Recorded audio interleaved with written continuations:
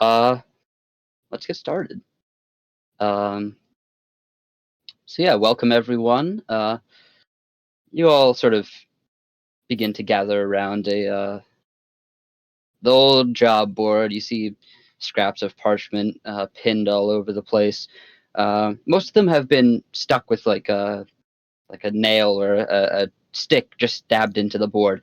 But you see one that looks a little bit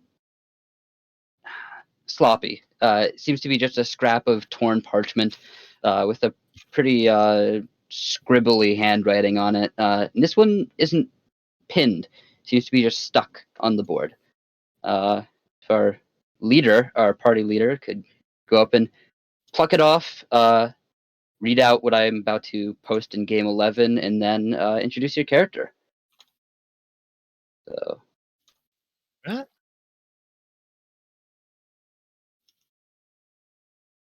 and there you go.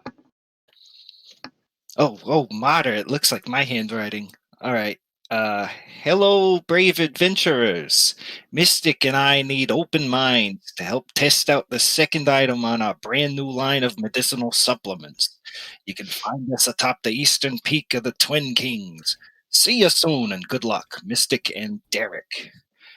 And you see Kaz, he's a changeling. You've probably seen him around the guild. He doesn't hide that fact. Normal commoner clothes, big heavy leather jacket, kind of longish, scraggly hair, handsome in the way a knife or a snake is, and that's Kaz. I guess I'll look around and see Mouse and be like, "Hey, buddy, I just got out the clink. How you doing?" What? And this gnome is just taken aback by Kaz. What are you talking about? Did you get arrested again? Nah, just the one time. Well, okay, this time the one time. This gnome is not very that striking. He's pretty average for the race. I guess the only thing that would be noticeable about him at this adventure is the fact he's not weighed down by a bunch of equipment. But the fact that he wears stereotypical goggles would give anyone who's familiar with stereotypes away that he's supposedly one of these artificers. But yeah, I got a job if you're looking. I got you. I need room for 3 others. What do you think? I mean, I guess I could use the money. He's definitely very leery of working with Kaz again, especially after he got caught doing stupid shit again. Nah, man, this is just medical supplies like last time. Healthcare products. Not that again. Hopefully it's not oozes. We're heading to the mountains. And then I guess I'll see Riordin walking by and be like, "Hey, need some money? Need some cash?" Always. We got an easy pickings here. It's just gathering medical supplies if you're down for it. There's no such thing as easy pickings, but the god of light does not look kindly on cowards, so I'll join. Riordin is a tall and slender wood elf, plain looking, green eyes, long blonde hair flowing past the shoulders, with a grim expression on his face, and a large tower shield with a white star on a blue field. Is this all of us, or do we need more? 2, the job says. We've got slots for 2 more. Well, let's find them.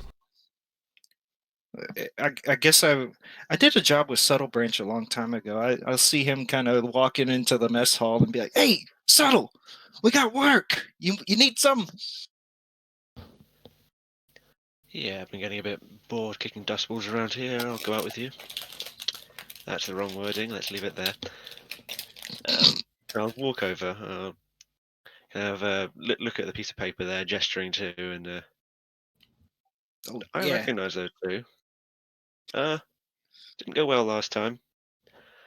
What do they want us to do now? Something about medical supplies. I mean, the handwriting's kind of rough, but Oh, shit. Right, okay. At least we're getting paid. Subtle Branch is a tabaxi.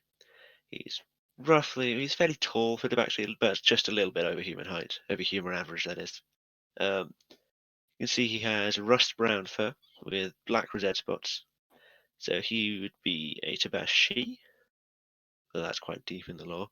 You can see he has a rapier on his hilt, and just hidden up one sleeve, you can see just the hilt of a dagger.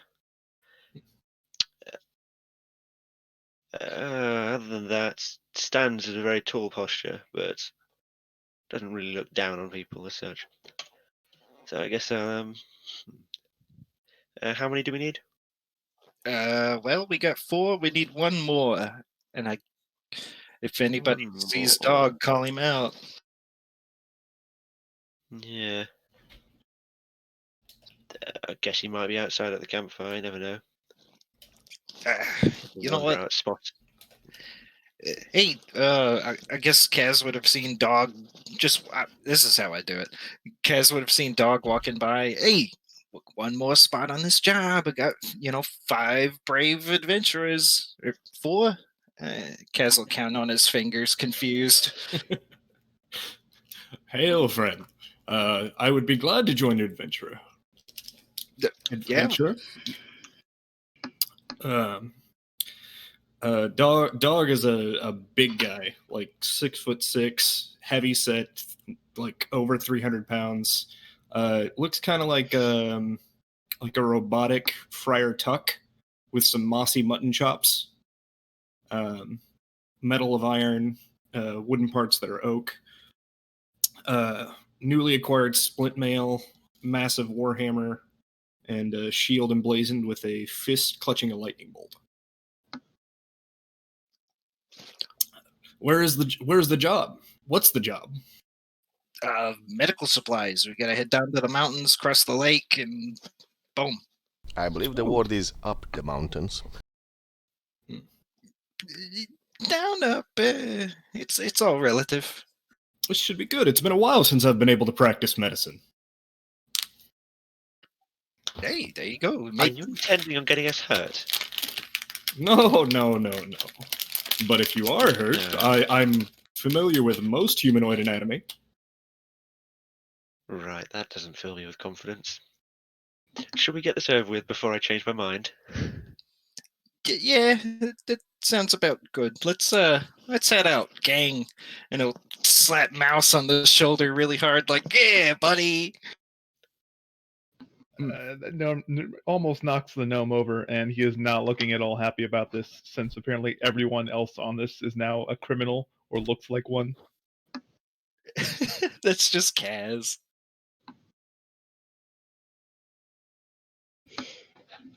Excellent. So you all sort of like exchange your pleasantries, get to know each other a little bit. Now the big question, is how to get to the Twin Kings. For those of you not so familiar, maybe they're from out of town, something like that. The guild has many a map to go around, of which you can see here. Seems like generally there's 2 ways to get to the Twin Kings. It's by land, taking the green dotted route, or by sea, taking the blue dotted route. And really, the question is up to you. How would you like to proceed?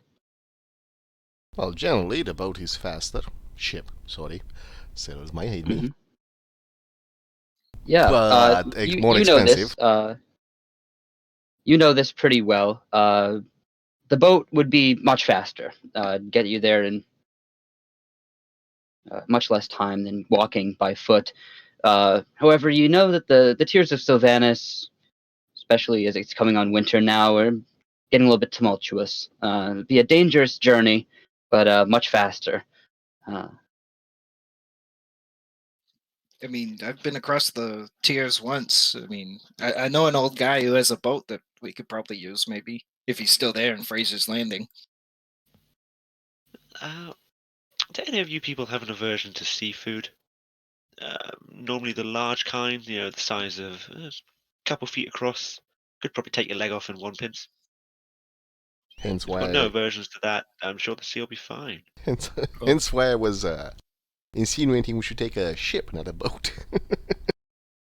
A proper Well, seaworthy same thing. vessel. It's all relative. I will just point out, it seems like everything's freezing over. I wouldn't trust any amateur punter with getting us across the water right now. You all seem to think that would be fine. Okay. I mean, Yeah, I don't want to like shill out for a big boat, but hey, I mean, we do whatever. I would be So more yeah, if you want comfortable in to a boat go than ahead a and cheap cast a heritage. vote, you want to cast a vote in chat, you can go type a W for water and a L for land.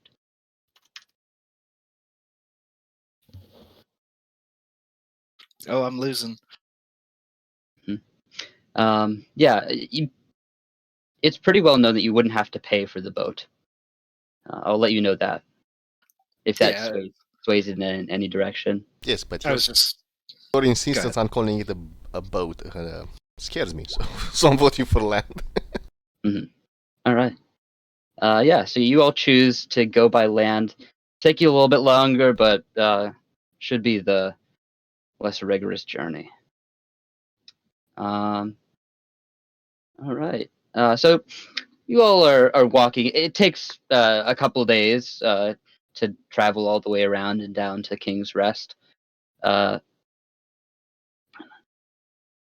And yeah, you begin your walk. Can someone roll me a D3, please?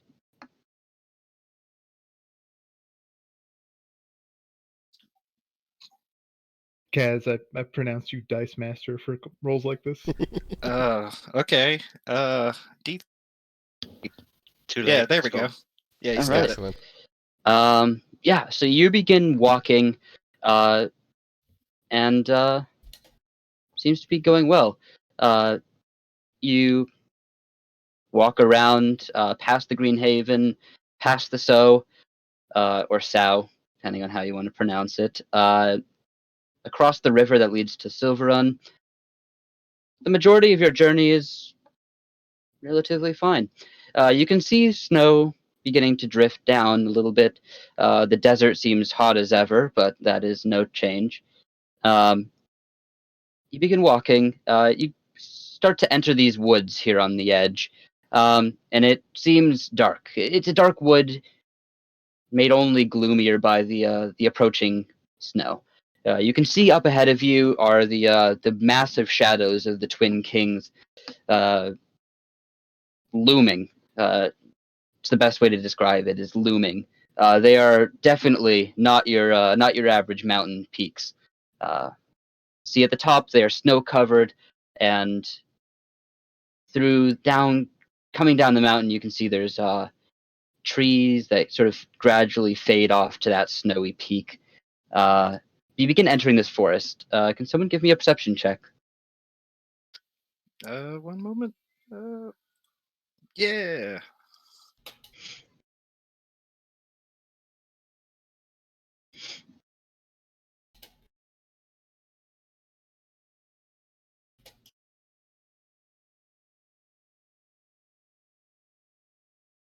All right.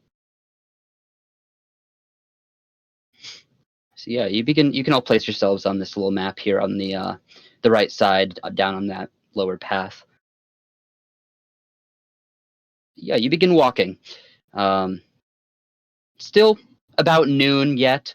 The trees are a little bit less green than is shown in this map currently, but the snow hasn't fully set in.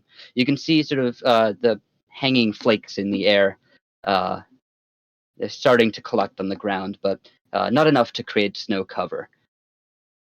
Excellent. So Subtle, you being wary, sort of keeping your wits about you, as is a good habit for a rogue. You hear some rustling up ahead and some movement coming from the woods and brush off in this direction here. Let me ping it for you. Like over in this direction here.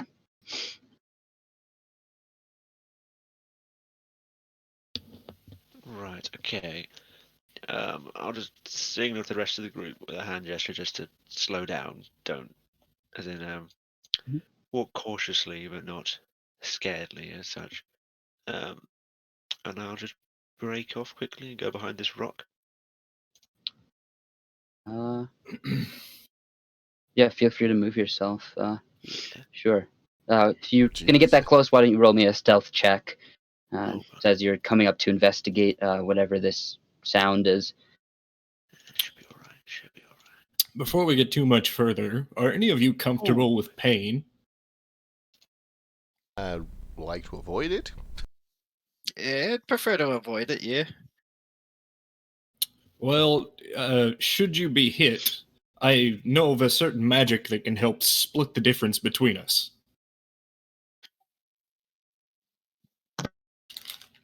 Kaz just gives you a look like you spoke in an alien language, like, He's what? a masochist. DM, a couple of things. Anyway, I cannot see this character's name on the map, and nor this one, nor his HP on the Hobbit.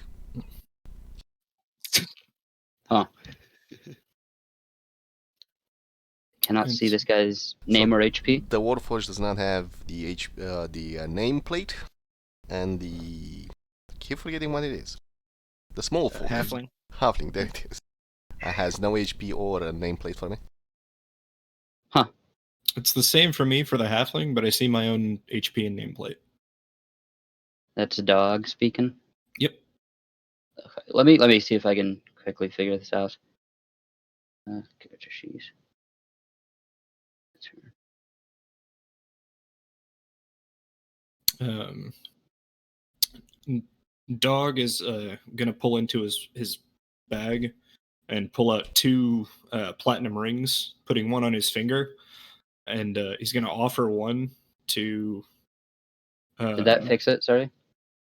Yes, for yes. the Hobbit. Let's see. No for the Warforged. Yeah, Yes, maybe. for the halfling. Hobbit, Let me halfling, check all the same. yours.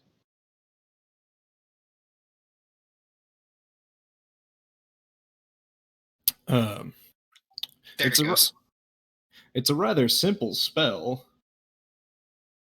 Okay, awesome. That should all be sorted out now. Yes.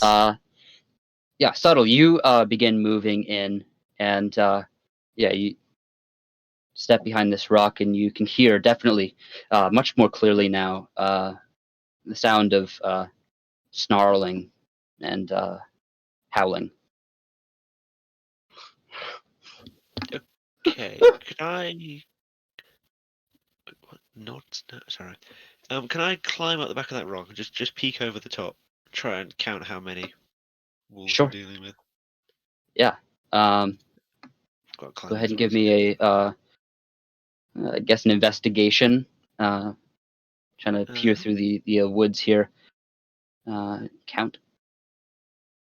Yeah, you can see sort of flashes of fur moving around these woods here, but you're not really getting a good pickup on numbers exactly. Right. Okay. You know, there are more than one. That's to say for sure. All right. Well, I will sneak back to the party. All right. Do you want me to roll stealth again, or are you happy with that 25? No, I'm happy with that. If Lovely. you're getting any closer, maybe, but you're walking away, so I'm fine with it. All right. Okay, people. Wolves. More than one. I don't know how many. Any idea if they're winter Let's hope wolves? they're on another target. Regular wolves or winter wolves? I've I had an couldn't encounter. tell, I'm afraid. I mean, If they're I winter don't think wolf, we need to be afraid of some wolves. if there are I winter was simply trying wolves, to analyze danger. I would like That's to start a dialogue with it.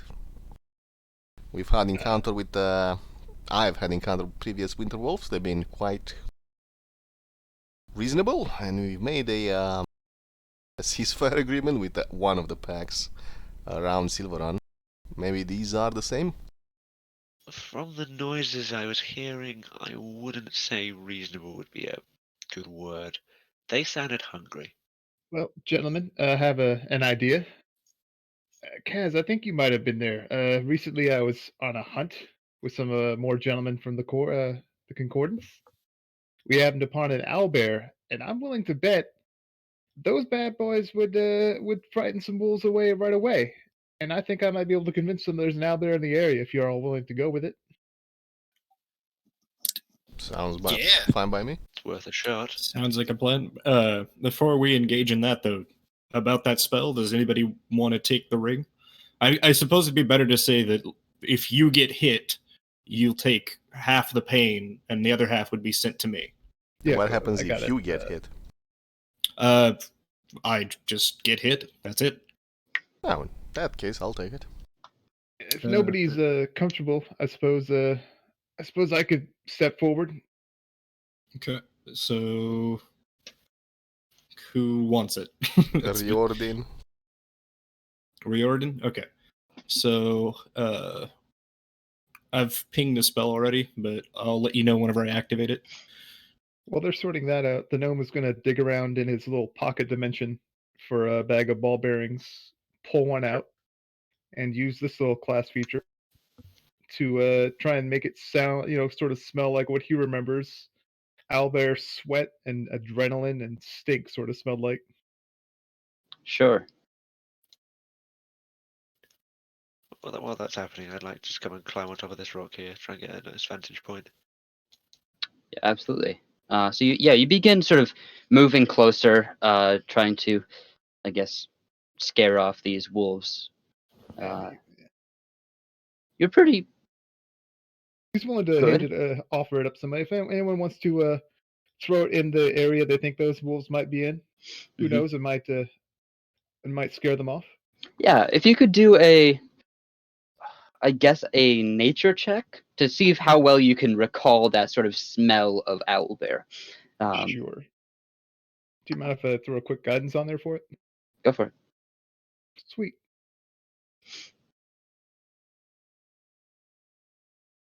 Yeah. When you fought them last, smell is pungent and odorous and not hard to forget. You're very easily able to replicate the smell almost exactly. It's a little bit off, as nothing can be exact with these kinds of things, but it is rather convincing. And he'll just sort of make hand motions towards try to get the attention of the rogues who seems to know where these things are, and just like point over here, over there. Yeah. Just trying to figure out Uh, what these things are. Yeah. let me. I'll kind of just sweep my hand over this area.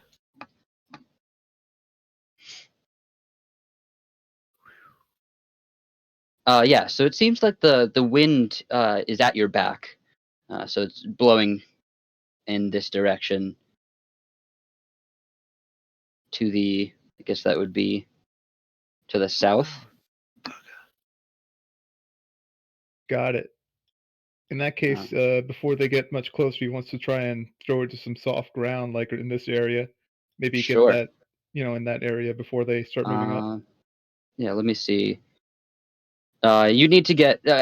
I count these things as improvised throwing weapon. So as long as you're within 60 feet, that's about the maximum range for those. Sure. So if you want to get it over here, you need to move up just a bit. But you should be able to get it there, no problem. You're all journeyed adventurers. You can throw a piece of stone 60 feet away from you. Sure. So Yeah, whenever you you're begin. happy, I feel like we can just, I think the plan is we're just going to throw it over there and then wait a few seconds and then, see if we can proceed. Sure. So you pick up your ball bearing that smells not so pleasant and wind up and just give it a toss. Lobs over the rock. Why don't you give me an athletics check to see how hard you can throw this rock, whether or not because you're throwing it in exactly in that direction, I guess. Sure. I'll just expend the guidance on that one because who knows? Yeah, no problem. Sure. Yeah, you're able to just give it a nice strong toss. Able to not hit anything solid. It lands in the soft grass with little bits of snow on the top of it, somewhere over in this direction.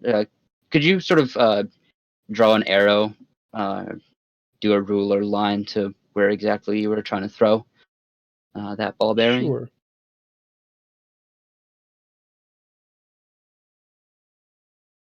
Okay, yeah, right about there. Totally. Easy enough. Give it a toss. Strong arm produces a good throw. Would you say Ball the forest lands. is dark and that's why we can't see the wolves at the moment? The rest of us? The forest is mostly dark. Additionally, it seems like they're not like right on the edge. It seems they're a little bit inwards, and they're moving around a little bit. So hard to get a specific bead on them. Riordin would like to cast light at one of his arrows and fire it as far into the forest as possible. Sure. Yeah.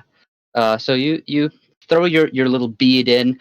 Your friend lights up an arrow and lets loose. What type of weapon are you shooting from? A longbow. Oh, yeah, easily have the range to get however far you want. 320 feet or something like that is your maximum range. So no problem. You loose an arrow. You can see it. It makes a small whistle as it flies through the air. Can you roll me, I guess, a dexterity check, as if you're shooting a weapon, just to try, if you're trying to get it as far into the woods as possible, to Okay. avoid any trees that are in the way. Yeah, you see a couple of trees that might cause a problem, so you make sure to aim around them, and you're able to send your arrow through the woods.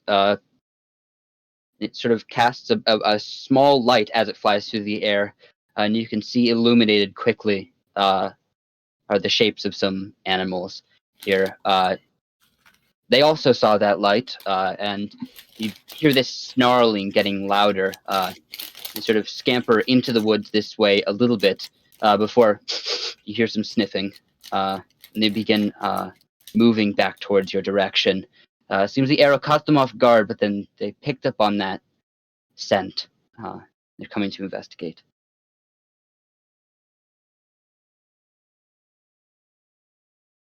As you hear them Anyone else? begin to move closer and closer.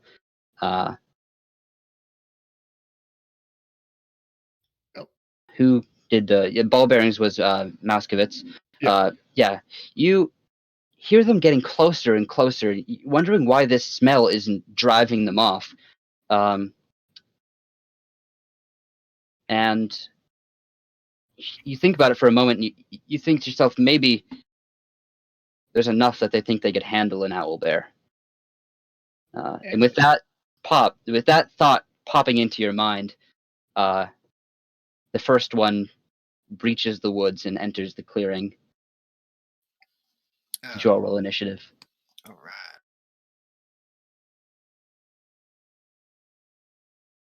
Ah, that's awful.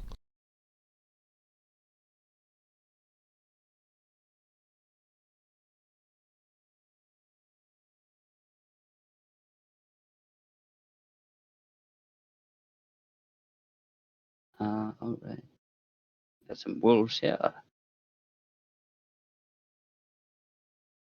You see a couple of these suckers pop out of the woods and begin moving on your position.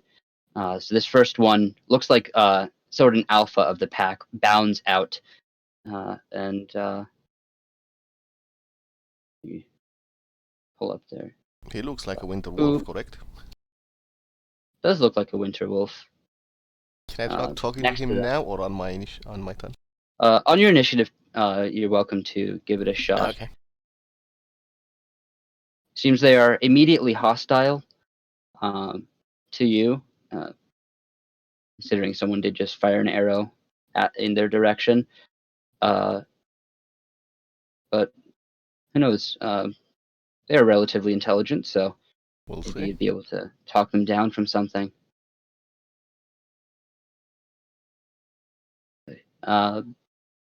Let's sort from highest. Kaz, seems you are first here. All right. Okay. Kaz is not wanting to get eaten today, so he's gonna fire an Eldritch Blast at that winter wolf, hoping to get All a new right. cub. Yeah. And he misses. Yeah. So you conjure up this little mote of I guess what does your Eldritch Blast look like? That's a good question. It's just like this big purple beam. It's kind of like a whitish right. tint. All right, so you pull up this little mote of purple energy streaked with white, launch it off. It goes flying. You can see it past the winter wolf. Doesn't even need to really get out of the way. It just sort of whizzes by its head and crashes into the woods behind it. You can hear some twigs and branches snapping behind in the woods. Then Cass will move back 5, 10, 15, 20 and be like, hey, we got this, right? Yeah. And that'll end his turn. All right. Next up is this guy. He starts stepping closer and closer and sees that you just fired some sort of magic on him, some sort of energy that he could feel it coming, pulsing as it passed his head. He snarls. Yeah, it does not seem like you recognize this particular one. Okay. And you hear this sort of deep guttural panting. And then it charges. So it'll move right up to here. And you can see it sort of takes a deep inhale as it runs up to you and just exhales this massive cone. Not too massive. Let me draw it out for you. This cone of freezing cold air. I need the two of you, Dog and Moskovitz, to roll me a dexterity saving throw.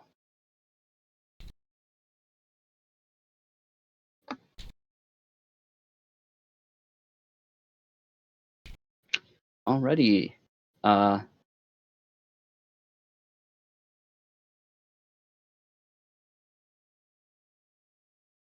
right. So you sort of, Moskovitz, you do a little bit better than Dog does. Sort of get out of the way, but seems like it's not enough. You're caught in this blast, and Dog being right in front of it, you have almost nowhere to go and just hit her full force. As you both take 16 cold damage.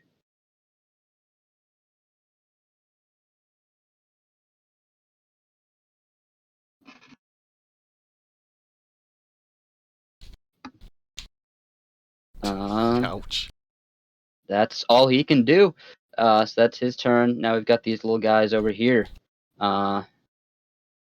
See, this one is sort of following the lead of its possible leader. It's alpha of any sort.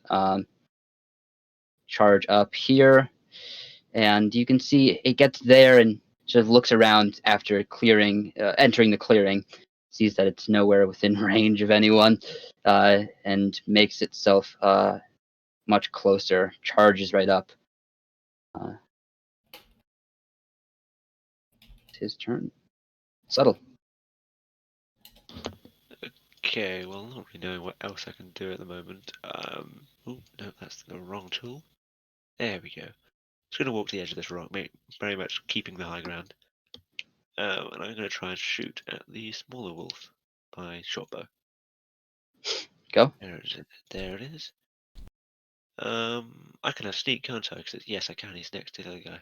He He's is. So you were shooting at the smaller wolf? Oh, yeah. Oh, for goodness sake, I've missed, haven't I? So yeah, you pull out your short bow, string an arrow, let it fly, and you see your ally right next to it, and you don't want to hit your ally, so you aim a little bit high, as to not hit him, and unfortunately, you can see this wolf sort of looks up just in time to duck its head, and the arrow flies past and into the ground next to it. Is there anything else Okay, you'd that like was a to good do? sneak attack. I don't think I can make my second attack yet as scout, or can I? Uh, You know, let me go ahead and One game I've read. been playing, I have This is been allowing. Xanathar's. Oh gosh, I've no idea. It's the scout rogue. Okay. Yeah, it's kind of Um, rogue. I'm worried it. Hold on. I don't know if you get a bonus action attack. Okay, it was a completely different game. It wasn't TFC, but I was allowed it if I missed. I could take a second to scout, but I mean, I guess it's up to you. You're just third level, right? Yeah. So You're difficult to pin down during a fight. You can move half your speed as a reaction when an enemy ends its turn within 5 feet of you. Doesn't provoke opportunity attacks. You gain proficiency with nature and survival. Proficiency bonus is doubled for any ability check that you make using either of those proficiencies. You get expertise in nature and survival. I don't see anything about making a second attack if you No. miss. Okay, that's fine then. I can't do anything else at the moment then.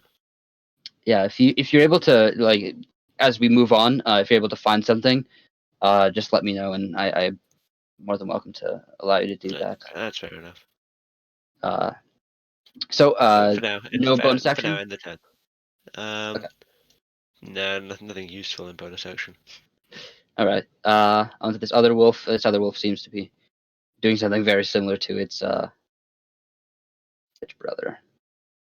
It's going to run up here. That's all it can do. Mouskevitz. Oh my gosh, dog is not going to Well, be good after this. Fortunately, this isn't going so hot already.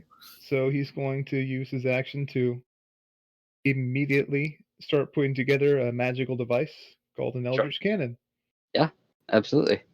And a little wind-up minecart's just going to sort of materialize around this heart, start puttering along. Yep. Which one is this? This is going to be a protector. Protector. Sounds good. So from there, he's going to command it to unleash a burst and move back. Yep. If I'm remembering correctly, it goes on your turn, right?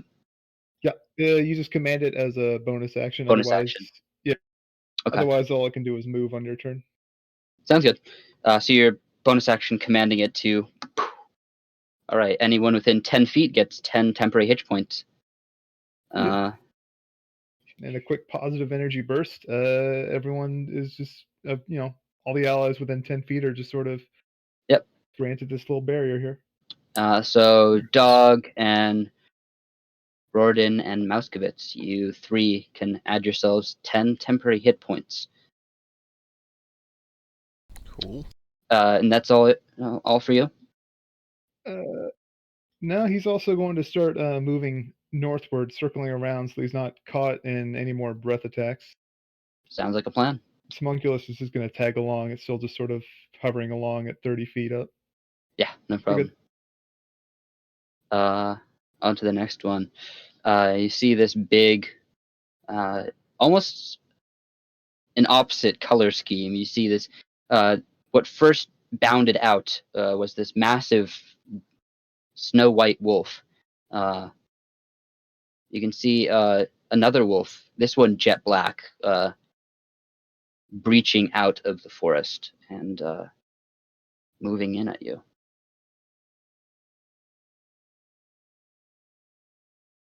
He's going to move this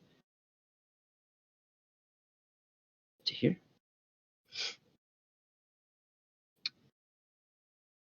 Riordin. If I try to talk to them, would that be an action or bonus action or a free action? If you try what? Talking to them. Talking?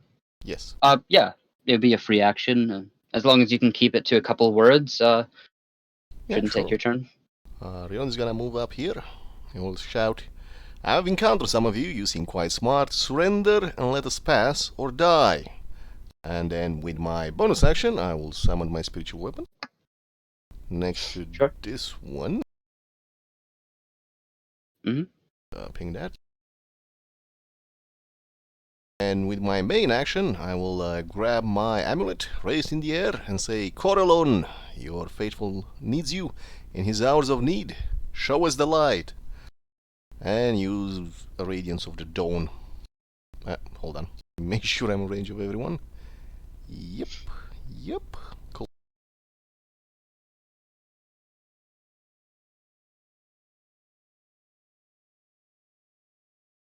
And all the Sure. enemies need to make a con check.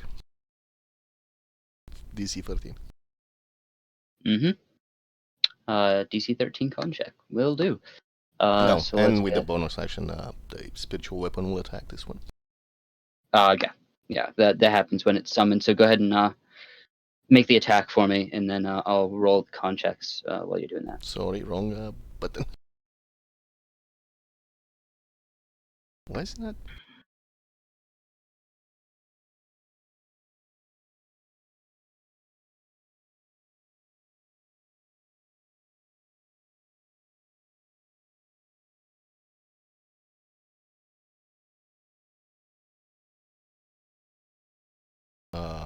They show up? I heard the sound. No, I'm just seeing a blank space. Are you trying to see Radiance of the Dawn? I'm seeing it. Spiritual weapon. Oh, my bad. Spiritual weapon. Oh, it went that time. Yes.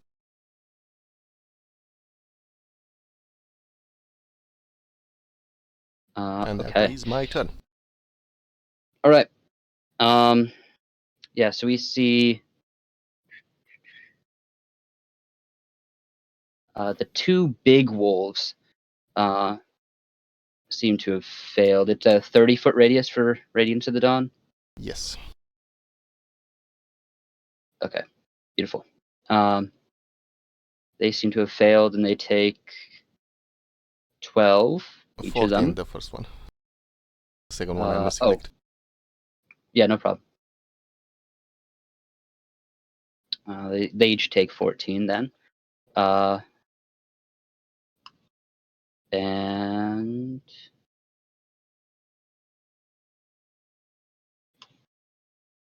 the smaller ones seem to be able to shake off this sort of blinding light being blasted out at them. So they will only take half damage, so 7.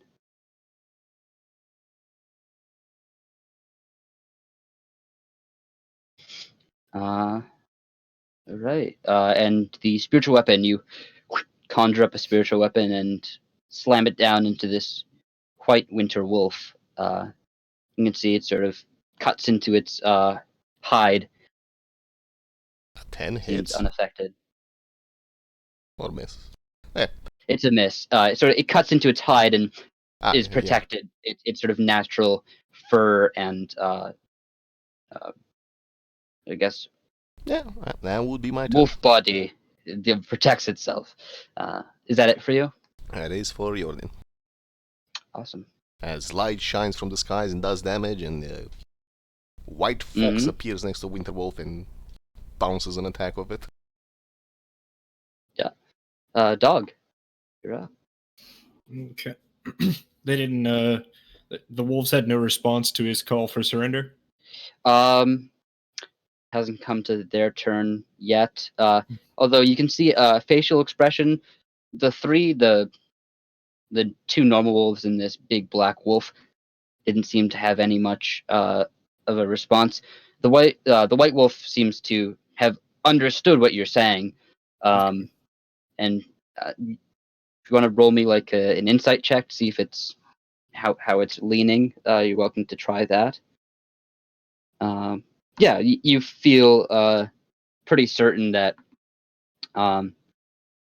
it'll consider the offer, but it seems like it's to it at least. It seems like it's winning this fight at the moment, so Okay. it's inclined to keep fighting. Okay. In that case, quick question about bonus actions. Sure. Do you only get one bonus action per turn, or does it depend on how that works? Because Yeah. I'd like to try. Okay. So you only get one. As long as you have a thing that grants you a bonus action, you can only use it once per turn. Okay. So each turn you have a free object interaction, your regular action, and if Mhm. granted, a bonus action, as well as movement, and there's technically other free actions that are like talking and stuff like that. It doesn't take anything. Okay. In that case, what I'd like to do is I'd like to use my War Priest ability, and I would like to. Where's the ping? Why is that not pinging? What is it? Control? Yeah.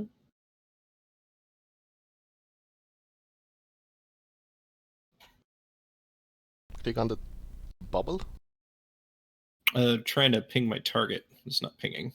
Hold the. Click Yeah, down. click and hold, and it'll. There we go. Okay. Yeah. Okay, I'm gonna attack that wolf and use my War Priest bonus ability to get an extra attack. Sure. Yeah, you can declare that bonus after you see how the first attack goes. Okay. So yeah, Oh. you Mhm. bring up your warhammer. You've got a shield in the other hand, I presume. Mm-hmm. You whip it out and just bring down your warhammer on top of it, hitting it right in the head. You can see, you hear this crack and squelch as its head sort of cracks and splits open. You can see its brain matter begin to spill onto the ground. Okay. I use that on a number of times equal to wisdom modifier. Okay, and then yeah, it doesn't say I can't select a different target, and if I can, I'd Yep. like you. Okay. You're welcome to. Okay, and that'll be the next one. Mm-hmm. Small one. Go for it. Yeah. So you again, after having crushed that one in front of you, you turn to its sibling here and just give it a side eye, as much of a side eye as a Warforged can give, and bring down your warhammer again with mechanical precision. And again, you see this time, instead of going for the head, should have land at the base of the spine, at the base of the nape of the neck, and you can hear his crunch as you can see its neck snap and his body get crunched into the ground.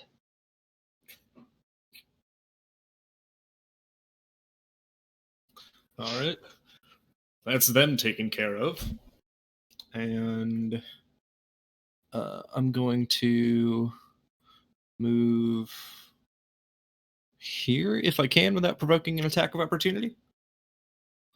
Yeah, Okay, you're good. that'll be it Although- for So me. you've not left their range. If you move out of range of this thing, you don't get the temporary hit point. He still has Sounds like- 10. Also, it can just move up with Ah. you. Yeah. So that's it for you, dog? Mm-hmm. All right, Kaz. Okay. How beat up are mouse and dog looking? Like, what's your hit points? Well, I would say, for the sake of keeping everything kosher here, you're not allowed to say like exactly the number of hit points you have.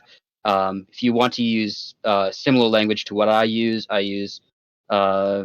healthy, bloodied, or very bloodied to indicate close to full HP or full HP. Bloodied is around half health, and very bloodied is around quarter health. I So- would be bloodied. The gnome is also looking fairly bloodied. Okay. All right. Shoot. Kaz is going to move up here, and he'll take a note out of Riordin's book and look to his patron and be like, "We made a deal. This better work." And he'll slap him on the shoulder, giving him a cure wounds. So that's a. Hang on one moment. Who are you slapping this on? Mouse. All right. Good. So that'll be a D8 plus 5 for my modifier. Yep. So you get 10. Awesome. Yeah, you should. If you have the spell, it might be on your character sheet as just a clickable thing, which will Oh. auto roll all of that. Yeah, my bad. I just saw it. Yeah, no problem. It'll be plus 3, so you get 8. My bad. I was about to say plus 5. Goodness gracious. That's my attack. That's still quite a warlock. So yeah, 8. You feel your wounds begin to reseal. I feel much better now. And as a bonus action, I guess I will dump 1d6 from my healing light into a dog. Sure. Oh, no, that one. Healing light. So go for it. Hey. Hey, I roll good on that one. Cool. That'll end my turn. Yes. So it's just the dice number, and nothing added to it. Just the dice number. Cool. Boom. I have 3 of those left. Per short rest or long rest? Long rest Long on that rest. one. Yeah. All right. Yeah, you sort of feel this well of healing energy just pour from your hands. First, you cure the wounds of your ally next to you, and then you sort of cast off a healing light, sort of flows through Dog and begins to patch him up a little bit. That's it for you. So back onto Mama Wolf. She looks at you, Riordin, and snarls. Responds quickly, as few words as possible. I would have considered it, but my babies have died. Oh, And that's she too will bad. turn to you, Dog, who pummeled her children, and she will make an attack on you. Well, let's actually see really quickly. Yeah. Dog, prepare yourself. My shield's always at the ready. Let's do this. She will chomp in at you.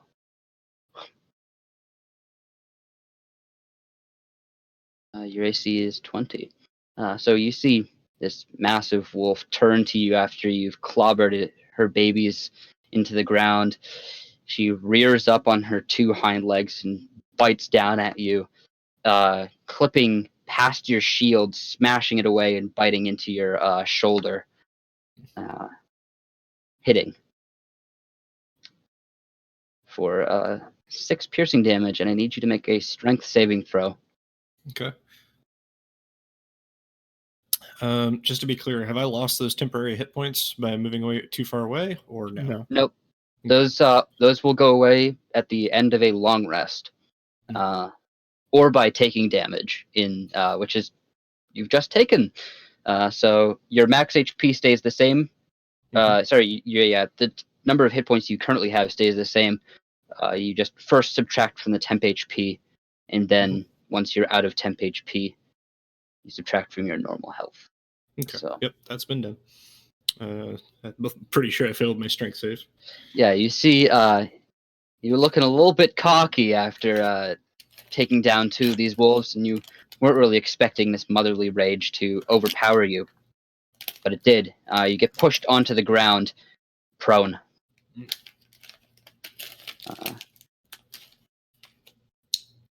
And there you go, prone. I realize this music is not super combat-y. Let me mix it up here.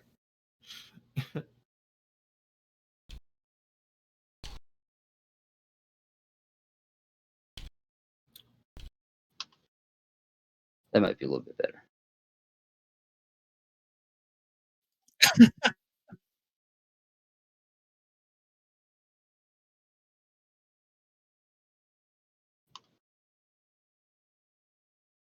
Right. Yeah. Settle if you'd like to go ahead. Okay, well, in an attempt to distract the mother wolf from Dog, I'm just gonna go for another shot. Don't really want to approach in yet. So, Sure. that's what we want. And still in range of an ally, so there we go.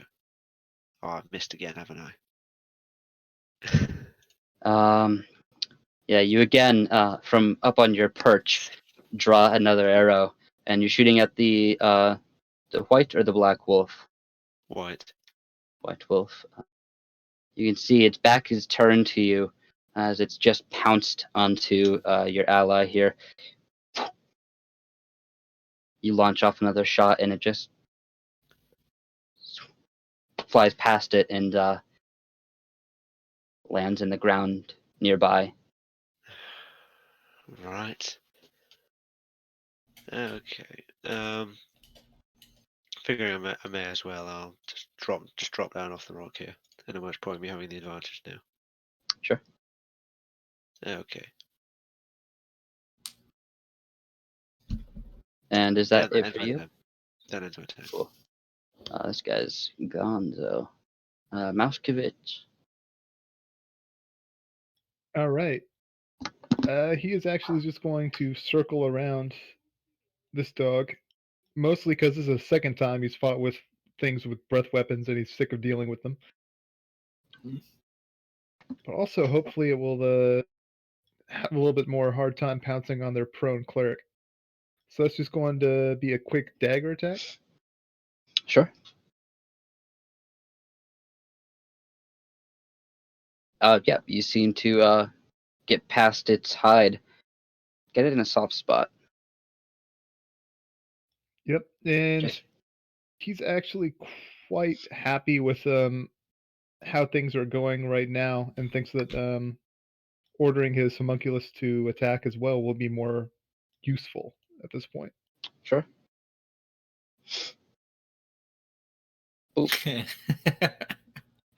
That's awesome. Yeah. And your little it looks like a little lantern, correct? Yeah. You see this little lantern. All of you were not really convinced it could do anything, but then it sort of turns its face. I don't know if it has a face. Whatever it uses to project its light, and focus it into a beam that strikes out at this large black wolf, searing it. 3 damage. It's gonna, like float around to the other side, and this turret's gonna move up a little bit, but that's about it. Sure. Boop up. That's it for you. This wolf is going to try to exact its revenge. But seeing as it's getting its commands directly from the source, it is going to attack you, dog. Mm.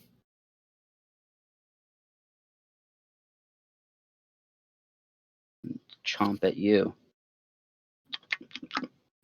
You see, you're on the ground now, and even on the ground, it having a bit of an advantage against hitting you, it sort of smashes into the ground and just crunches into your armor. You're able to interpose your shield just in the nick of time to be able to negate its attack. Misses you. I knew that training with the clerics of St. Cuthbert would pay off someday. It wasn't just them beating me with the sticks while I laid on the ground. Riordin. How badly do the wolves look? How badly injured they look? Yeah, so the black wolf that you're fighting up there looks about bloodied. The white winter wolf looks pretty healthy. Okay.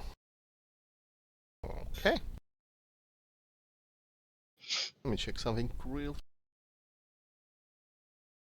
Okay. Riordin is gonna move a bit to the left to get within range. Why are you all so far? Riordin's gonna move over here, raise his touch his amulet, pray to Lord the guy's name, to his god, and cast bless on himself, Subtle, and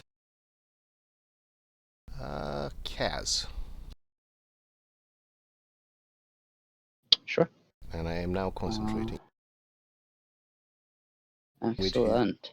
And with his bonus action, he's gonna use the spiritual weapon to attack the black wolf. Sure. Yeah, I usually use this little yellow dot for bless. So it's Kaz, Subtle, and yourself. Yes. My spiritual weapon can hit the black wolf from where it is, correct? Yeah, it can. Cool. Again, you see your small spectral wolf chomp at it, or fox chomp at this big wolf. Is able to bite into it for 4 force damage.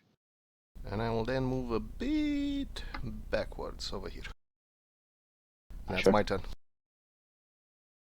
Should have surrendered. Dog. Okay. It's an action to stand up. Nope, just half your movement. Oh, okay, cool. I will go ahead and do that. Awesome.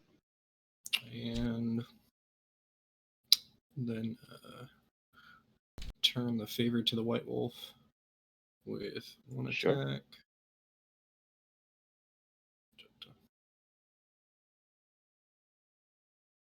You seem a bit winded after you're being pushed on the ground. Actually, hang on. I'm going to use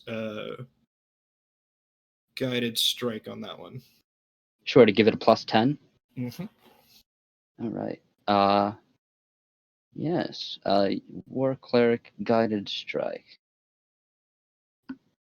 Tackle. Sure. Yeah.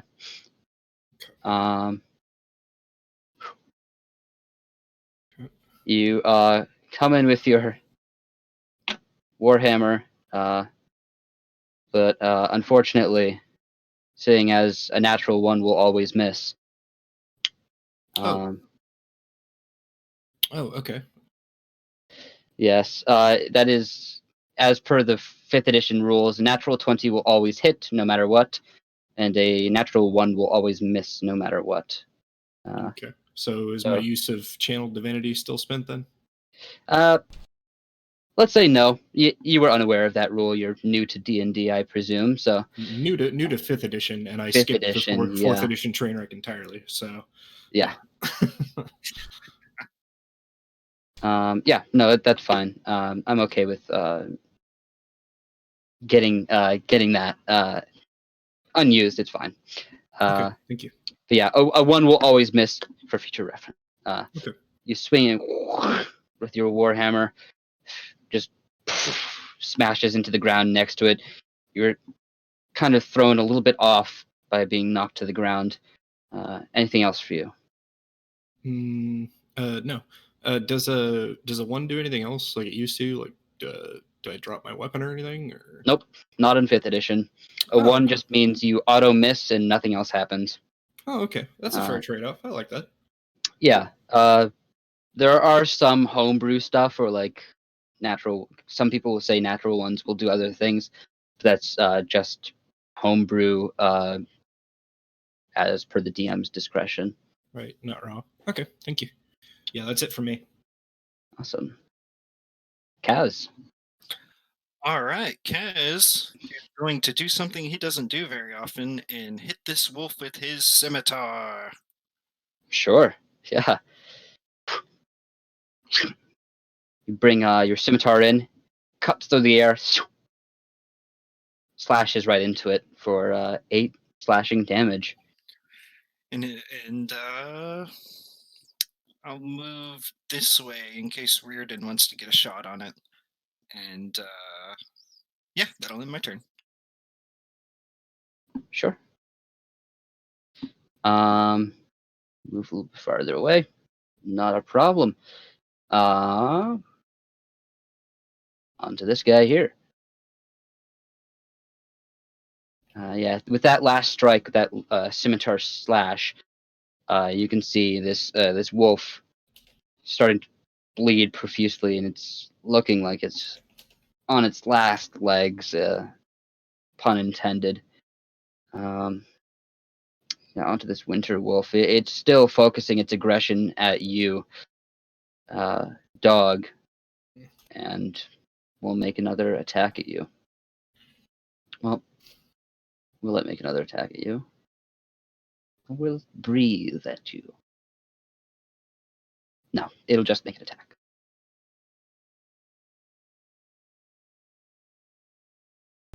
You can see it chomping.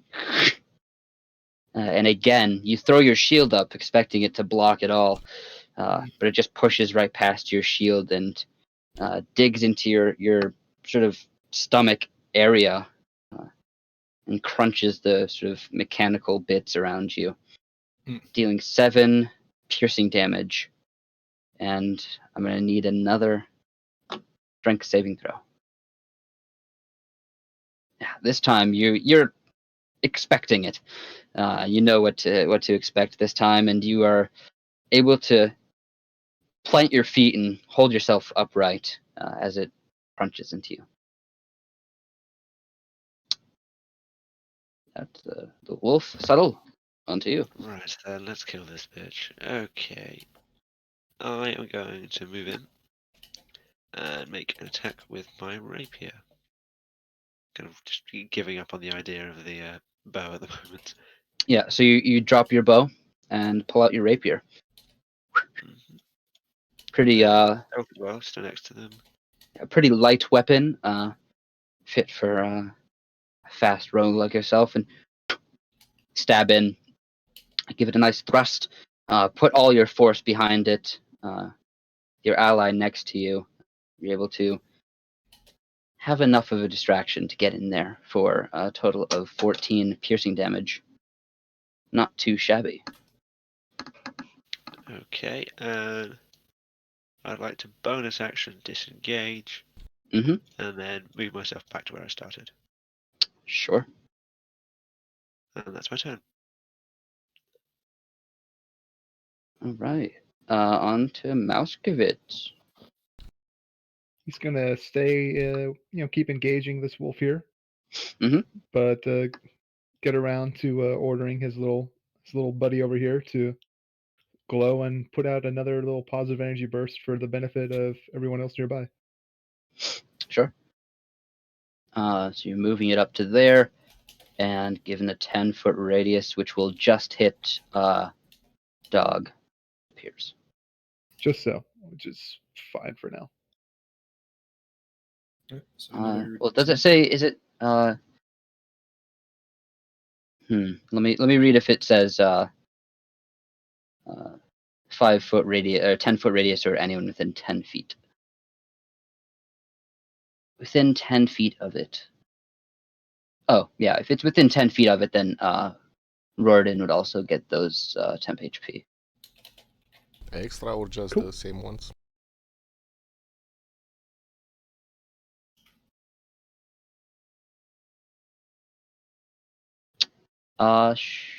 Okay. Yeah, 11 hit points this time.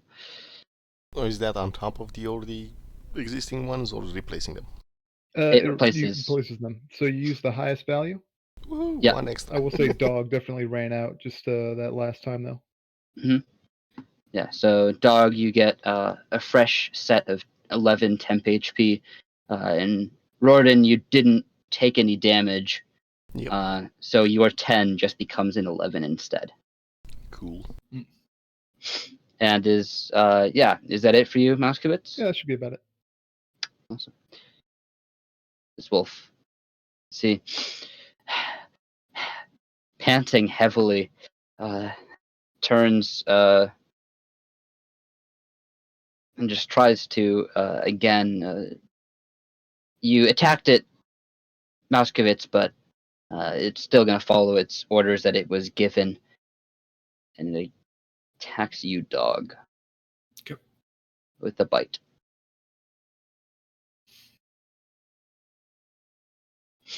Yeah, it chomps in, and this time your shield does its job. You throw it up, and it clamps around your shield arm. It seems to just protect you entirely. Your shield is able to block the attack. It looks frustrated and a bit beaten. Riordin. Riordin is gonna use his spiritual weapon to hit the black wolf. Mhm.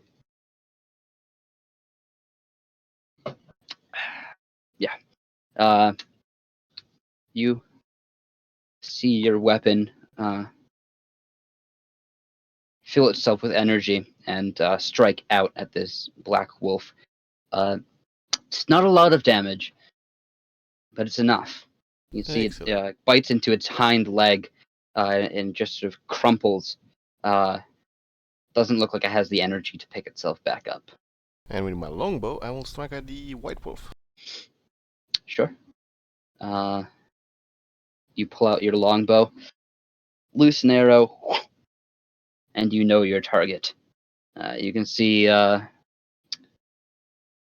hunting is an adventurer's best friend, so you know where to place that arrow to get a good hit. You see side is exposed to you, so you send an arrow right into its right flank, just below the shoulder, and hit it good for a total of 16 piercing damage. Now be my turn. Awesome. Dog. All right. Well, I'm still on my feet this time. I'm gonna readjust my grip on my warhammer and try and swing again. Yeah, you pick up your warhammer after having it smashed into the dirt. You still had a hand on it, but you were a little bit fumbled at the moment. Pick yourself back up, steal your resolve, and come in for a hit, landing a blow for 3 bludgeoning damage. And then for spells, do we regain those on short rest or long rest? You're a cleric, correct? Yeah, clerics get them at long rests. Well, technically, if he's a cleric, he can use Harness Divine Power. Yeah. Which is nice. In that case, I will finish my turn. Sure. Kaz. All right, seeing that wolf go down, Kaz is going to move 5, 10, 15, get a clear shot, and Eldritch Blast. Oh, I hope that hits. Yeah, you pull out your... Again, you sort of conjure this mote of purple energy, and with a sidearm, you can see... Looks like it's not going to hit at first, but you feel this sort of energy fill your attack, and it course corrects and smashes right into the side of this wolf. And then For 7. Kaz will just jump and click his heels and be like, "That's why I switched to you." And that'll end his turn. All right. On to the wolf. This wolf is hungry.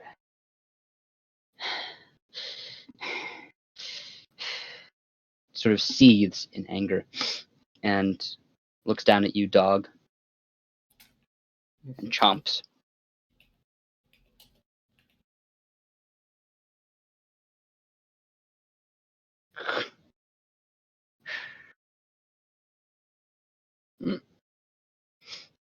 It's just being slow.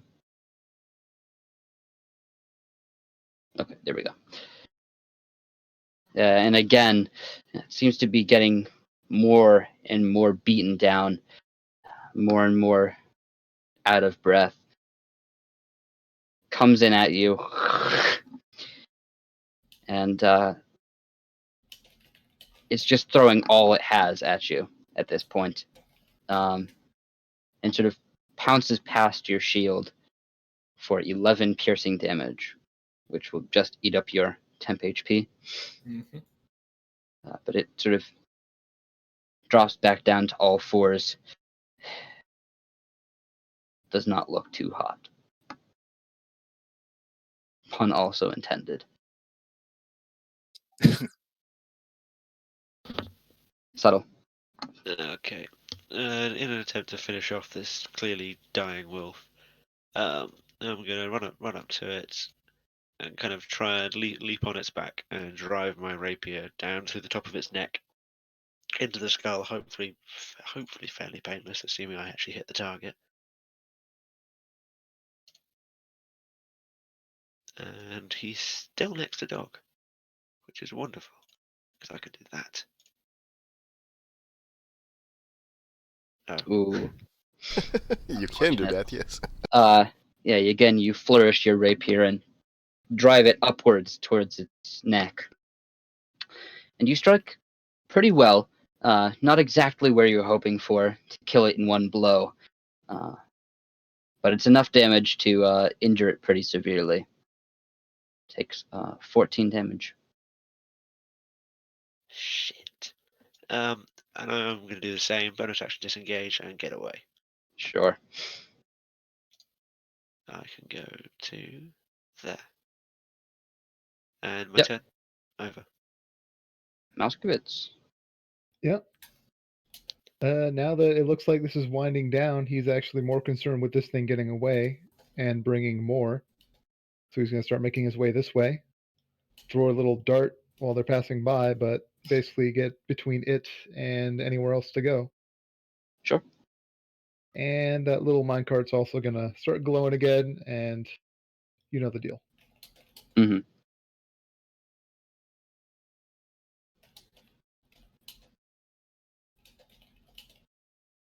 Yeah, you, out of, I guess, a small pouch wherever you keep your darts, you pull one out and give it a little toss. You can see it just fly way off. You're definitely not preoccupied with dealing damage at the moment. But yeah, everyone within 10 feet, you can re-up your temp HP. And that should be good for me. That's good. Riordin. Riordin is gonna use his spiritual weapon again to paw at the wolf.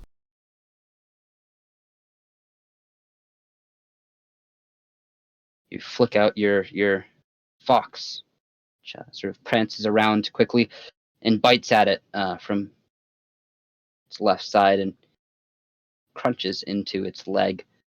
And if it's still alive, I will also fire my longbow at it. It is still alive, and you knock up another arrow. Let the last one fly, and you see this arrow strike true, Now it'll be my turn. doubling up on the position where you shot it last. Almost a Robin Hood-esque shot, driving your last arrow farther, right up into its heart. Hey! Well, another deed done. The road should be safer now. Should have negotiated. Okay, seeing that it's over, I'm very immediately going to start walking around here and pull out one of my ration packs and just try and coax over this pup. Try and get it to not run off, kind of thing.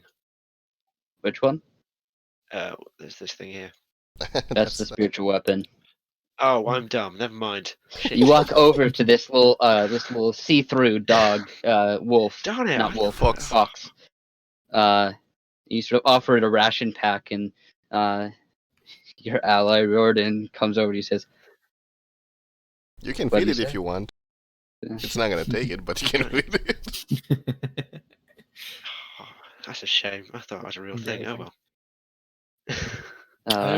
I know now. It'll hang around for an hour, so. Yeah, not So worth it. will this buddy right here. Mhm. So, I have to say that's the first time I've ever encountered an intelligent animal that wasn't in the service of a druid.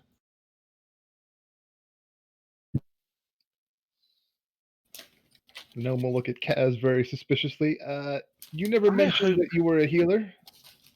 I switched ownership, I guess you could say. I see you didn't want to. You wouldn't want to mention that last time we were out together, and you saw our big stupid friends walk face first into a wall of acid. Well, I didn't have the one spell then. I only had the light thing. Ilmata, he giveth and he taketh. Yeah, and he's definitely not convinced. Hey, you believe what you want, man. I really didn't have the ability to do it then. I just had the light. Anyway, did I hear one of you people say that you were a doctor?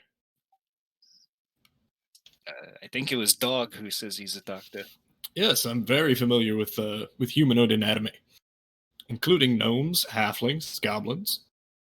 I just realized I can't actually heal dog. Hmm? Cure wounds does not work on warforges, as far as I know. It used to not do that in 3.5. It in 5th edition they made it to it just it works like normal. Hmm. Does it? Yeah, Okay. rules as written, it works because Warforged are technically not under the construct category of creature. Mm-hmm. They're technically a humanoid. Now are we gonna take a short rest or keep moving?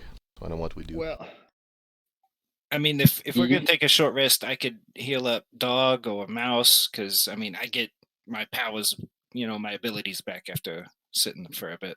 Yeah, we He's can you going do to, see the town. You see a little bit of smoke rising from the chimneys. Doesn't look too far off. You're pretty close. Yeah, we could take 10 minutes, set our wounds, and then make our way into the town. All right, yeah, and Kaz will slap Dog on the shoulder and give him a cure wounds at 2nd level. Oh, all right. I get him back that'll do. really quick. Don't worry about that. Oh, fantastic. Now might be a good time to limit our short rest, DM. Mhm. Before the warlock gets away with everything. No, you're welcome to do all that. Looks like, from what you can tell, maybe a 10-minute walk to the town now. Hmm. And you begin moving in. You take a few moments to patch up each other before you continue walking. Oh, hold on. Someone's knocking at my door. I'll be right there. I'll be right back. Sorry. No worries. Cool, so dog takes 11 plus 7. And I get my channel divinity back. Well, I'm feeling much better now. And so that's divine harness, divine power.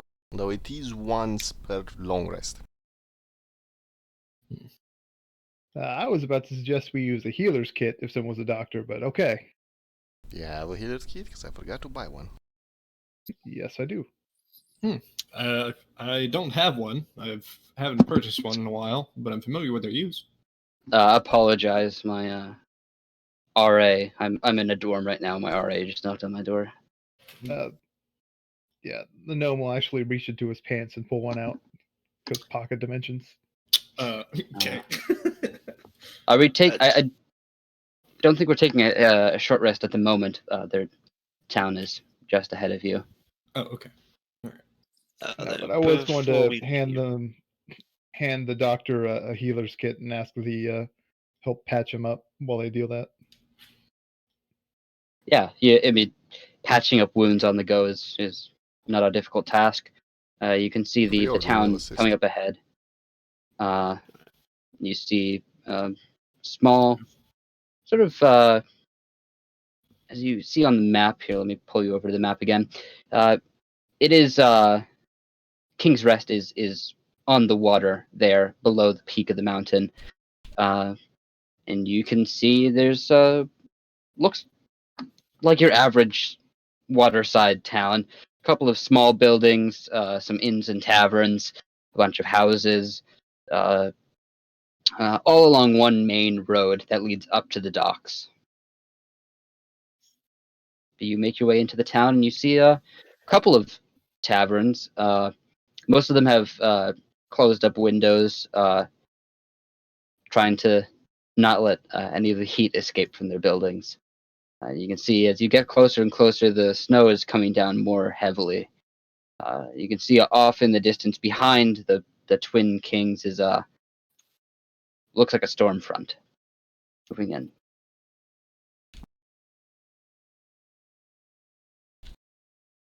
Well, we should probably find a tavern, take a short rest. Maybe even consider waiting the storm front out before moving to the to perform the job. Just before we left that forest place, I was trying to just do a quick search around, try and find some herbs, specifically stuff like hops? Yeah. Go ahead and give me a survival check. See how well you're able to scavenge around. It's not as good as I hoped it would be. So while you're resolving that, I feel bad for asking Oh, for fuck's sake. how you feel Right, about okay. Yeah, never mind. using this minecart while it's up, and just sort of having people with some temporary hit points going into whatever they go into next. Sure. Yeah. How long does that That's last? fine. It's still a long rest, so I mean, I feel like since it lasts an hour, at some point, within just assume that you have 11 temporary hit points going to the next one if he's fine with that. Yeah. No, that is done many a time on this server. Tell You can me all about it. consider yourself to have 11 temporary hit points. And yes, Bless is expired, so if you all want to turn that off. Yeah, you pull into a small tavern here and look around. Take a peek around, at least. Doesn't seem like there's many people in here. As you enter through the door here. The door is in that spot there. We'll pull you all in.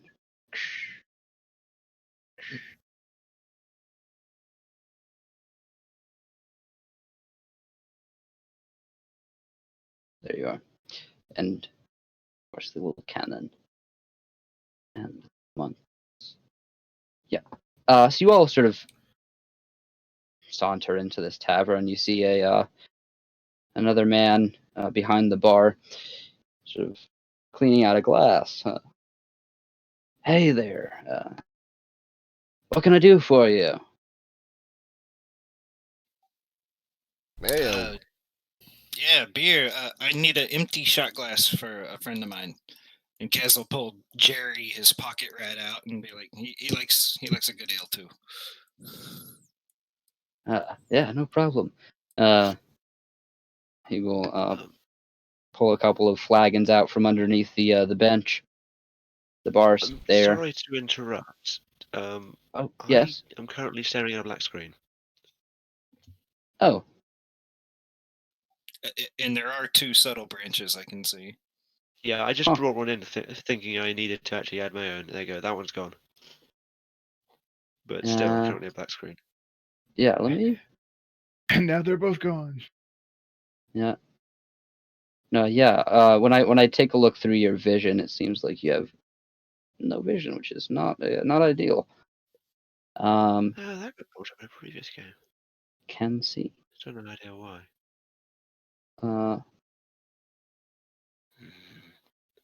Ah, I can see stuff now. Awesome. Cool. Thank you. As you were. Pulls out a couple of flagons. Starts pouring out some ale from a couple of these flasks behind him or casks behind him. Sort of plops them down on the table. Where are you all coming from? from the If I guild, don't mind me asking. the Forged Concordance guild, specifically. Ah, yeah, we've had a couple of groups pass through here. You guys going up the mountain too? It would seem so, yes. I'd be careful. It's been snowing more and more these past couple of days. Wouldn't want to see anything happen. Paths can get pretty treacherous. Any suggestions or tips you might recommend we follow? Survival tips up the mountain. I'm not much a survivor, more of a barkeep, a humble barkeep. But if you wouldn't keep an eye out for there's an old man who lives not lives, but spends most of his time on the mountain. Should be walking around the road that leads up that direction. Keep an eye out for him. He is more the adventuring type. His name is Mac. Mac. Okay. I was actually going to ask you, do you know anybody named Mystic or Derek? Oh, not personally, but like I said, there's been a couple of groups that have gone up the mountain there. They have told me that they live up there. I've seen them in the they've been in the tavern a couple of times, greeting adventurers, but as far as I know, they're up there. They live up there somehow. I understand. Like, what kind of vibe did you get from them? Was they weird, or like on the up and up? Oh, I don't think I could say they're on the up and up. They definitely were a weird bunch. Okay, yeah, that sounds like guild work. It makes sense. This might seem a little bit out there, but wouldn't happen to have noticed any circus troops roaming the area or heading up the Circus mountain troops? specifically? Yeah, I know it sounds weird, just a past memory of journeying up this place. No, I don't think so. He sort of Fair scratched enough. his head for a moment and said, well, I mean, there are the tents over on the eastern road, but they haven't really been used in quite a while. Okay, and Talking about Branch's face those. just stinks. Alright, sir. Thank you very much. I'll remember to keep away from those things. Yeah, Retreat happy back to to my help. table. Well then, excuse me, but you said they're weird. What do you mean by that? Well, I didn't say they were weird, more, just a little bit different. They don't seem to abide by many of the social standards we have in the the town. If you know what I mean. Any in particular we should be aware? As you know, these kind of strangers to this place. Life of an adventure and all that. No, I mean, like I said, I haven't really met them personally. They No, I stay mean mostly on the mountain. social rules we need to worry about. Oh, they, well, how did it? They imbibe on unnatural things. What, like they eat people? Oh, I wouldn't actually know if they did, but no, some herbal medicines of sorts.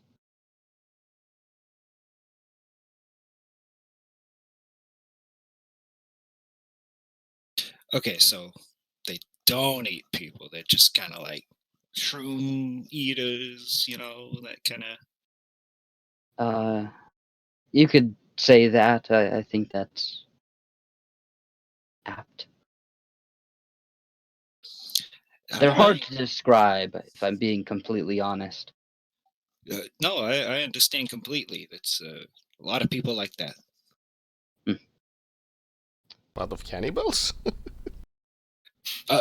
No. That's just one of my irrational fears.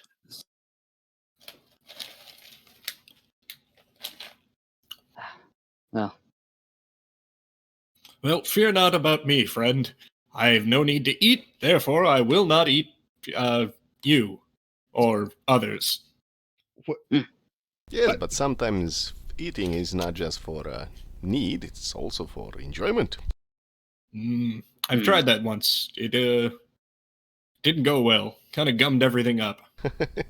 I do enjoy the smell of apple pie, though.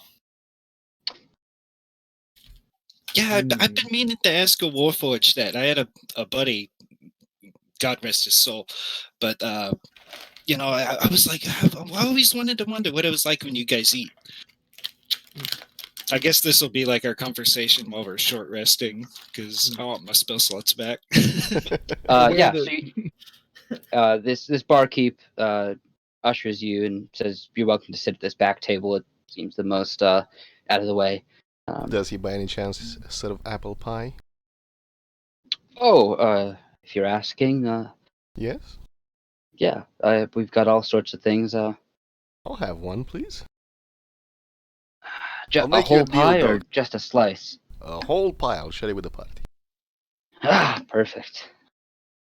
And he will sort of go into. You can see him walk past you all and into this storeroom of swords back here. We You're should a little bit probably of use this. rummaging. Comes back through the door with a big steaming apple pie. Excellent. I'll make you a Plop deal, it dog. down on the table for We'll you. eat this. You can enjoy the smell. Mm-mm. The gnome is more surprised than anything else that the barkeep doesn't seem to care that these 5 dirty, blood-stained people just walked into his tavern and started talking about cannibalism for no reason. But he's not going to question it. He's encountered And- adventures before. Adventurers, man. I told you, it's my rational fear. There was this. When I was young, growing up in Viscala, there was this guy. I swear to God, he ate people. Well, that city is Wow. strange, so anything's possible. I'll let Oh, you yeah. all pat yourselves up. Just try not to dirty things up too much. Blood is hard to clean off of a bench. Sure. Well, the pie and all the drinks together, you all seem like standing people. Let's call it an even gold. Excellent. I'll pay for it.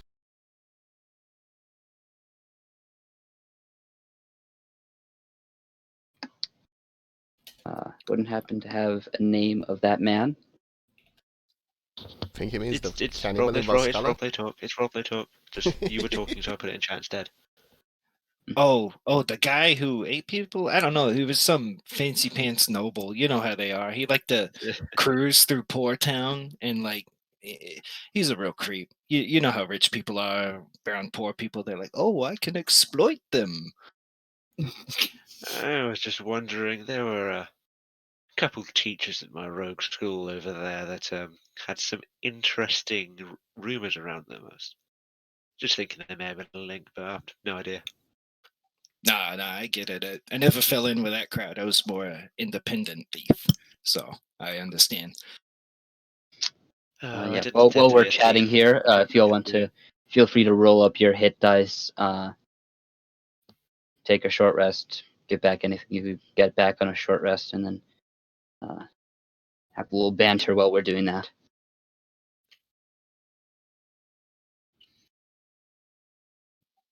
Oh, and I turned to Mouse and it's like, no, I'm serious. I changed my patron. I'm working for Ilmata now. That's how I got the healing. I didn't have it last job. I promise. A likely story. I don't believe it, but it's a good one. No, I'm serious. I was Iron 1 last time, and then I came back from that job, and in the guild, they said, "Here, you're Iron 2 now." And basically, I went from 3 to 4 and out of character talk. You can just work for a patron? No, you have to give up quite a bit. But the last one wasn't working for me, so I gave up what left I had. I don't think you're very good at negotiating. You try negotiating with a god. I don't. That's the secret.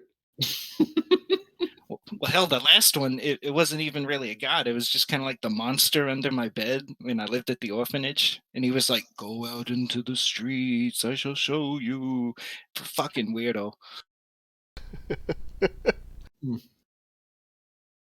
I don't. Then why did you do it? I was 11. I've learned. Oh, I've learned. That's why I did it again. That's you. That's how you talk. Well, nah. I only did it because my sister works for Ilmata now. She works at the temple, so it's all good. So I nepotism. had references. Oh, sure. This is- Let's assume we believe you. This is just mine and Mouse's relationship. We have a good frenemy thing going.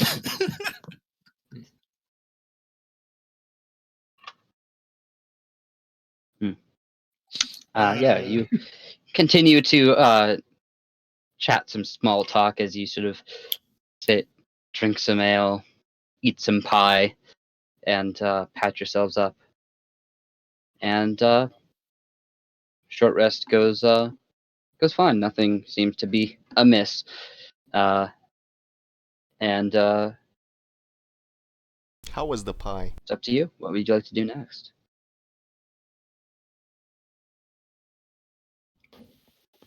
I believe we have a job to Pure do. burning curiosity. I would like to have a quick peek up the stairs and then just come back down. Yeah, this set of staircase over here.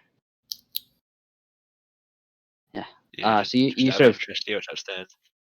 pop up the stairs quickly, and you see there's a couple rooms. Seems like a place where you could stay the night. Fair enough. I'll walk back down. Riordin will poke his head outside and see if the storm is still raging There we go. or approaching. Not raging. You can see as you rocked up to town, it was still like light flurry. An hour later, now that you've rested, seems to be coming down a little bit more heavy, but nothing that you can't manage. It's also about 2 o'clock at the moment, so the sun is still up. The clouds are making it slightly overcast, but nothing that you don't think you couldn't manage. Well, I'm good to go, and I do have winter clothing. I Same. can manage the mountain.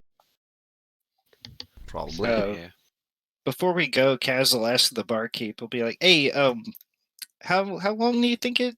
I mean, I know you probably don't know, but how long does it take to get to the wherever these people are up to the top of the mountain?" Well, depends on person to person, but most people can get there no more than a few hours. All right, just asking. And I guess we head on our way if everyone else wants to. Yeah. Indeed. Work with me. Awesome. Yeah, you make your way out of the tavern, thanking and paying the barkeep here.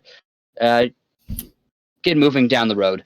There's a main road that leads out of the town and towards the mountain, and you can see as you approach the mountain here, sort of making your way down this road. I'm going to collect you all here so I can copy paste you.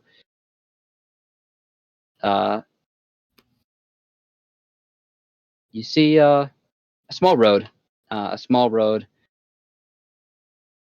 where you see a man.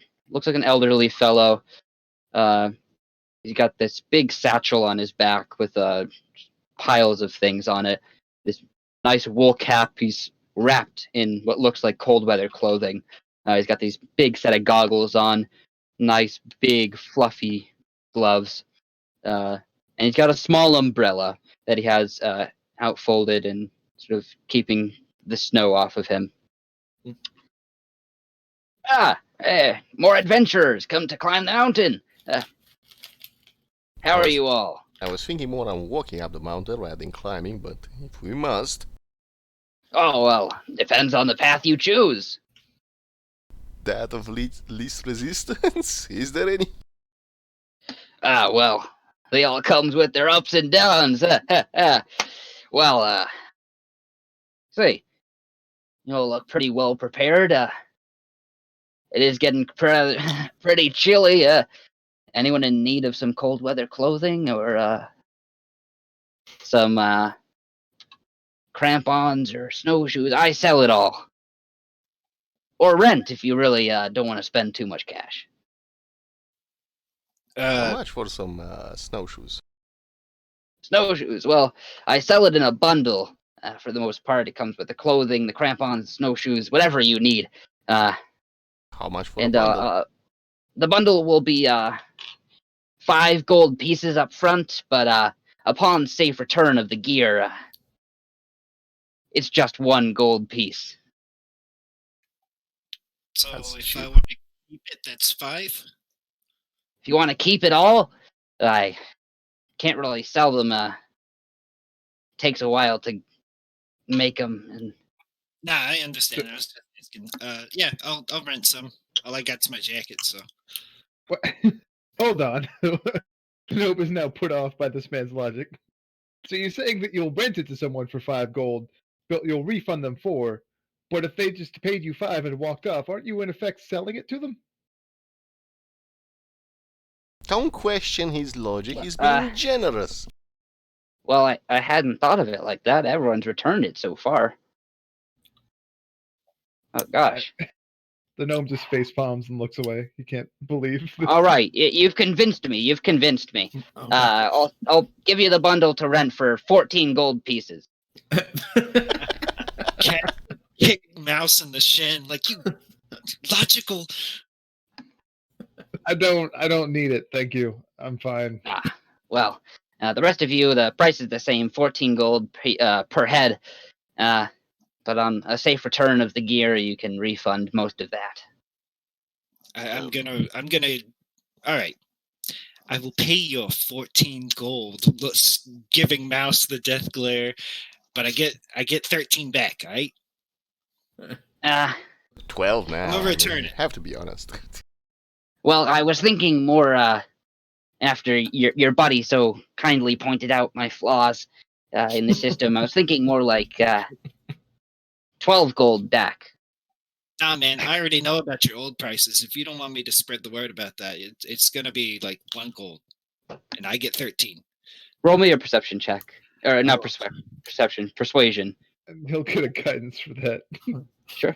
Thank you. Oh my goodness. All right, rolling D4. Oh, 14. Says, well, you almost had me there. I know you don't really know anyone. 2 gold. That's my final offer. fine, Reverse haggling. fine. All right, I'll get. You'll have 2 at the end of the day. I'll hand him the 14, and I'll expect 12 back. Awesome. He'll grab your 14. He'll put his umbrella on the ground for a moment and pull off this massive, look like a wicker basket with straps on it. He's got just piles of furs and things like that, some things strapped to the side. Pulls out a set of snowshoes and plops them on the ground next to you, a set of crampons, and just digs into the pack and flops down a massive fur coat. That should be everything. All right. Now put it on over my regular leather coat. Hold on. Wait. Hold on again. Don't you Where's he dare. gonna find you? We just found you wandering the mountain, old man. Oh, today's my off day, so I make my home right here on this log. And you can see he's got a little log that doesn't look like it was carved in any way, but just looks like it has a butt groove from a lot of sitting on this log. I should be here as long as you get back to me within a day or so. Okay, but where can we find you if that's not the case? Well, tomorrow I'll still be sitting here. The day after that, well, I might go up the mountain, depending on the weather. So I'm either on this log or up that mountain. Very vague and helpful. Thank you very much. And Kaz will be fully donned in his winter gear at this point. Does anyone else need the gear? Not really. Not after gear, sir, but I do have a short question. Yes, anything. I had a slightly unfavorable counter, and I heard that they are still around. Are you aware which trail has the circus tents on it? Oh, yeah, that's the Eastern Trail. There we go. People, let's not go up the Eastern Trail if you wouldn't mind. What's up with you and the circus, man? I can explain while we're going. It wasn't a nice experience. Uh-huh. Well, I have no reason to doubt you. He will, upon you bringing up the different trails.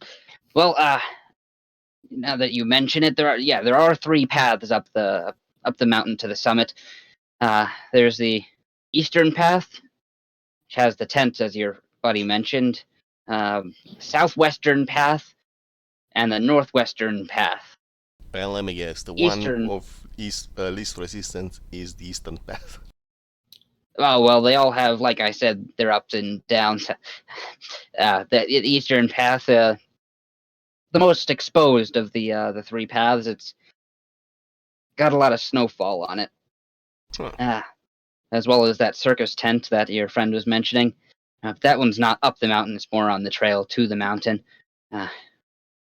The southwestern path, it's got more cover, more sunshine. I should say. Keeps things a little bit warmer.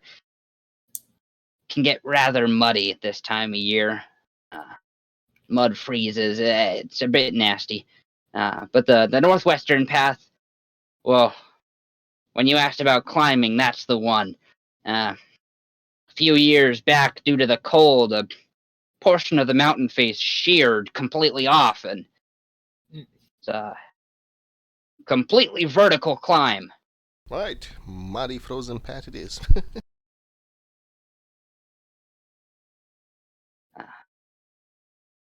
It's up to you which way you'd like to go, but they're all rather beautiful. Eastern path overlooks the tiers, and the waters are just so nice to look at from up on the mountain. The southwestern path overlooks the forest, and I'll pull you onto the map here. You can see the southwestern path overlooks Mandala's tomb, the mysterious forest. But the northwestern path, you can see all of the desert. No obstructions, straight to the other side. All 3 have stunning views. That's why I climb it so much. Yes. I'm sure it'll be just stunning, and we will enjoy them. I do have a question. Have you, by any chance, met some folks calling themselves Mystic and Derek on the path? Oh, not on the path. They're up at the top. Don't really talk to them that much. They're not at the very tip. They're slightly below, and out of the way a bit. But he'll sort of ponder to himself a moment. I will say, every time I pass their tent, those guys stink, and they always have that smoke come out of their tent, stinking up the whole mountain. Yeah. Also, I've heard rumors of Yetis being on this mountain. Any idea if it's the Yeti season? Are they out and about these days? What with the winter frost giants and everything? He'll look around the snow clouds moving in and say, it's coming up on Yeti season, but if you're lucky, you won't run into one. Not Yeti? Yeah, not Yeti, maybe later.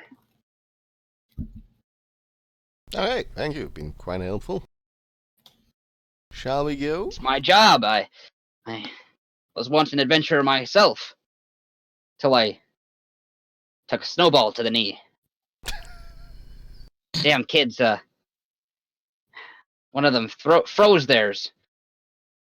Put some ice in the middle of it. Yeah, I think we're definitely just going to keep walking. He probably just put a rock in it and we'll go. Yeah, you guys move past. You can see as you walk past, this old man sort of sits back down on his log, picks up his umbrella, and just sort of sits there, sort of glancing around ever so slightly. Seems he spent a lot of time on that log. Be right back. Bio break. If we need to take a break. I'm back. Oh, you are. Okay, cool. Then yeah, we'll continue on. So, what'll it be? Since most of us East, have crampons, I would say the southwest, or middle one, northwest? the muddy frozen one.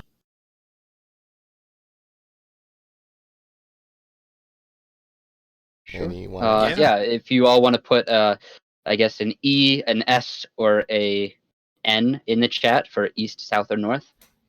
If you need more explanation, I can give that to you, Which one's the or muddy a path? reminder. And That would be remind- the southwestern path. I believe East had the circus, right? Yeah, eastern path had the circus.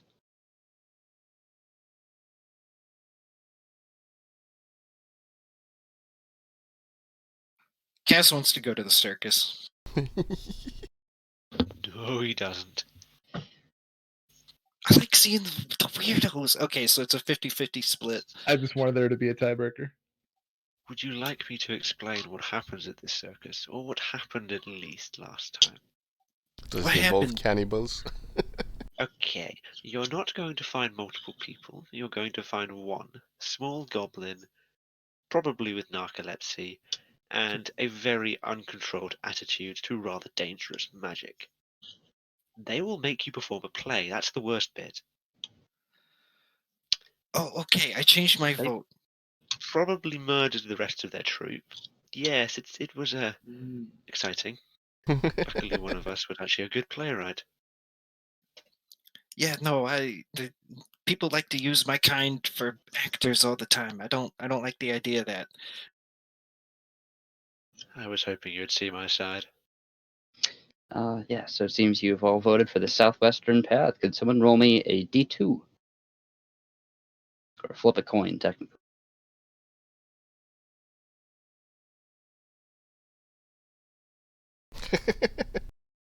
All right.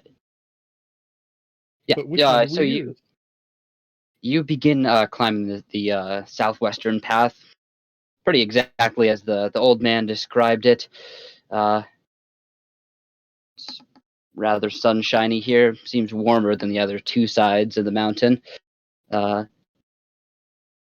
you see sort of patches of mud and muck and ice sort of around the area.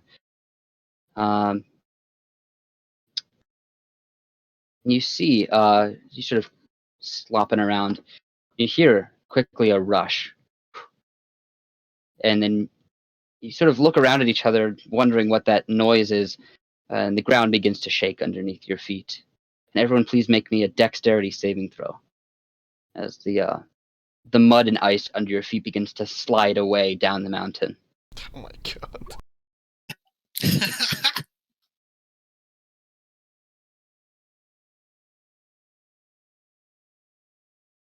All right. Man, hold on. Do I get advantage since I have crampons? No, I don't. It's just pulling me in. No, this is a mudslide, unfortunately. Damn it. Seems like Kaz, you were able to sort of step off and out of the way onto some rocks nearby and are able to outmaneuver this mud. The rest of you, however, take 6 bludgeoning damage as this sort of torrent of mud and stone crashes down on you. You guys okay?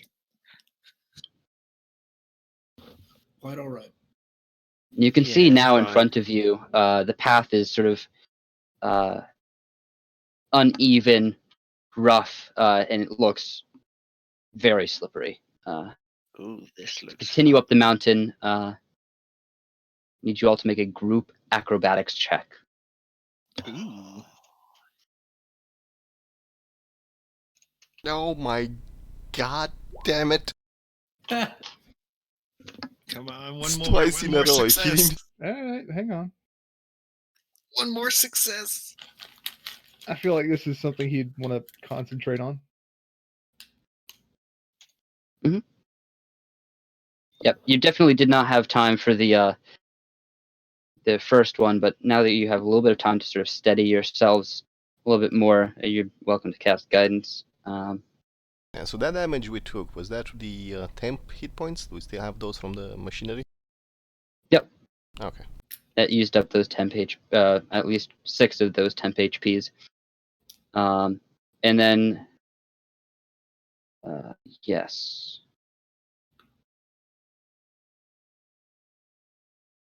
You have the majority of you have been sort of pushed down the mountain a little bit, and you all begin to try to climb back up as best as you can, but you just sort of are stumbling a little bit. A couple of you in the group manage to kick up some more mud, and again, the earth around you begins to sort of tumble and fall away. You failed the group check, so need everyone to make another dexterity saving throw as the mudslide begins again. Tries to push you back down the mountain. Just kill me now. Like, is there any chance we can, I don't know, come up with a plan, or are we just going to keep making these checks? I do have You're welcome a to. rope in my bag. If you have any ideas for making it easier, throw them on me, and I'll let you know if that will help. But Well, for the time being, those of you who have failed, if you let me take the so- lead, I'm sure I could secure us a rope, which should help. everyone except for Dog and Subtle, so that's Kaz, Mouse, and Riordin, you all take 10 bludgeoning damage. Jesus. As seems like this mudslide was a little bit more impactful than the first one. A couple of you fell down, injured something. I guess Kaz would just start stabbing his packed weapon into the ground to help him stay secure and not move down any further. I don't know. Sure. So yeah, you having kicked off a mudslide yet again, you're like trying to figure out any way that will keep you on the ground and keep the ground from not moving. So you begin sort of you just stand still because you know moving last time did not end up too well. So you all stand still and you're welcome to strategize to try to come up with a way to climb up the mountain. I'd like to try and just go ahead, try and reach. Actually, firstly, how far away roughly would I find rocky ground? Something a bit more secure. Yeah, so seems like this is a pretty muddy patch, maybe 100 foot long. You've been sort of pushed down a couple of times, and the mud is carried with you. So the first patch of mud was maybe 25, 30 feet long, and then after the mudslide kicked up, it sort of tumbled down the path and made it a bit longer. If it's only 100 foot, I made have the a mud. better idea first.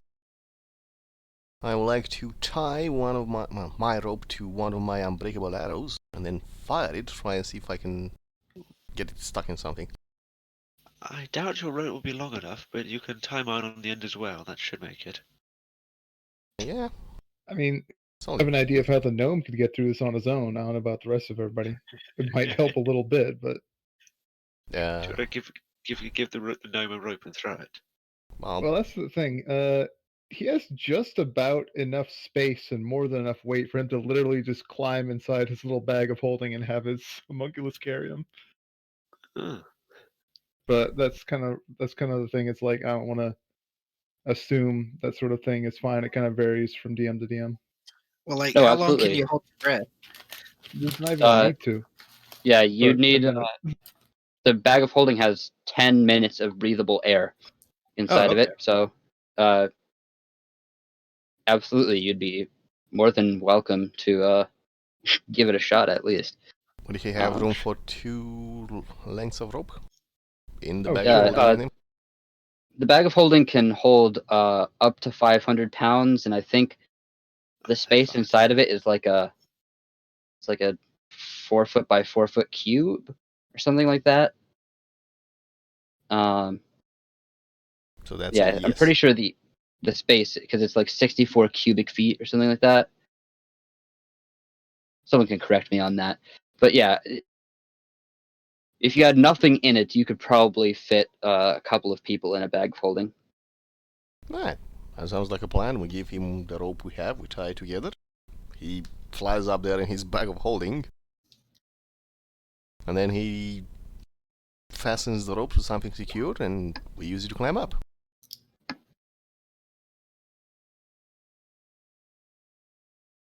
I mean, if everyone's fine with that, that I'm more than willing to help out that way. Yeah, go ahead. Sounds like Absolutely. the best idea. I in another campaign I play a grung who has a bucket of holding which holds all his water and he sleeps in it. So I'm absolutely fine with people being creative with their magic items.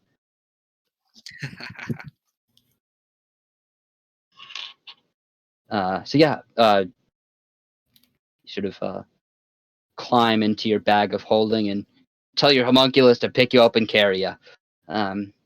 Easy enough. It flies, right? Yeah. So it sort of is able to just float you over the mud slide onto seemingly solid ground on the other side. It seems more rocky. This part of the path was sort of nearer to a river, a bit of a stream, made it a little bit less solid. But you fly up about 100, up the path about 100 feet to an area of rocky ground with a couple of larger boulders around. Seems solid enough where you're at. Great, and he's more than happy to check that out and sort of poke around and test it before he gets out. But yeah, once he's convinced it's secure, he's willing to hop out and start nailing in some iron spikes and wrapping up that rope and securing it. Sure. Yeah, easy enough. You're able to knock some pythons into the ground, tie a rope onto that, and you've got I think 2 people were donating their rope to the cause. Yeah, and he's got an Riordin. additional 50 on his own. So Yeah, so if you tie all those together, you have about 150 feet of rope. What do you do with it? I actually kind of want to knot it up just to make sure it's a lot more safe. Just Sure. sort of keep an eye, just make sure everything's good to go, and whatever checks you might want to call for. I think the idea is that we send it down and they climb up it, Yep. or at least use it to steady Yeah. their foothold. Given Yeah. their rough If slide. you knot it up, I believe what is the rope of climbing has rules for that, right? Rope of climbing.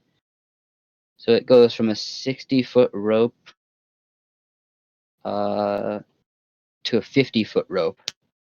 So yeah, if you have a 50-foot rope, I'd say it becomes 45.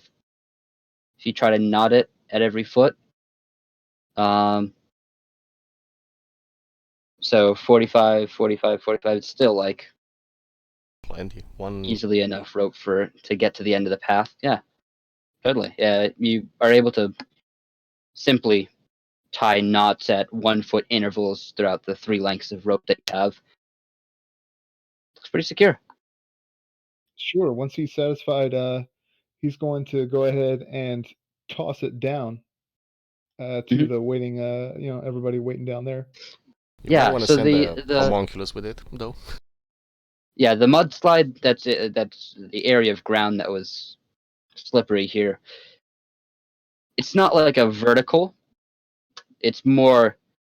It's like a slight increase, I slight figured it'd be a slope of some kind. slight slope, but nothing too severe.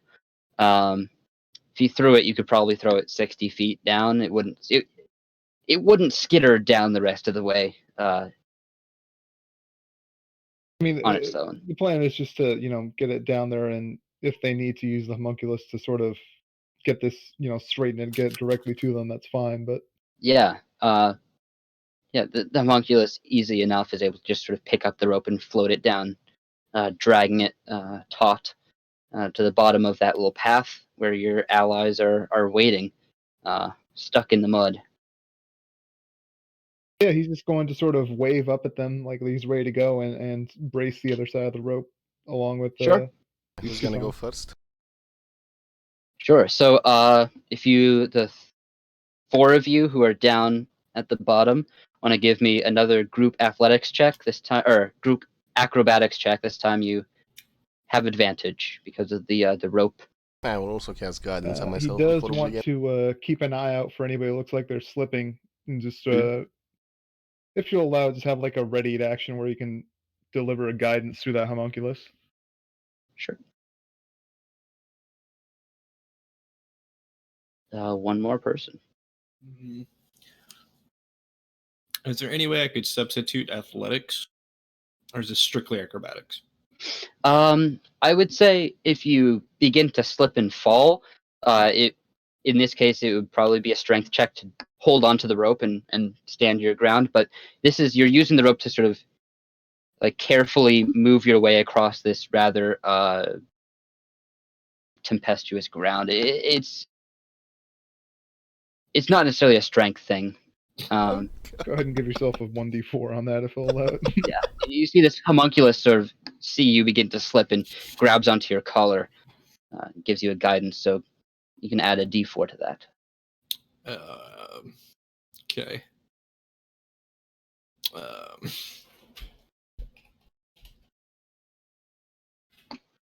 right, so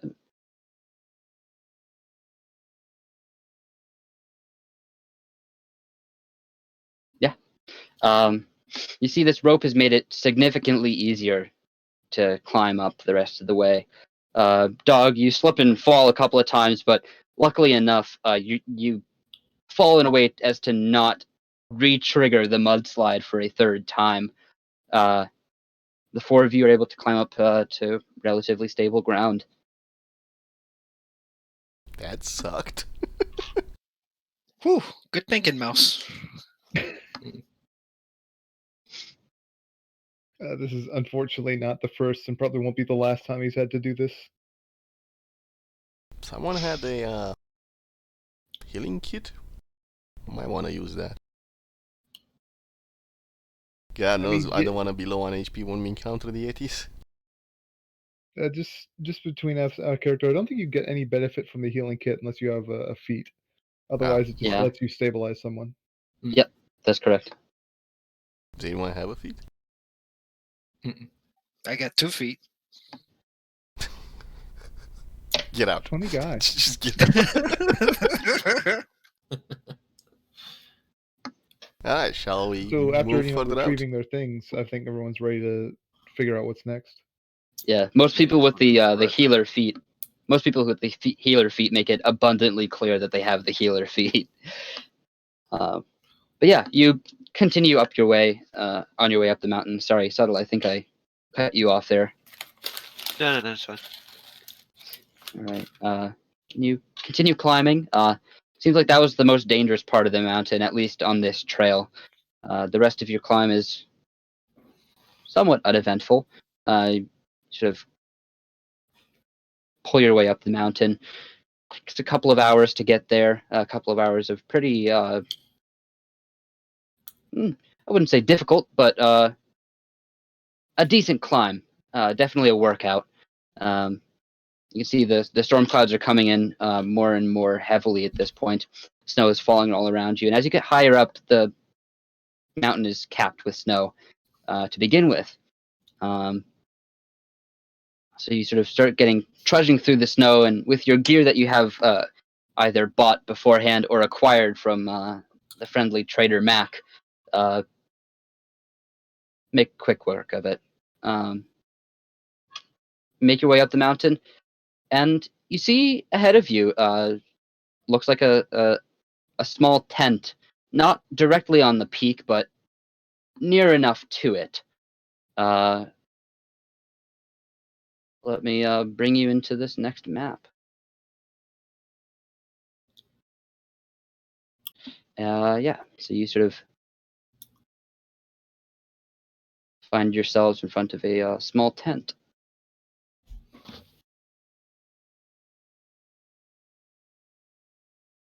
Why am I always first?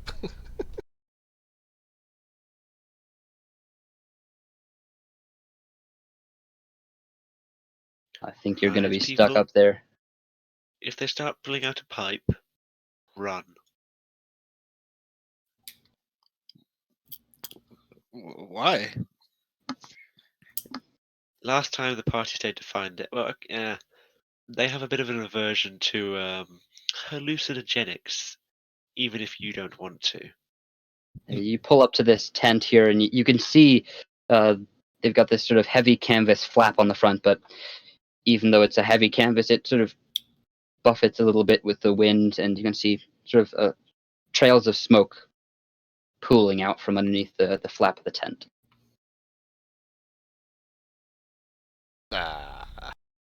Dog, do you want to go in first? You might be Gladly. immune to stuff like that. I'm gonna make my way into the tent. Sure. Yeah, let me move the lighting thing. Oop. Hold this out of the way. So you sort of pull back this flap of this tent, and you see two guys sort of lounging on a sofa. One of them has a pipe. Doesn't really look that ornate. Looks like a normal, maybe an animal bone pipe or something like that. And he's sort of sitting there, and you can see on the table here in front of you is a big platter which has a bunch of like hot steaming meatballs. And you can see the inside of the tent is adorned with rugs, pillows, colorful curtains. You see a chest over here in the side, as well as a small urn with some sort of herbal concoction resting on top of it. You can also see a couple of these small snakes sort of sitting around. And upon closer inspection, you can see that they sort of move in a vaguely mechanical rhythm. Seem to be sort of trinkets. You pull back the flap, and this guy here stands up from his sofa and says, "Oh, hello. How are we all doing on this fine afternoon?" Hail and well met. And I step further into the tent. I believe we are looking for you gentlemen for a job that you posted in the halls of the Forged Concordance. Oh yeah, we made a couple of those posts. Yeah, come on in, man. We have you're welcome to take a seat by the pillows. They're pretty comfortable. And you can see on the table next to him, he sort of taps a little box, and it begins to play music. Kaz will walk in, but he's going to hold his breath, being forewarned. Dog is going to go over here and sit on the pillows with his 320 plus pound frame. Sure. Leon is gonna No, move just here gonna- next to the doorway entrance and flop down. Yeah, I'm gonna come stand here and just keep my eyes locked on that pipe. You guys know Yeah, how sure. hard it is to get to you, right?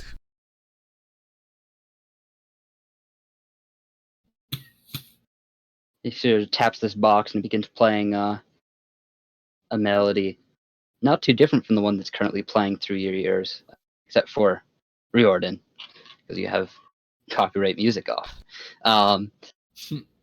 You'll sort of take a seat by the pillows, and he introduces himself.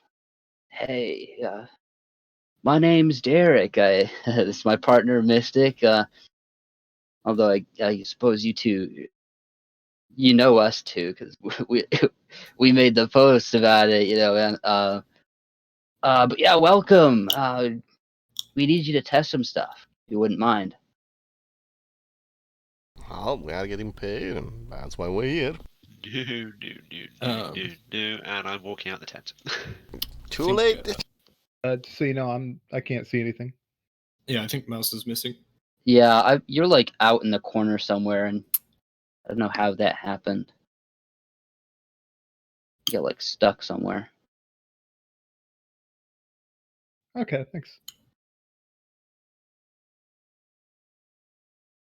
Man, this cannon lasts a long time. Normally they only last an hour, so I'm just gonna go ahead and delete that.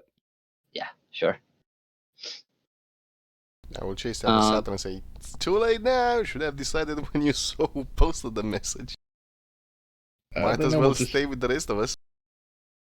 put a handkerchief over his mouth and step inside. At least it's out of the wind. Yeah. So what will we be testing? Skin products? Different smells. Ooh. How hard you can get hit and still remain standing. That was one of my favorites back at the apothecary. And that one sucks. Something like that. And he sort of picks up this tray of meatballs and comes over to you and says, we just cooked these up and we were wondering, like, how they tasted, you know? Insight check You wouldn't on mind. the man. Yeah, go for an insight check. Yeah.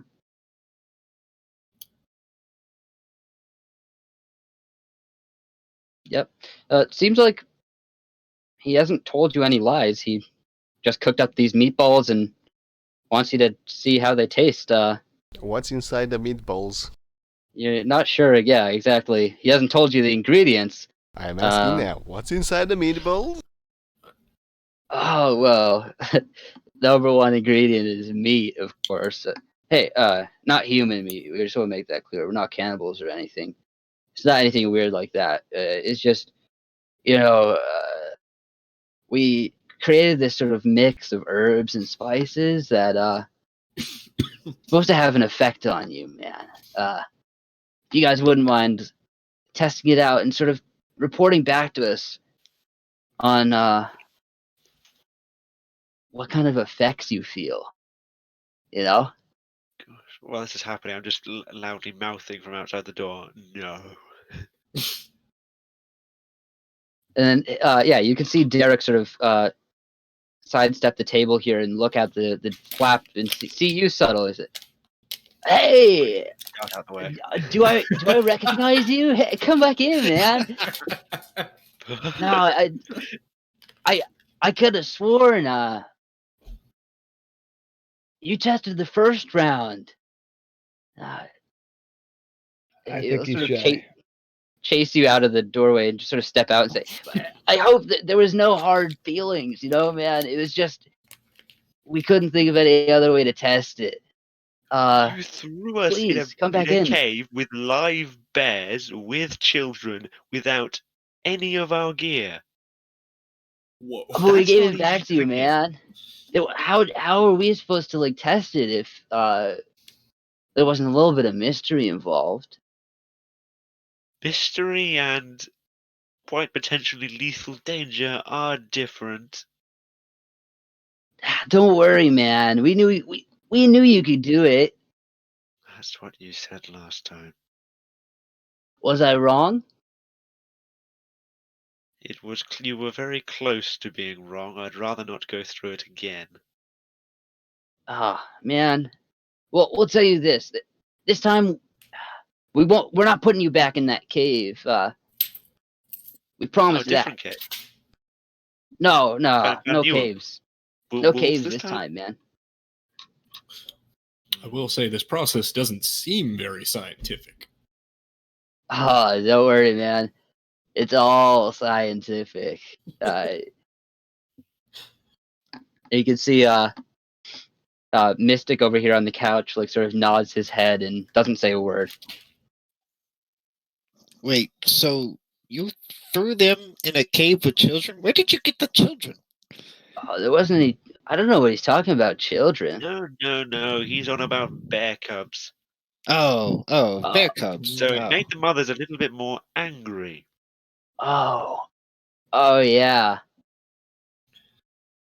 Hey, how are we to know that they were babies, man? They just all, bears come in all different shapes and sizes. It's just how the world works. I really wish there was a legal body to sort you out. Hey, well, come on in, man. We promised, No. like, well, I'll suppose you watch can from stay the out there. outside. He'll come back in and offer you all this tray of meatballs. I'm gonna try The four of you. to use my medicine to investigate the meatball. Sure. Make me a medicine check. I'm gonna do the same. Kaz is gonna do nature to see if it's people. Yeah. So you sort of like dig at it a little bit, poke it, prod it. The three of you are sort of inspecting. Kaz, you're very certain that these are not people meatballs. They seem to be some sort of like game. Maybe boar, maybe like Okay. elk or deer or something like that. That's good. And Riordin, with your medicine check, yeah, you can pretty distinctly tell that there's some sort of mind-altering meatballs. It seems to be mostly natural. You can see a couple of natural like herbs and spices and things like that. You think it wouldn't kill you? It maybe get you a little bit fucked up, but seems like the two of them have eaten plenty of the meatballs. You can sort of smell it on his breath. He's just sort of, in fact, like while you're talking to him, he's like, I mean, I think they taste pretty good. And he sort of walks back over to you and grabs a meatball and tosses it in his mouth. They're just really tasty, you know. And he swallows it. Says, "They taste so good." Okay, real quick, while he's tossing his head back and swallowing the meatball, I'm gonna attempt to put my meatball that has been investigated back on the tray. Sure.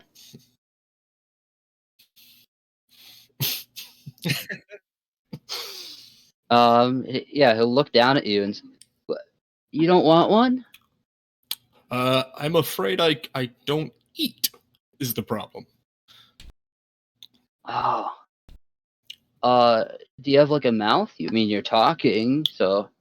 But I wouldn't be able to digest any food you gave me. I don't think you need to worry about that, man. Now I'm I getting think even more worried. the smells alone should be good enough. Like, what did you put in there? Like psilocybin or whatever the hell that mushroom is? No, man, it isn't mushroom season. All right, Mister, you only want us to test these meatballs? Is this what you want us to test? Yeah. Okay. How's this sound? Since obviously you guys know how good these meatballs are, you just need an outside source to test them. So I Yeah. will test it for the group, and they can watch and be like a control group, right? And he's really like laying into talking to this man like a child while trying to sound as fucked up as he is. Nah, man, we don't need a control group. We just want to know, like, we become kind of a control group. We just want to see how it'll affect other people.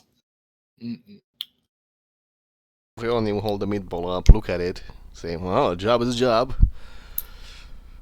Coralon, protect me, and starts eating it. And Derek will hold out the tray to the other three of you in the tent.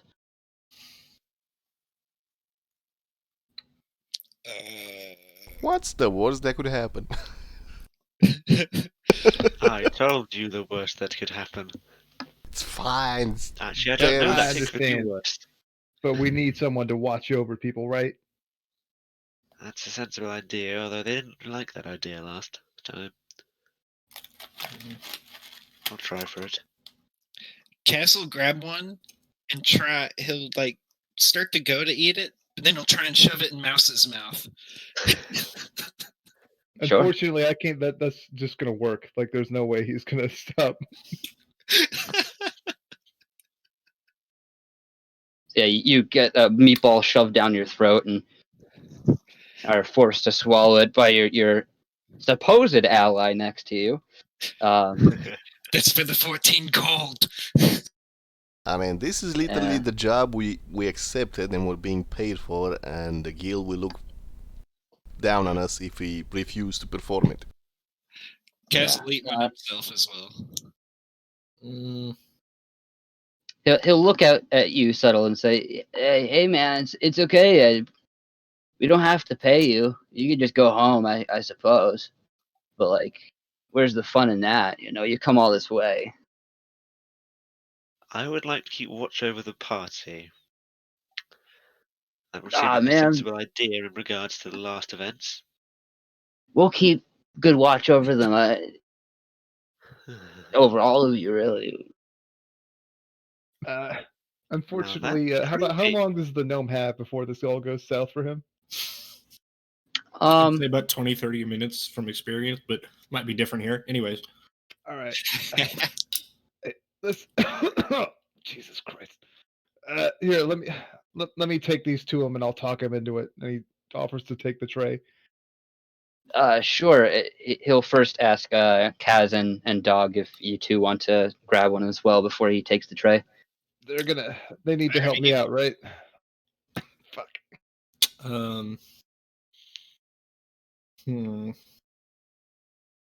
Yeah, Kaz already ate one. This ain't his first rodeo. Dog will take one and put it in his mouth, but can't swallow. I don't think. Yeah. So you pop a meatball in your mouth and start crunching it into the sort of. Oh, whenever I mouth. say I put it in my mouth, I mean I just put it in my mouth. Like he puts it there and he doesn't understand chewing. He just Oh, yeah. holds it in his mouth. Yeah, and Derek sort of looks at you a little bit puzzled, and he's like, oh man. Yeah. He'll sort of put his hands out against your head and sort of push your jaw up and down. That's how we do it, man. Yeah, Dog just lets him do it. So yeah, you Mouse, you're taking the rest of the tray out to him. Yeah. He is actually just gonna sort of break line of sight, since these guys, unless they seem like they're not trusting, he's just gonna pull whoever this guy is aside, and he's gonna pull Subtle Branch aside, be like, "Listen, I think you're right. By the way, I didn't want this to happen, but just keep them busy. I'll purify them for you." And he's willing to cast purify food and drink as a ritual. It's gonna take a good 10 minutes if they can keep them busy that long. Really don't want if I can go through with this. Right. Well, I'll take a dagger, or I'll take out my dagger, and I'm just gonna hide it as securely as I can underneath my left sleeve, and the wrap's there. Sure. Trying to make sure nothing is shown, and pretty much it's almost cutting off my circulation. I've wrapped it that tightly. Yeah, gotcha. So there should be almost no way that's coming out. Yep. Well, since this seems to be did they take your clothes last time? They didn't take the clothes. They took everything else that's useful. Ah. I intend to keep the dagger this time. It should be all right then. And he just stuffs that pouch of holding where it normally is, which is down his pants.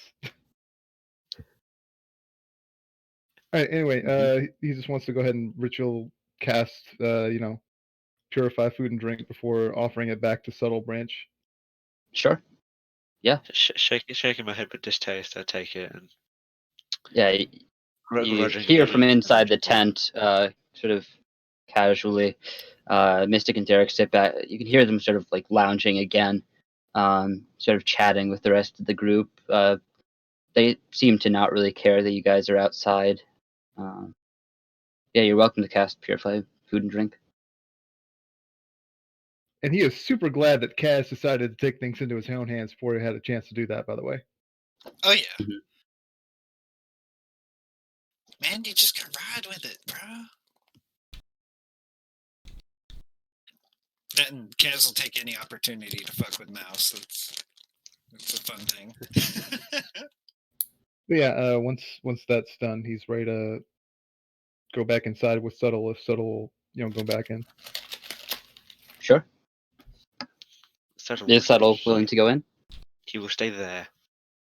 All right. Maybe if he's persuaded strongly, he'll take one further 5-foot step. I think we got him to take one, and that's about it. Are you eating one, Subtle?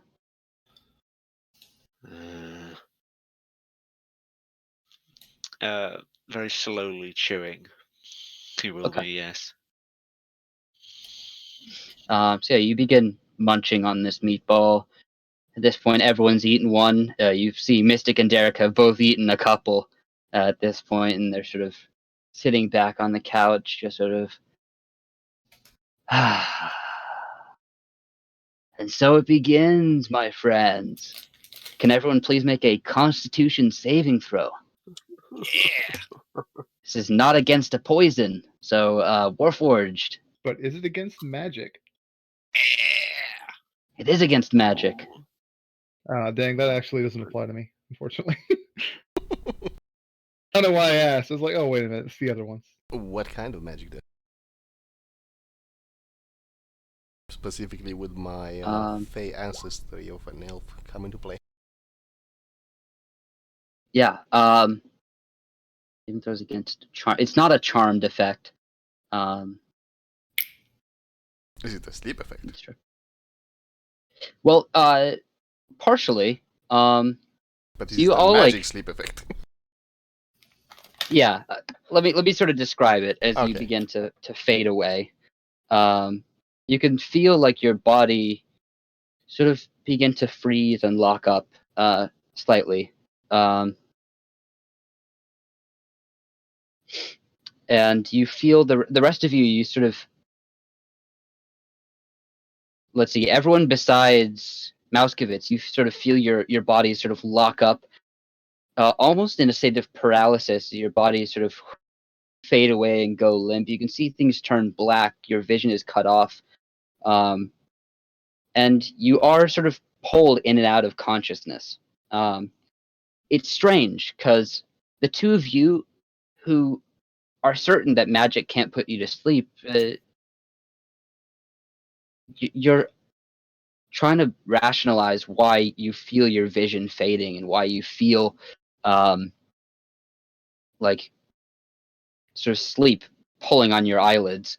And you sort of are able to determine that this is a combination of magic and organic ingredients.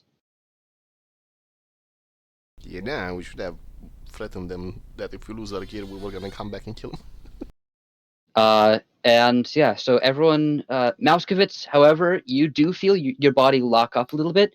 Everyone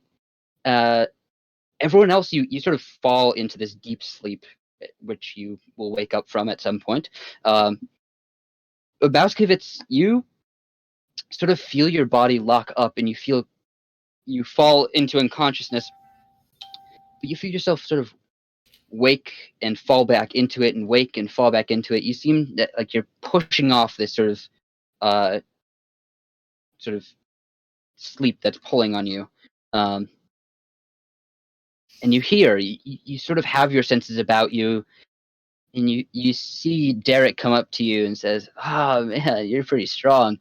And he sort of takes this bandana from around his shoulder and wraps it around your eyes, blinding you effectively.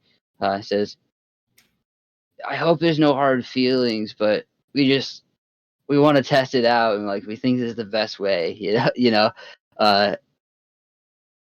The gnome is You're gonna be definitely drugged at this fine. point, and we'll sleep. It's cool, man. It's fine. Yeah, you see your last utterance of words is forgiveness, and he sort of gives a thank you. Says, "Don't worry, you guys. Yeah, we won't do anything bad."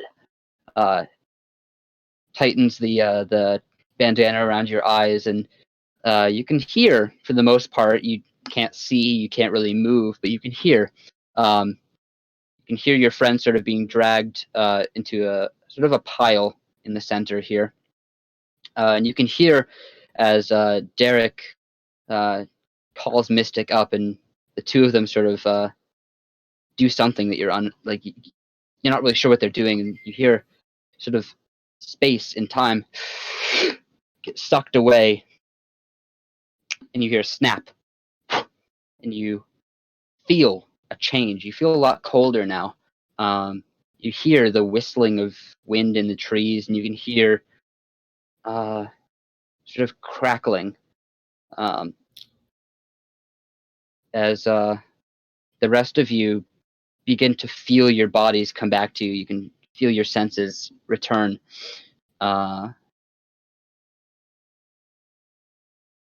You are pulled.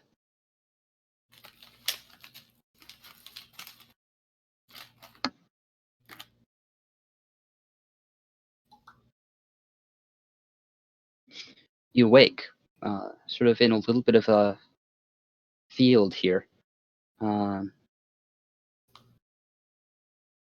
Moskowitz, you still have this bandana around your eyes, but as soon as the immediate effects wear off, you're able to pull it off your face and look around at you. You see these trees. You see the snow is sort of coming down and mixing a flurry of snowflakes in the air.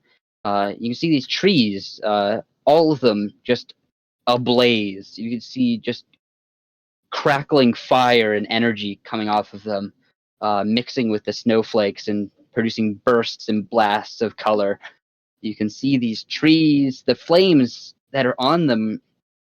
When you first look at them, they start as a gold hue, and they change, begin warping and molding, and purples, greens, blues, violet, just sort of a swirl of color and emotion. Yeah, you check your equipment. You have everything on you. Nothing's been taken from you. Cool. I chug my 1 potions of healing. Yeah, the rest of you sort of pick yourselves up. Moskowitz, you pull this bandana off, and you can see there's a bit of writing scrawled on the bandana. Sweetie would love to try and read that if he can. Sure, go ahead and try to. You're welcome to try to read it. I mean, I'd like to know how I'd be able to do that. Oh, it's in common. If you tried to show me something, I don't see anything. Oh, no, sorry. You just said I'd like to be able to read that, so yeah, I will dictate to you what it says. Apologies there. Yes, you see a little bandana. Writing on the bandana says essentially, Uela. Yeah. You see a note that's been scrawled onto this bandana. It says, "Sorry, friends, but this was the only way we could think to test the effects. You should be able to find us back in town, but good luck." Okay, and he's going to very shakily get to his feet and try and start rousing everybody else and get them up. Well, that was interesting. Kaz is going to be woken up with a kick to the head, by the way. Oh yeah. All right. Roll me an attack roll.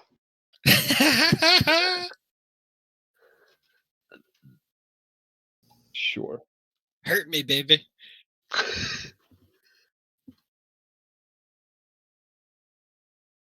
All right, yeah, 16 is good enough. You sort of give him a kick to the head, and your unarmed strike deals 1 damage because it is an unarmed strike, and you have a modifier of 0 for your strength. You sort of kick him in the head and instantly wake him up. He snaps to and looks around. Yeah, you're all sort of sitting in this on a bit of a hill. You see a small path down here, and you see this hut, a wooden hut up here. Yeah, you can see all these trees sort of flaming and exploding in light. What The the fuck have they done this time? sky around you is dark at this point. It took you a couple of hours to climb up to the top of the mountain, at which point it was evening, moving on to nighttime. At this point now, you're fairly certain it's dark. It's past sunset.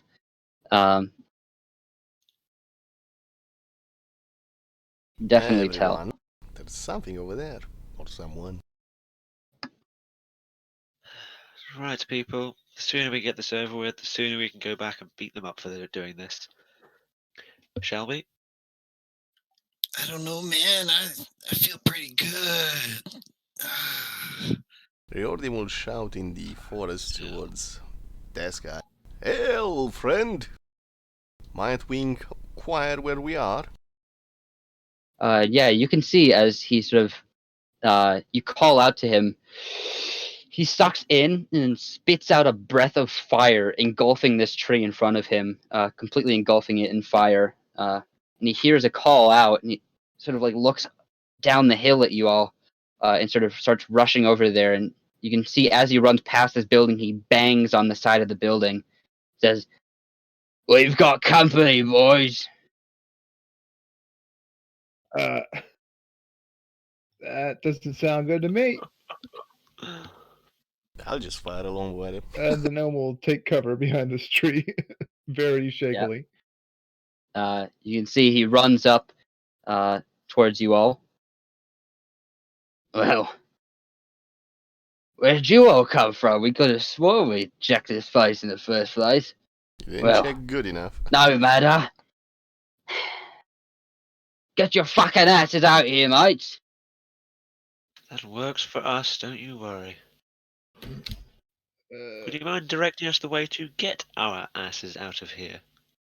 Oh, it seems like he was talking to his friends in the house. God Ah, damn it!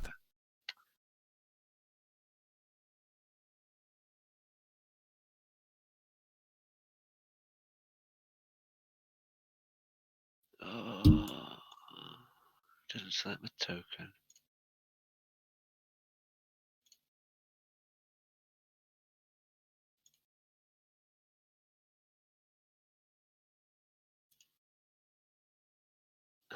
Both horrific.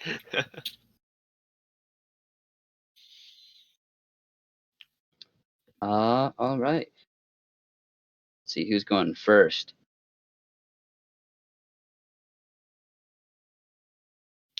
Here's we have one of these friends. One of the guys in the house, no less. Let me switch up the music a little bit here. Get it a little bit more battle music themed.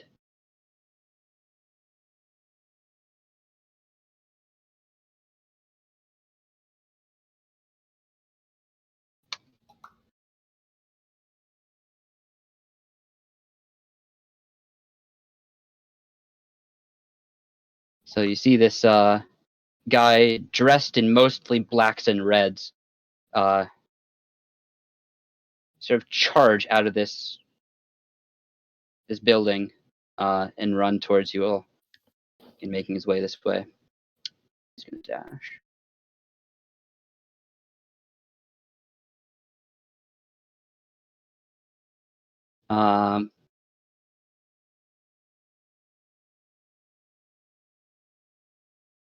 He's gonna get it down to there. He's gonna sort of scramble down this little cliff here, and that's it for him. Onto this guy over here. He's gonna do something quite similar. He's gonna begin rushing.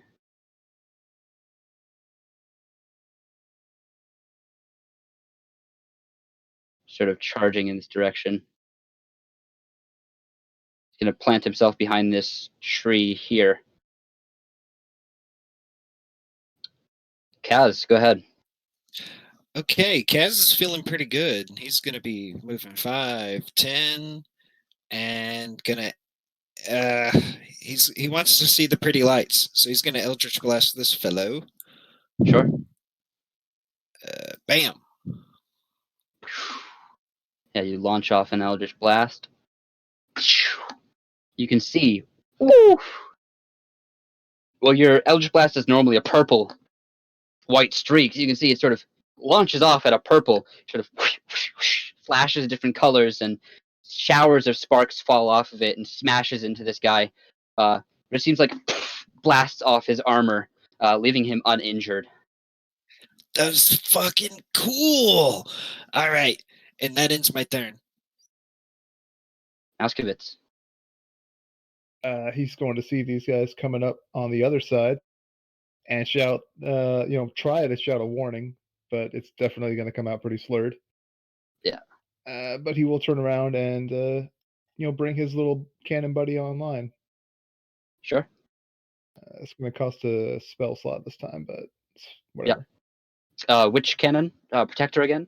Yep. Or yes? Same as last time, yeah. Sounds good. That's just going to hit off in a little positive energy burst, and then go into all-terrain mode and come back around this tree. Sure.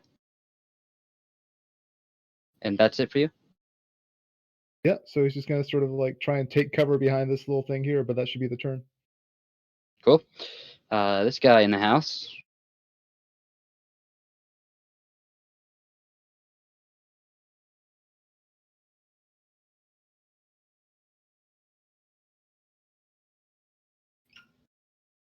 This guy's gonna run over here behind this tree and take some cover. Riordin. Riordin is gonna grab his amulet and cast Guardian Spirit.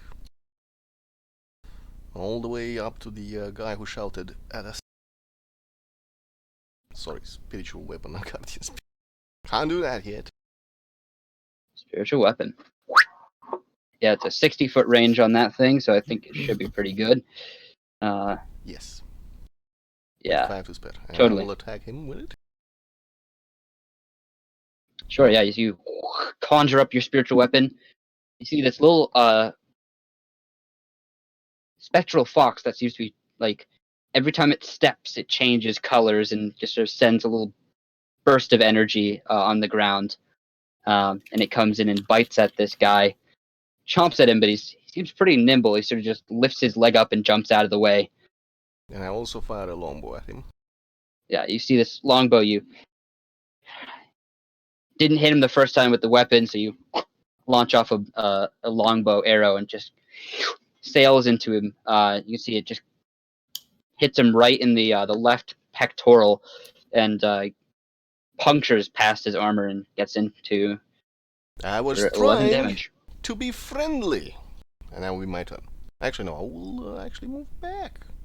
All the way up here.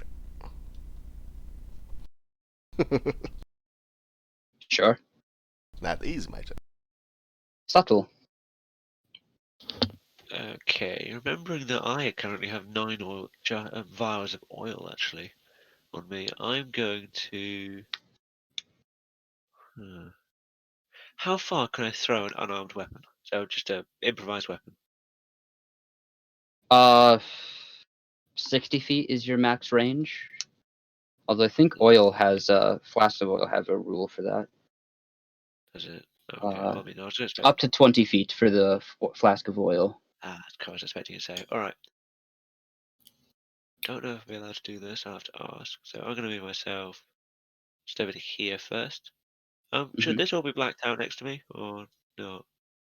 What? Is it just normal terrain here? Because it's all kind of faded out for me. Oh yeah. So that's the light. You can see the light from this tree Oh, is okay. So having it's to just cast over this cliff thing here, and it doesn't I should have dark vision. reach there. Right, never mind. But okay. So, can I make an attack and then ready an action or not? No. Ah, bugger. Okay, so I'll position up a bit. Wait, no, I can't. Can I? What was there? Yeah, preparing an action is an action. Yeah, exactly. Okay. In that case, I'm just going to take my action to dash, bonus action. And wait, he's in cover. Yeah, just to get myself there and take a shot at this guy over here. Sure.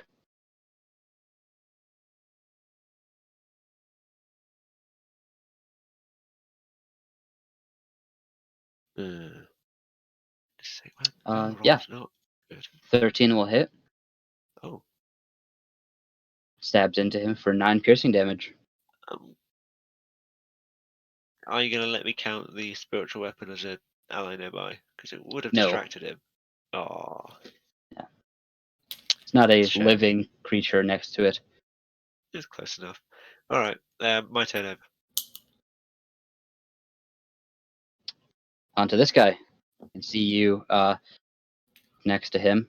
So he's going to move up. Sort of scramble down this cliff here. Down to there. And sort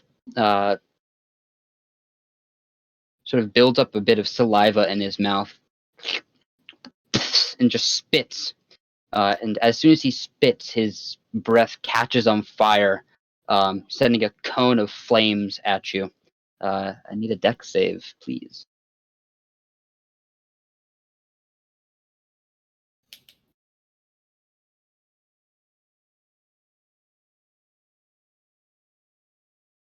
Yeah, so you're able to sort of duck out of the way, and you only take 4 fire damage.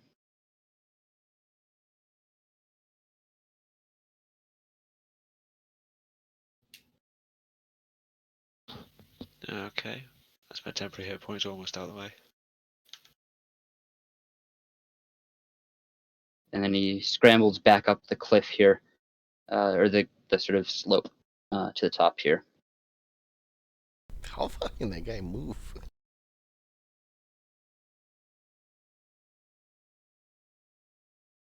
Onto this guy in the house. He runs out, see what's all the commotion about. Runs over to here, and as soon as he pops out of the building, you can see this guy looks weird. He looks like a small salamander-looking folk. His skin is bright red. He's got this sort of spectral, weird armor all over his body.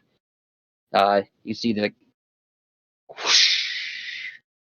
He looks ready. He looks around, sizes up the situation, and decides, who is he going to shoot at? That's the question.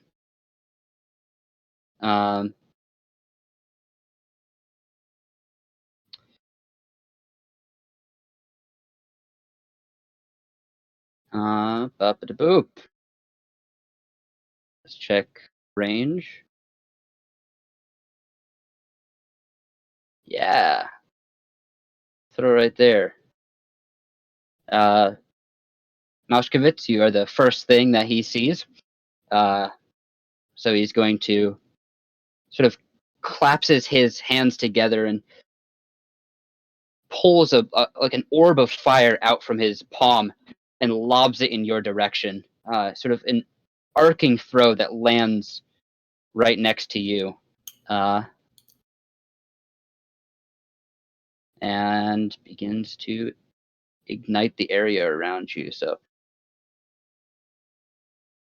looks like a little orb of fire floating in the air next to you. Can you please make me a let's see. Yeah, can you please make a dexterity saving throw? Sure. You gonna roll that he has cover from anything around him? Yep. Like the Yeah, club, that's tree, anything? is that the. Do you have the levels enough to do the use their protector for that? I don't think that. Oh no, I'm not talking about the class feature. I'm talking about like it's literally a small creature in front of him, and he's got a tree right next to him. Like I don't know if you consider any of that cover. No, not really. I mean, the orb seems to be sort of not sentient, but he can control it very precisely. Sure. So he sort of conjures it there and is going to. Sorry, I'm trying to grab this little thing. I hate moving drawings around. I just cannot move it. Okay, sure. Yeah, so he grabs this orb and sort of flings it into you, and it's gonna do some damage. All right.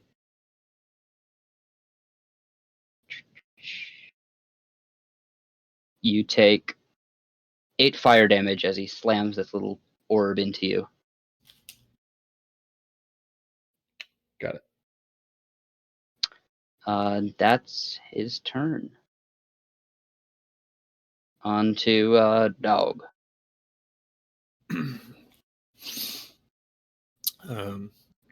Dog is gonna lift his warhammer at the figure in the spectral armor and say, "That one's mine."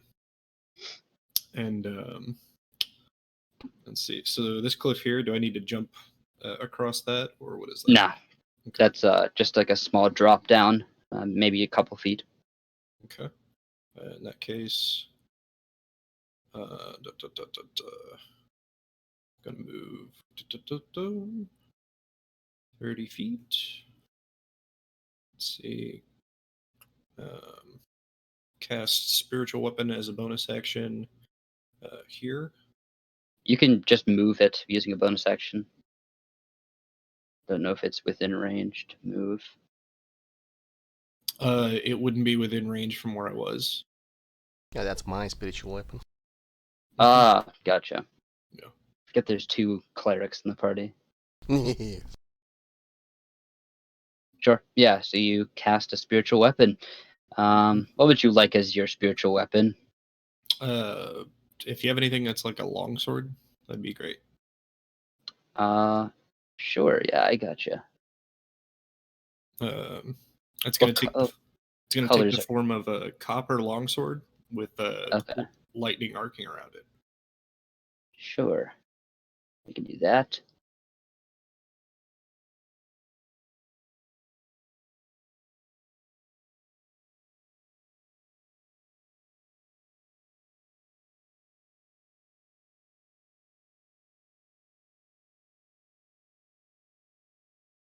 Perfect. Excuse me.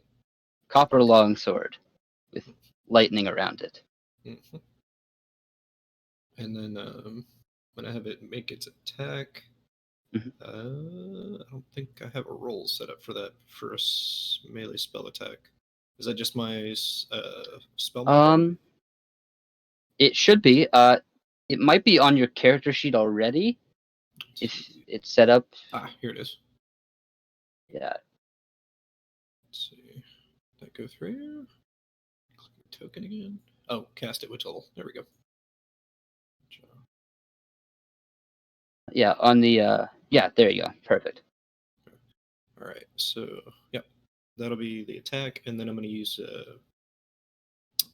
my action to dash and close the distance. Sure. Yeah. So you pull out your spiritual weapon, you conjure it up next to him, and slap it down into him. It's dealing 7 force damage. And bonus action is to dash. Excellent. Onto this other guy here.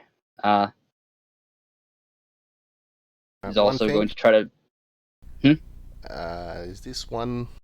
is this by anything by any chance a flaming sphere? Oh, it is indeed. Yes. He must make a concentration check if he took damage. Yep. Let's see. So, let's subtract the damage first. All right, and then yeah, Constitution check.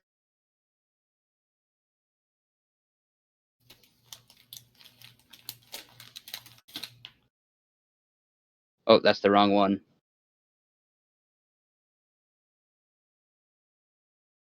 It's the wrong guy.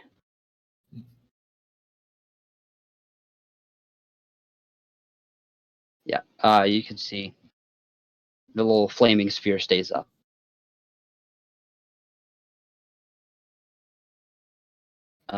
Yeah, this guy in the house is gonna run out more. See what's happening here. Is just gonna stand right at the doorway, and sees you, dog, coming in, thrashing at his friend. So he's going to throw some hate your way. He conjures up a small mote of fire, lobs it in your direction as well. He's gonna do something very similar to what his friend just did.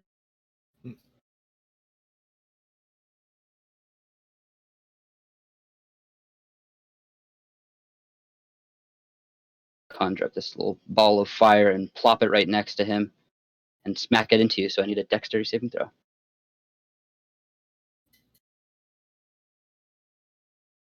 All right. So you see this little ball of fire ram into you. deals 6 fire damage.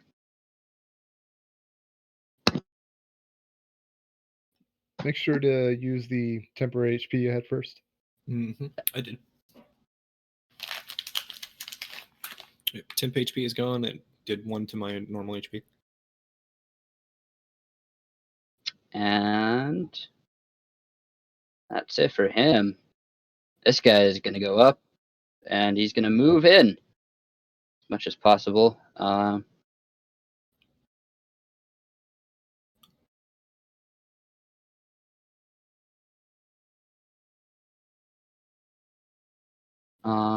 He's going to try to run up to here.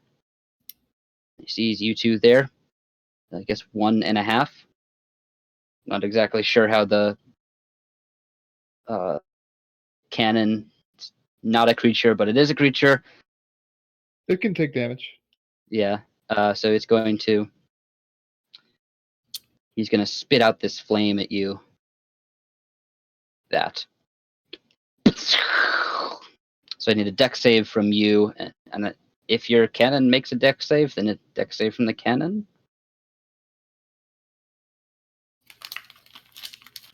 They both use pretty much the same thing. I've got the dex. The cannon just gets my proficiency, but saves it.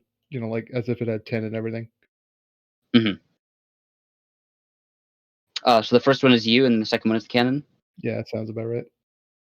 Cool.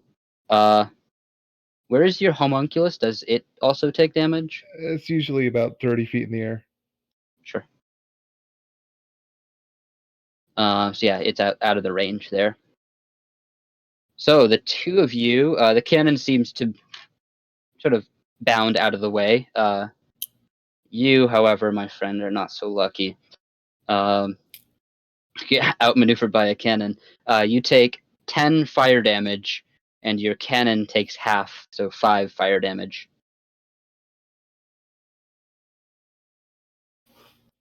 All right, I got you. And that's that guy's turn. I'll just use absorb elements to have that on myself as well, but other than that, I got you. Sure. Yeah, no problem. This guy's gonna come out here. Sees you, dog, right in front of him. You see him pull out this bladed chain from his belt and whoosh, crack it in your direction. So he's gonna make an attack with his bladed chain. See this first crack snaps off your armor and slashes into it. And the second attack again cracks into you, and this time hits one of your pauldrons and just leaves a little nick in it, but leaves you unharmed. He's then going to back up a wee bit behind that tree. Kaz. All right. Kaz is still feeling good. And with this packed weapon, he's going to move up 5, 10, moving like one of those Cossack sword dancers, if you've ever seen them. Yeah, I like those. And he will bonus action Hex. That one. Mm-hmm. I'll ping that. Yep. Bam. What ability? Let's go with Dex. Or Dex? Constitution. Constitution, sure. Yeah. And then Eldritch Blast. Sure. Boom. You pull out your little finger pistol and launch off another Eldritch Blast, and again you can see this swirl of wonderful color as it jumps from your normal purple to a whole slew of different colors and sparkles along the way and smashes into him directly into the chest. You can see a splash of magic and blood. Hits him for 9 force damage. Plus 4 Plus necrotic. the 4 necrotic, yeah. That ends my turn. Total of 13. Awesome. Mouskevitz, on to you. All right, he's not enjoying this. And in fact, I'm going to say he's getting a little bit angry. So his cannon will go one way, he'll go the other. And he'll just run past and actually try and pretty fairly attack this dude with a knife. Gotcha.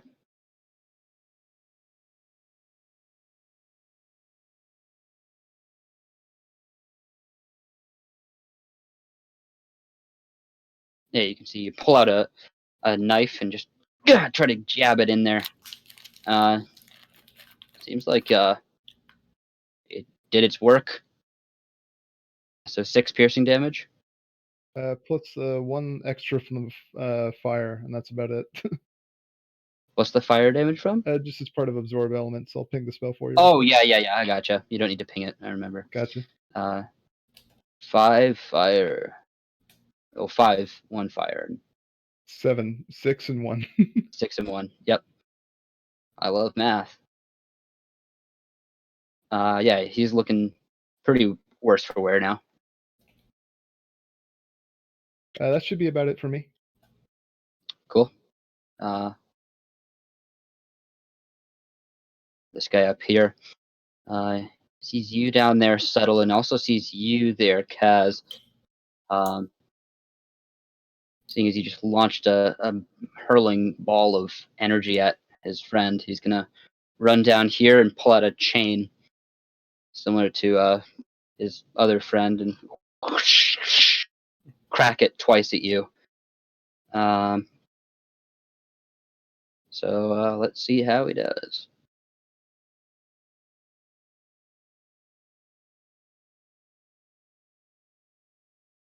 And you can see he cracks his chain down at you and slashes across your chest with his first attack, dealing 5 slashing damage. But as soon as the attack hits and lands, you can feel this sort of weird magic energy absorb part of that damage. You realize that you have not immunity, resistance to bludgeoning, piercing, and slashing damage. Oh, so that would be 3 or 2? Have to 2. All damage always rounds down. Okay. So yeah, you end up only taking 2 slashing damage, and he looks kind of confused, seeing like his whip usually does more than that. But it seems like some weird magic is protecting you. Right. The second attack that he brings in, whoosh, he's a little bit uncertain of himself at this point, and he just swings it wide and sort of glances off your armor. Yeah, Cass is just sword dancing, feeling good. Yeah, and he's gonna.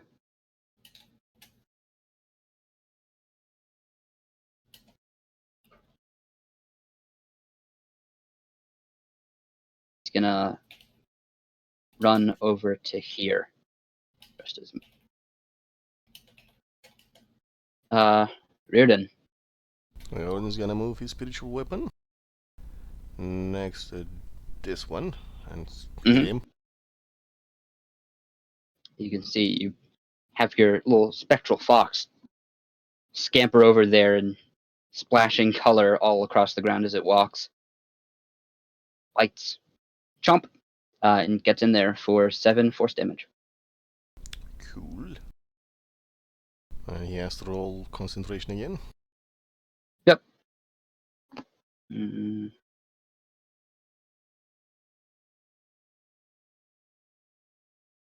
Yeah, you can still see this little ball of energy is Damn that little holding on resistant strong. bastard. Riordin's gonna move up here, fire a longbow at this one. Sure. And miss. Yeah. Pull out a bowl, an arrow, and just give it all you've got, but seeing as your ally is pretty close, you Now it's my are turn. more inclined to shoot wide than shoot near and accidentally hit your ally. And unfortunately, he's able to just duck his head and see it whizzing past as it sort of flies past him and slams into the trees behind him. That's it for you? That is. Sorry? Yes, that is the end of my turn. Okay. Subtle. Okay, not something I'm going to do yet, but out of interest, would you let me take out my bear trap and slam it over like a melee weapon onto someone's head, triggering the clamp? Sure, I'd rule it as an improvised weapon attack. And probably get the plus. Alright. Just a potential future plan. All right, but for now, I'm just going to move myself with my bonus action to dash. There, go for a rapier attack. Oh wait, hang on a minute. He's actually going to take an opportunity attack. Oh no! Did you disengage or dash? That's a dash. Okay. And So from up on I this just cliff, realised that I haven't. I was going to move away, but I won't now, I guess. But regardless, rapier attack with stealth because I've got Kaz there. Come on. Ooh. and I think a 21 hits you. So as you run away, he's got this long whip that he slaps at you. I haven't run away. Oh, you've moved down to here, right? Oh, he's got a really. Oh, right. Never mind. Okay. He's up on. He's up on. I the. It's a little bit off in terms of like He, scaling and stuff like that. he Like the didn't cliff is. specify who attacked him and with what. Oh, sorry. Yeah, the guy up here who is on the cliff that you just ran away from. His whip reaches down to the Yeah. basically the ground there. I Yeah, wasn't right next to a cliff. I don't think I was. I mean, I can't actually I think see you're that in area. this square here. I was here. He was one. Oh, Well, were actually, you? hang on, it is. Yes, because I was going to take cover, but then realised it's stupid because I wouldn't be able to shoot properly. Okay. Yeah, I mean, so he will slash down at you for 9 slashing damage, but similarly to your ally, you can see this sort of magical energy absorb most of it. You only take 4 slashing damage as you run away from this guy up there on the cliff. And then, yeah, you bring in your rapier, jam it into this guy for a total of 6 plus 9, 15 piercing damage into this guy. He looks Don't pretty get the injured. +4. Sorry, I'm sure you're perfectly right. I just need to understand why I don't get the +4 on my attack. That's Oh, because 'cause- it's auto rolling advantage, and on the advantage you critted, so it's also auto rolling a critical damage is what it's doing. Right, so I just get the 6 and the 9. Okay. Yeah, so you just if it's not a crit, you just take the first damage that it rolls. Fair enough. I don't think you had advantage for any reason, so yeah, it's just going to be 15. Yeah, you do have an ally within 5 feet, so definitely sneak attack applies here. Yeah, that's fine. That's fine. And yeah, Okay. so Don't think there's anything else sensible for me to do. 15 damage is not too shabby. Yeah, this guy's looking a little bit worse for wear. Yeah, it's my turnover. This guy, seeing you run away from him, he's gonna try to follow. Can only get there. Because cracks his whip at you, Kaz, trying to finish the job that his friend started. 2 attacks on you. You see a crack slaps across your armor, dealing you only 2 slashing damage this time, already halved. And then you see his second attack slaps, cracks into the ground and scatters some grass that was laying there, but completely misses you with the second attack. Onto this guy here, so you see him look at everything going on here and decides, what would be the best thing to do here is probably continue with this little guy. Move it. How far can he move that sucker?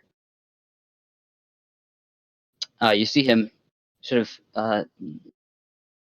He's being drawn in 2 different locations. So he's got this big metal man in front of him. He's also got the combat that's going on behind him, or behind all of you. Ram. Let me measure this out. See how far he can move it. No, not that far.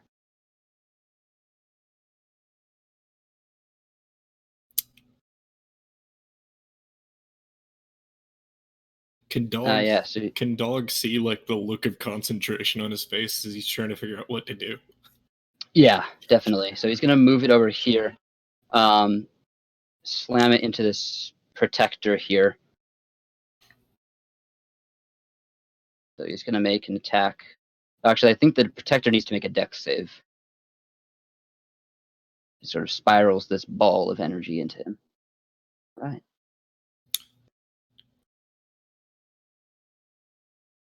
Only takes half damage, so 4 fire damage to the protector. Bonus action, and then for his action, he's going to look at this guy in front of him. Does not like the position he's in, so he's going to boop-a-da-bop. Yeah, he's going to pull out a maul or a morning star that he has. A morning star, a chosen of Hextor. We shall engage in glorious combat. And he just smashes into you, or attempts to at least.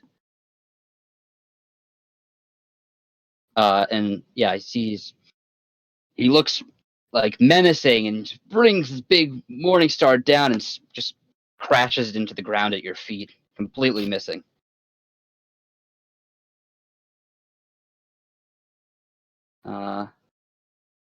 That's his turn. Dog. Action to one-handed swing with the warhammer. Sure. Bonus action to swing with spiritual weapon. Yeah.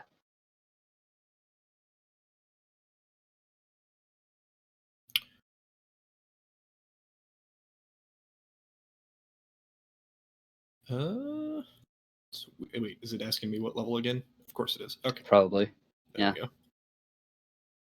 All right. Yeah. So you pull your spiritual weapon again, sort of slap it into your foe here, smacks into him, but it seems like his spectral armor sort of deflects it for the most part. You miss with the spiritual weapon, but I think a nat 20 will hit with the Warhammer strike, dealing a total of 13 bludgeoning damage.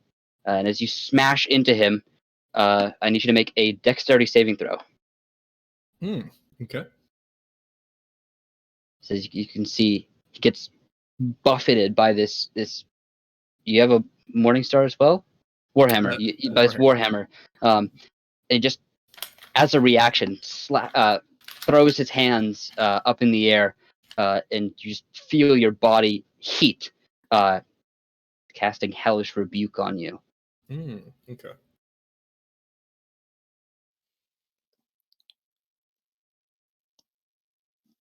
At this point, I think the Newt fellow should make a con save, I think. Yep. I'm just rolling the damage for the. Oh, yeah. All right. So you failed that dex save, and you take 24 fire damage. Jesus. As this hellish rebuke seems to be a little bit more potent than a normal one.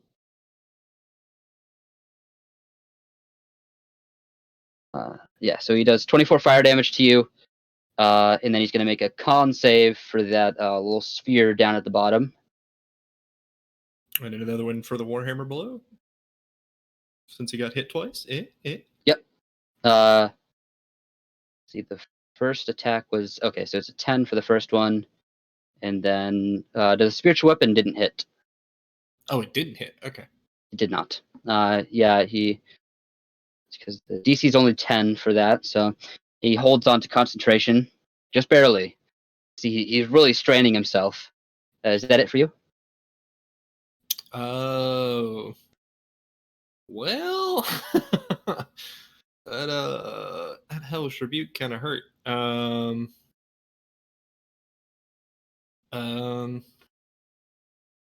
I disengage as part of a move action? Nope, that would take an action unless you're a rogue.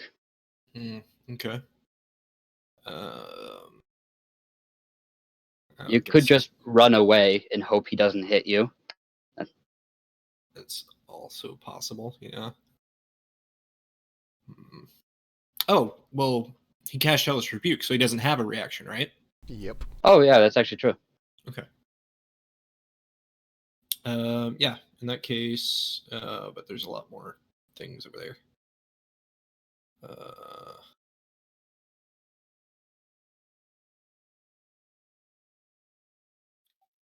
I'll take my chances with the whip guys since the first one couldn't hit me. Yeah. So 1, 2, 3, 4, 5, 6. Okay. Gonna move back down the hill, leaving my spiritual weapon to try and keep him occupied. Already. Very wise to move away from the flaming sphere.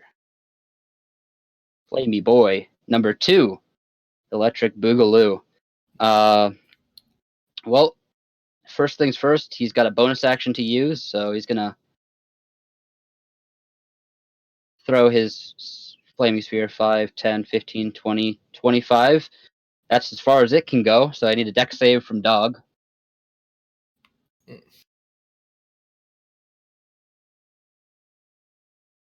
Oh. All right, yeah, it's not too shabby. You're able to dodge out of the way and only take half damage from the fire, which is a total of 2 fire damage, already halved. Okay, so I am unconscious. Yep. That's his bonus action, and for his action, he's going to sort of move off of the hut a little bit more over to here, sort of sidestep his ally over to here. Sort of looks at you all, decides, you know what? Probably the best thing to do is conjures up. He sees these 3 little floating orbs of fire around his hand, and he begins throwing these little balls of fire at all of you. Gonna throw one at Mouskevitz, one at Kaz, and one at the Protector. Those are the 3 closest things.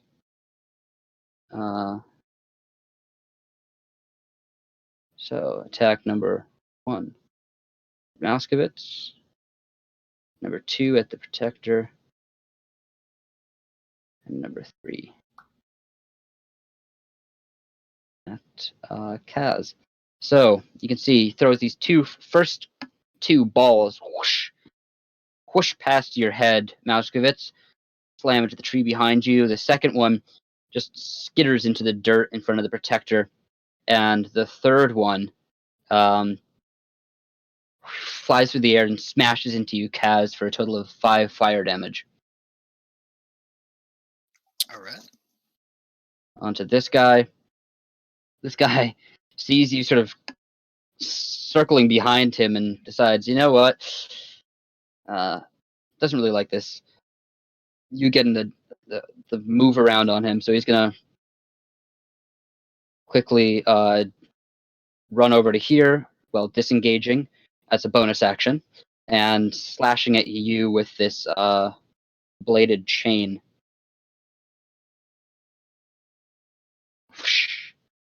And another hit. You see this first attack, he cracks it at you. It looks like he's putting all of his effort into it, smashes into you, dealing 15 slashing damage, halved to 7. It's a total of 7 slashing damage.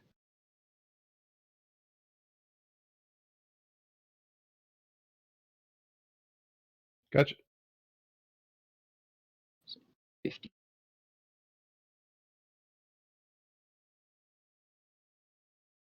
He's going to finish his movement up over there. Onto this guy. He's going to pop out from his little tree over here, run up to there, and is going to, again, this is the first time he's done it. He's going to blast this cone of fire at the two of you. So I need Mauskowitz and the Protector to make a dex save.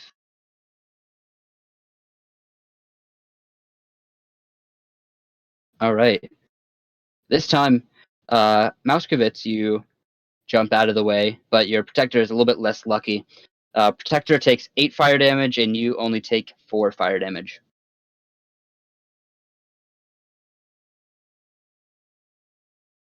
It's going to move back a little bit. Over there. Kaz. Yep. Okay, I can see the fellow that ran away that has my hex on him, right? Yeah. Okay, good. All right, well, as a bonus action, I'm going to dump 3d6s into dog. Let me roll those. Boom. And here Nice. goes my Eldritch Blast on the guy running away with my hex, because that's one of my big boy spells. Shit.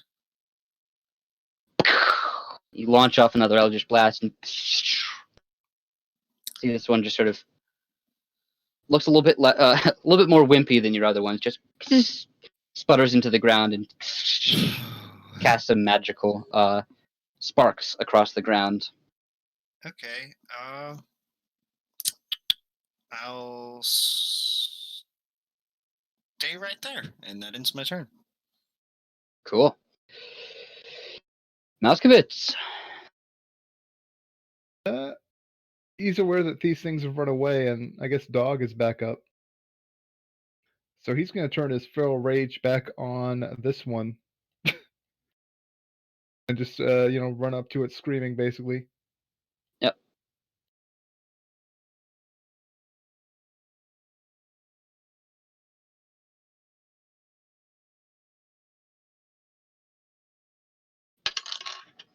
Sure. Yeah, you run up and jab him right in the back. Seems a little bit preoccupied with the swamp of guys around him. And you're able to just stab him right into the back. You can see you get your knife right in there, right in a vital spot, and sort of twist, completely sever his spinal cord. He drops. At this point, he's definitely foaming from the mouth. This should be about good for me.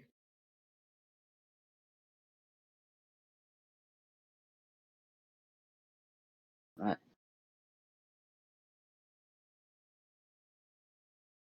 Onto this guy who is dead.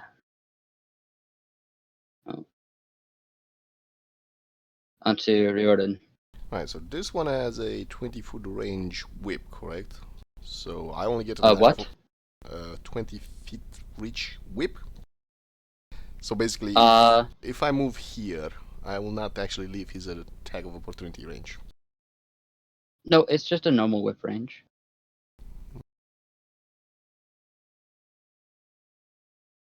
So if I go like this, will he actually hit me?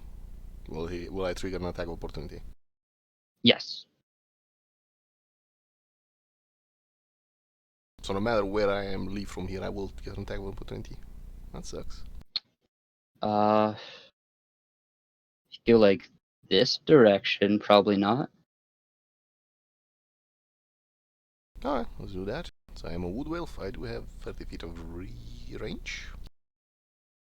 Hey dog, how's it going? I will grab my... what's it called? Amulet! You guys pick their own fight. Code alone, show these guys what light truly means. And cast... right down the down. Please don't fuck up dice. Of course. Why do I even bother? It's a 1. Yeah. So it's a con save from Everyone one except this one up under to the one up. Yeah, that one. That one's 35 feet. That guy's 30 feet. So that one and that one do not have to make the roll. But these other guys are gonna have to. So that's 2 from those guys, and then 1 from that guy up there. Speaking of con saves, Hex's concentration, and I've been hit 3 times since I've had it up, so can I just go ahead and make those rolls? Yeah. Yeah, go for it. 1, 2, 3. Still good. Yeah, so this first guy seems to be fine. This guy's fine. The second guy, this guy just pops, explodes in a dazzling display of lights. This guy over here seems to be able to get away from it for the most part. Take half damage. And then this fire guy up here is not able to get away and will take full damage.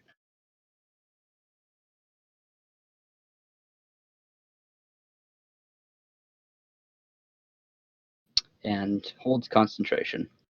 Is that it? Not yet. Okay. I will also move my spiritual weapon, my bonus action, hit this one. Sure. Make an attack. Fucking dices, man. And now it might. You see it jumps up and tries to bite in, but again, its armor just sort of casually deflects the blow. That is. Is that it? Yes. Subtle. Okay. How about that? Wonderful.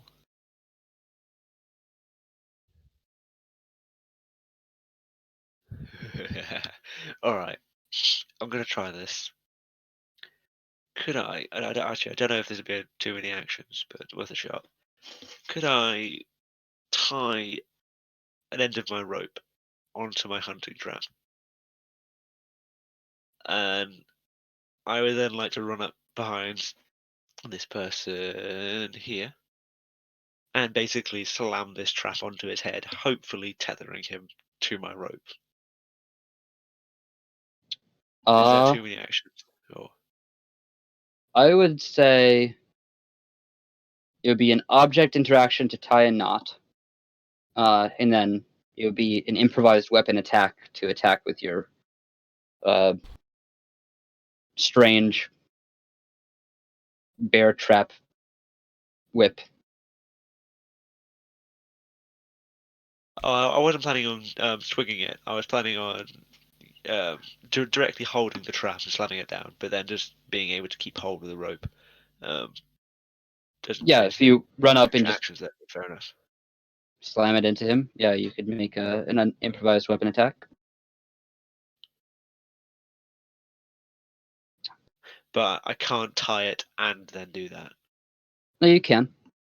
Oh, I can. I'll allow In it. that case, I'll do that. So I'll attach one end of my rope onto the bear trap.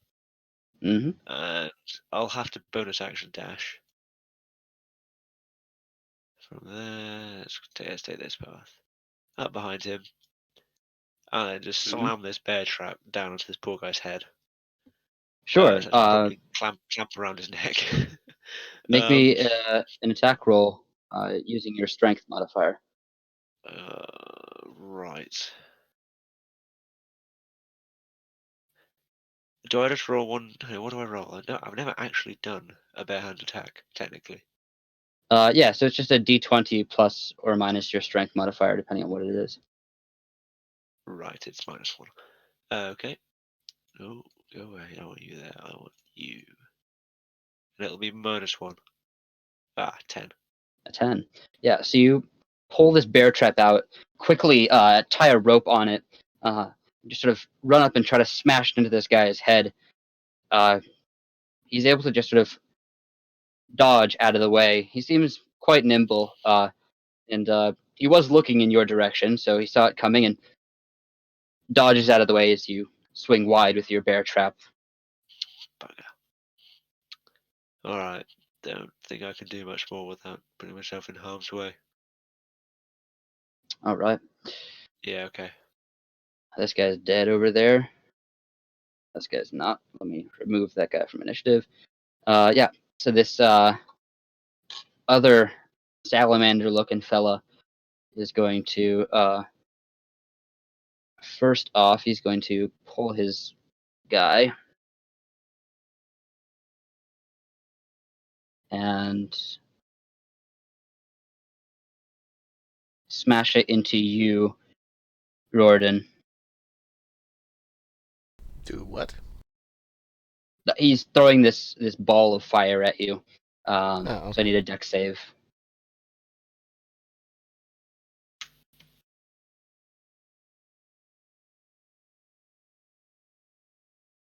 All right. You are not able to get out of the way in time and are slammed with this ball of fire and take 4 fire damage. Cool.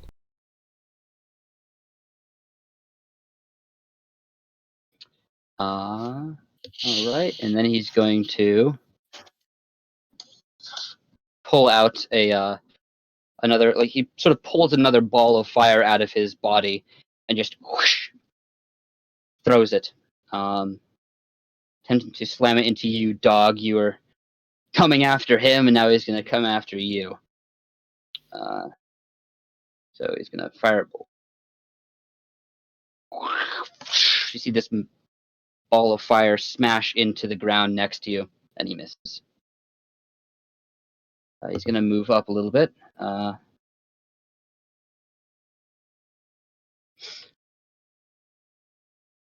Over to there. Oh no. Dog, get up.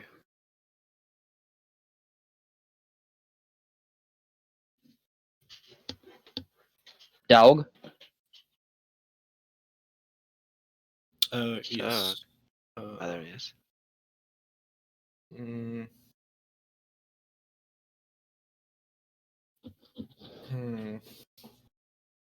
We can't hear you if you're speaking. Can you hear me now? Yeah. Okay. Trying to think about my chances about him having another Hellish Rebuke ready.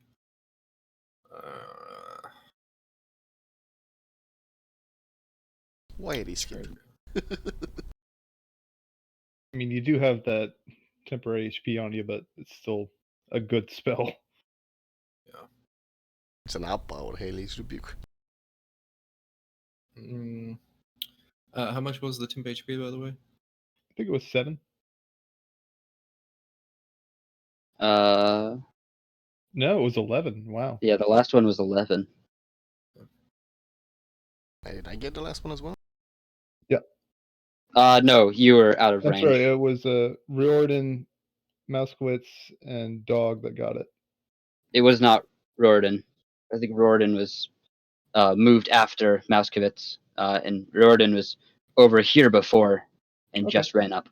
So Yep. It was Dog and Mouskowitz who got the healing or the temp HP off of that. Gotcha. All right. I'm gonna try and engage in combat one more time. Warhammer first, and that's not a natural one, so I am going to use guided strike on that one. Sure. So you bring your warhammer up, and you're about to swing it wide, and you just like call out to your deity, and it sort of magically course corrects and slams right into this guy, dealing 4 bludgeoning damage. Okay. And then I'd like to take my bonus action to move my spiritual weapon next to this guy and take a swing at him. Sure. Oop, oop, oop. Yeah, that'll hit.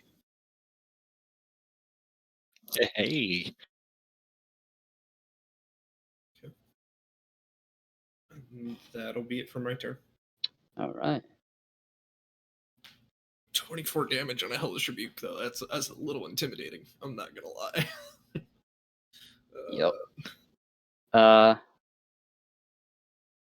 Dog, that's it for you. On to this guy here. So he sees you riding up on his buddy. Going to throw his orb at you. Need a dex save. All right. You are unable to get out of the way and take 4 fire damage.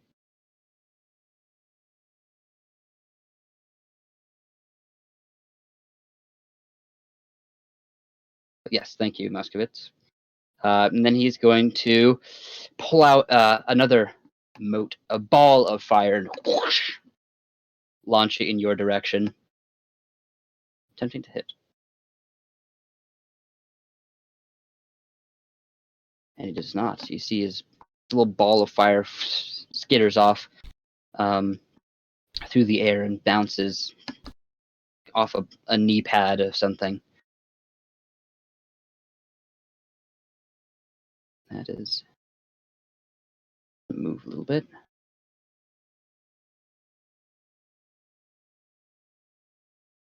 He's going to run over to there. Pussy. Onto this guy. He sees you, Subtle, run up and try to bear trap his friend, so he's going to come in here and try to return the favor. Slash at you. Whoosh. Tap Sorry, 1. Can I ask if you add me my dark vision? Because I should have it. I couldn't see any of that. Oh, yeah. I don't know. You have to talk to a bookkeeper about getting that updated if it's not. It's weird. All right. What's your range of the dark vision? 60 feet. 60 feet. Well, actually, I can check. I'm pretty sure it's 60 feet.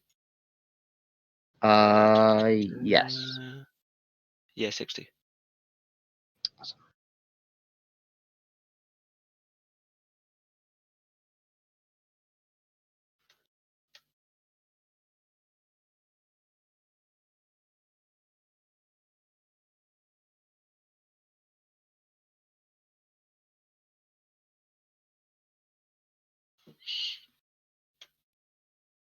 That's better. Thank you. Right. Yeah. Okay, yeah. So as you were saying. Yeah. So he whoosh, slaps at you with his whip. And the first one goes way off. And then the second one gets closer in, but still is not good enough to hit you. Okay, lovely. The guy who you just snapped at is going to spin around and try to attack you back. Make his 2 attacks. Yeah, and this time he's looking a little bit better than his friend, a little bit more healthy. He's able to whoosh, slash in both times.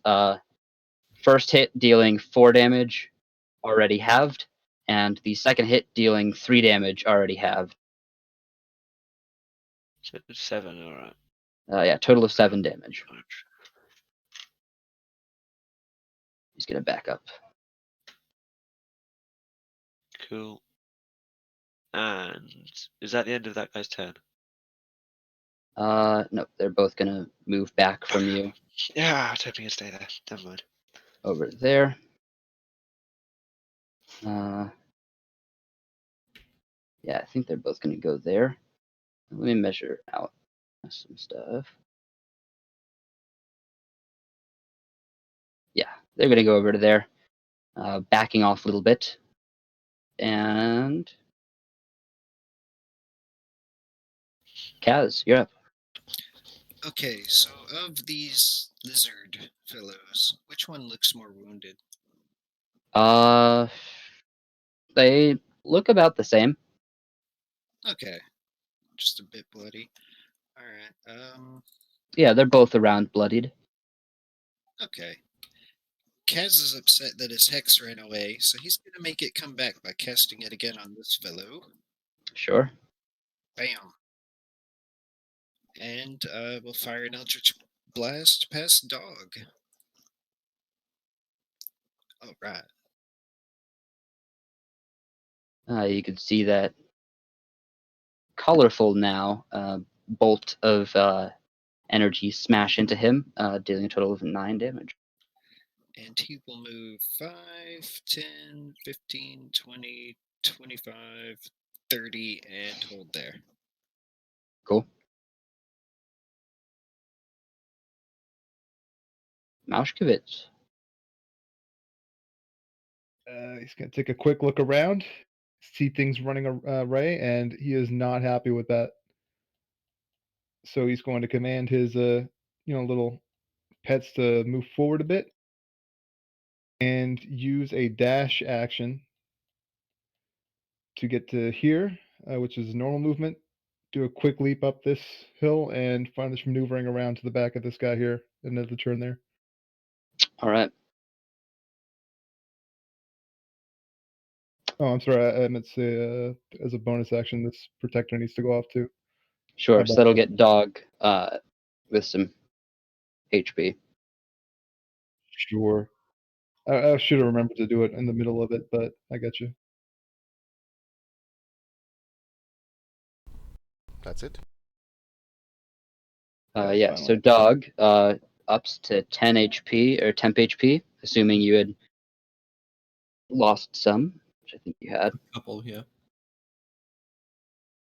So Riordin.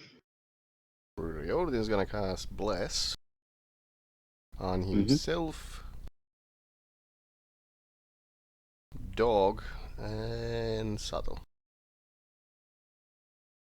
All right. And with his bonus action, he's gonna move the spiritual weapon up to the one on the left and hit it. Or at least try to. Oh, yeah.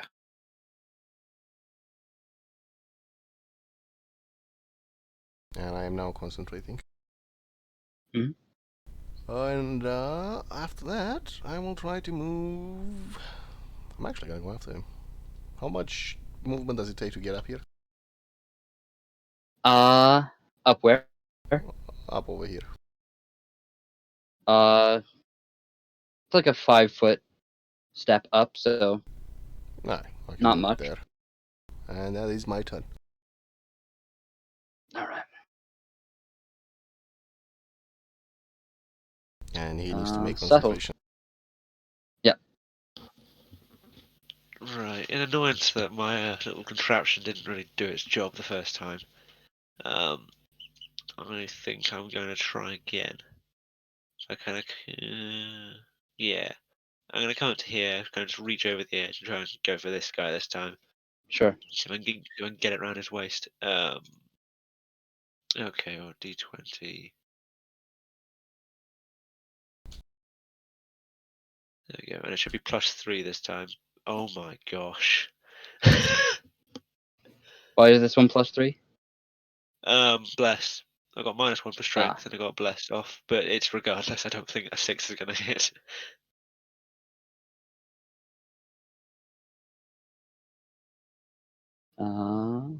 Yes, that is not going to. Yeah. Is that it for you? No, I'm gonna bonus action disengage and just get out of there. Sure. Where are you going? How much did I use? Oh gosh, how much did I use? I think it goes 20 feet. I used 20, did I? Alright, I'll take your word for it. 10 left, okay. Okay. Turn over. See. This guy started getting swarmed here. Is going to fling this orb in here. So I need Dog to make a dex save as he smashes this thing past you.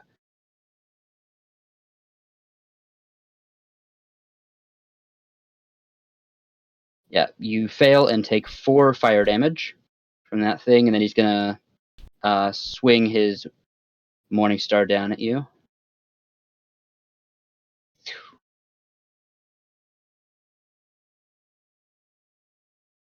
Misses. Surprisingly enough. and he is going to move a little bit down onto the edge of the cliff here, the edge of the slope.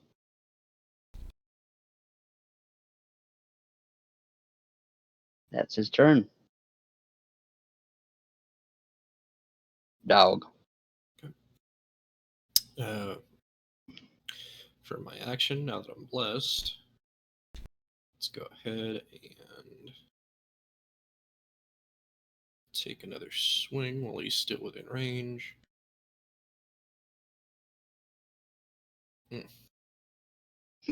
Yeah, you swing in again into the cliff next to him. Okay. And then I'm going to move my spiritual weapon to here. Ping plus. There we go. Don't think you can reach that. Yeah, it'll get to there. Isn't it 30 feet? 20 feet. It's 20 feet for the spiritual weapon.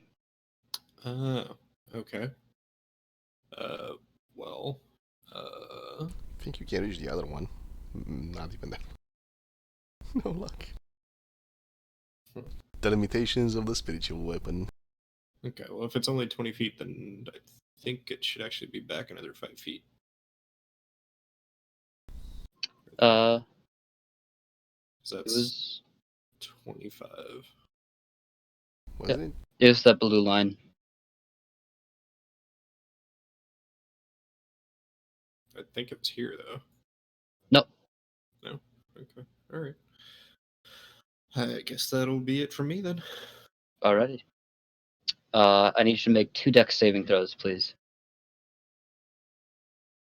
Okay.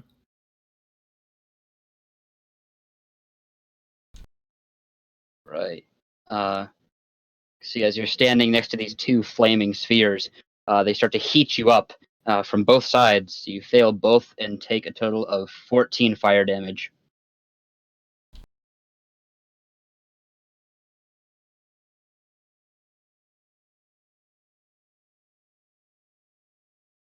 And onto this guy here. Sees you, Riordin, stepping up to him. Doesn't really speak anything to you, but pulls out another bolt of fire and launches it at you. Still not making attacks, is he? Damn it.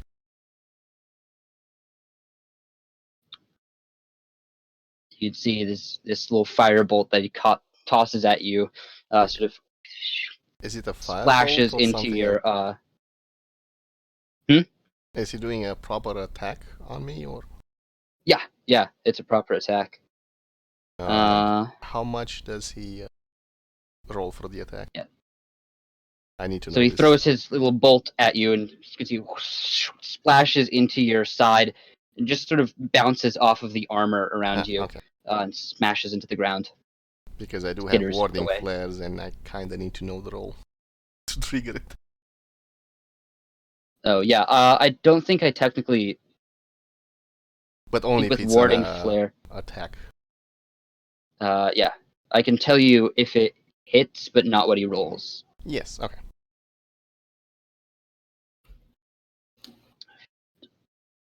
Oh yeah, actually, yeah. With warding flare, you tell me before he makes the attack because it gives a disadvantage. Yeah. Okay. Yeah, he misses regardless. Okay. Then he's going to move this up and subtle. I need a dexterity saving throw. Actually, no, he's going to keep throwing it at dog since you were the aggressor here. So I need a dex saving throw from you. Dog. All right. You fail. Let's see. This fire, this ball is massive. I mean, it keeps growing and growing. Sort of comes around the cliff and just smacks into you. You fail, and unfortunately, I rolled exactly 10 damage on the fire damage. So you're knocked down once again. That's all that guy can do besides moving, of course. So he's going to begin running this direction.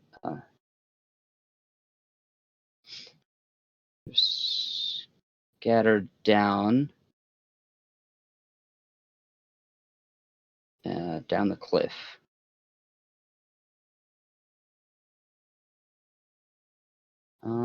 Actually, he's going to sort of move upwards in the forest here.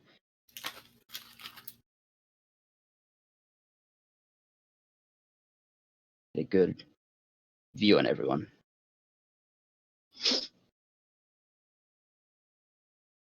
Onto this guy down here, still holding on for dear life. He's going to run up to there and slash at you, Mashkovitz, 2 times with his little chain. Actually, he's going to. Can he get there? Get enough? No, he's just going to slash at you with his chain. So 2 attacks. You see the first one slashes in. You're facing the opposite direction, so he slashes you right on the back, hits you for 4 half to 2 slashing damage, and then catching you off guard, attacks you again and hits you again.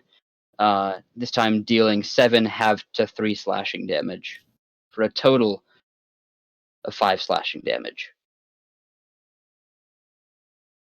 And then he's going to move back to there. Down to this guy. This guy's going to move up.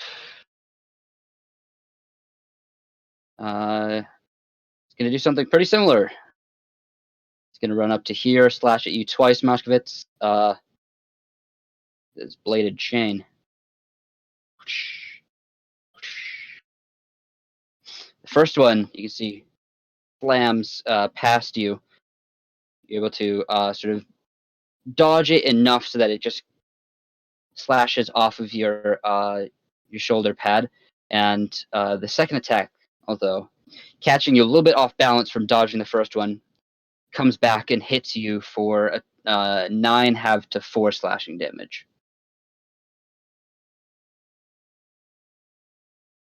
He too is going to back up a little.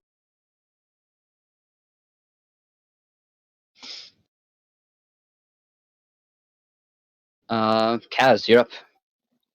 Okay, this one looks very bloody, right? Hopefully. Yes. All right. Tried and true. Fire my Eldritch Blast at it. Hopefully it hits. Yep. All right. That hits. Yeah. And 7 with the hex. Total of 7 damage. Yeah. So you can see you again pop your little purple ball. Whoosh, whoosh. See this sort of sparkle of color. It smashes into his body and explodes, sending this like hot, viscous blood everywhere. You can see it's almost boiling. His blood is so hot. And it sprays on you, Mashkovitz, and Dog, and just covers you in this magma-like fluid. Not damaging in any way, but just uncomfortably hot. Okay, I think I moved twice, so that's 10 feet, so 15, 20, and that'll end my turn. Sounds good. Mashkovitz.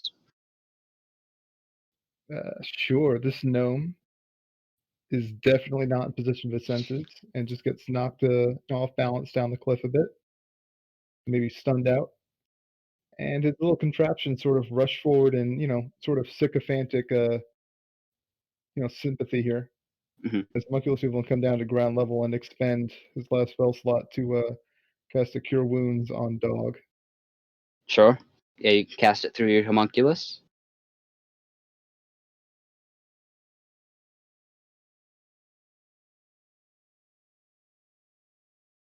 All right. Dog, you regain 5 healing, and then on top of that, 4 temporary hit points. And that should be pretty much the turn. Sounds good. Riordin. Those guys are moving too far away. Riordin is gonna fire his longbow at this one. The one up north. Cool.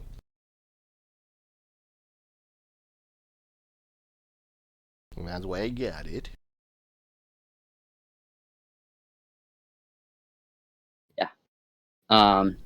And String an arrow. You can see your arrow hisses through the air at him. He wasn't expecting you to pull out a bow and arrow. Saw you casting all these spells. He wasn't really expecting this kind of thing from you. You catch him right in the sort of abdomen area, and you just pierce a hole right through him. Again, sending his hot, boiling blood all over the ground. He collapses. Go. And Riordin will then move over here.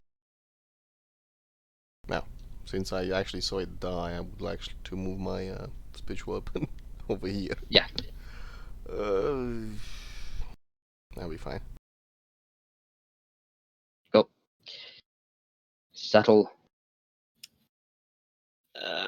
Which of these two people here is looking more bloody? This guy is looking very bloodied.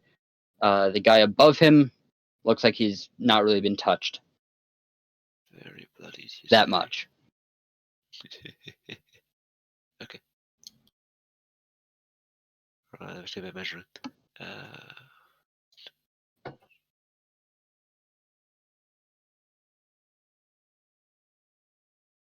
Alright, so... Oh, that's perfect. So I can move without an extra move to there. Yep. I can stab with a rapier. Oh, wait. No.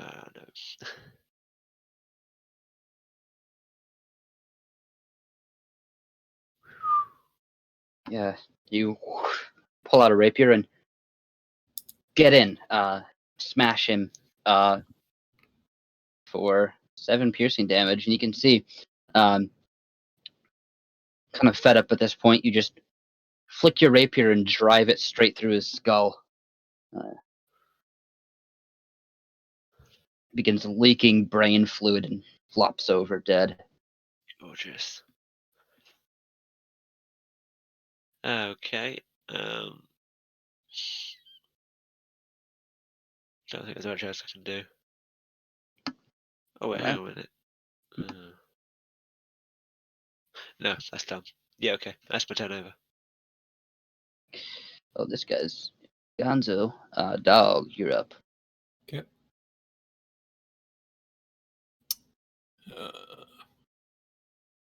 I will move my spiritual weapon back this way towards the back this way towards the fire breathers, and I will cast Prayer of Healing, selecting every member of the party plus the Are you aware of the casting time of Prayer of Healing? oh it's basically a ritual. Okay, well, Yes. it's not nearly as good as I thought it was then. Okay. Kind of thought it was like a weaker mass cure wounds. Okay.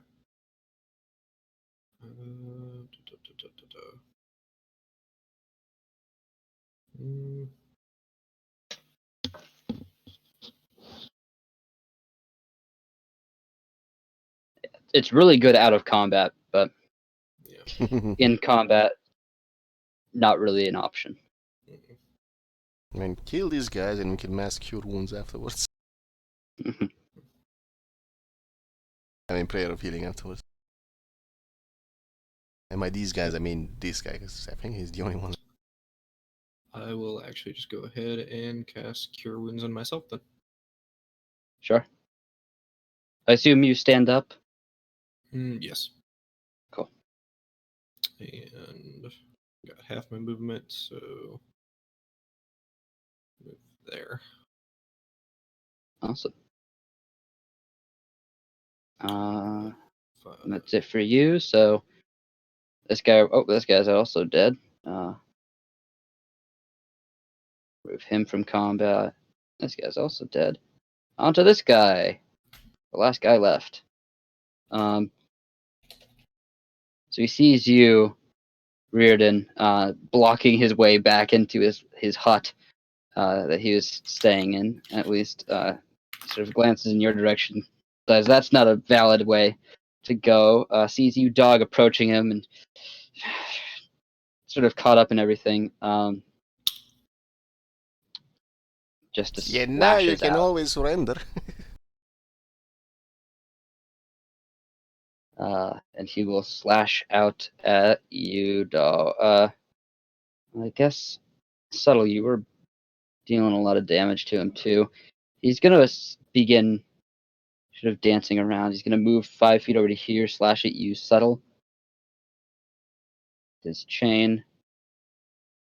2 attacks. First one clashes into the ground next to you. The second one, on the backswing, gets you for 4 halved 2 slashing damage, and then he's gonna move over to here. Kaz. Okay. Just one guy left on the field. Let me do some measuring. 30 to there. All right, I'm gonna move my full movement there, and move my hex over to this fellow. Yep.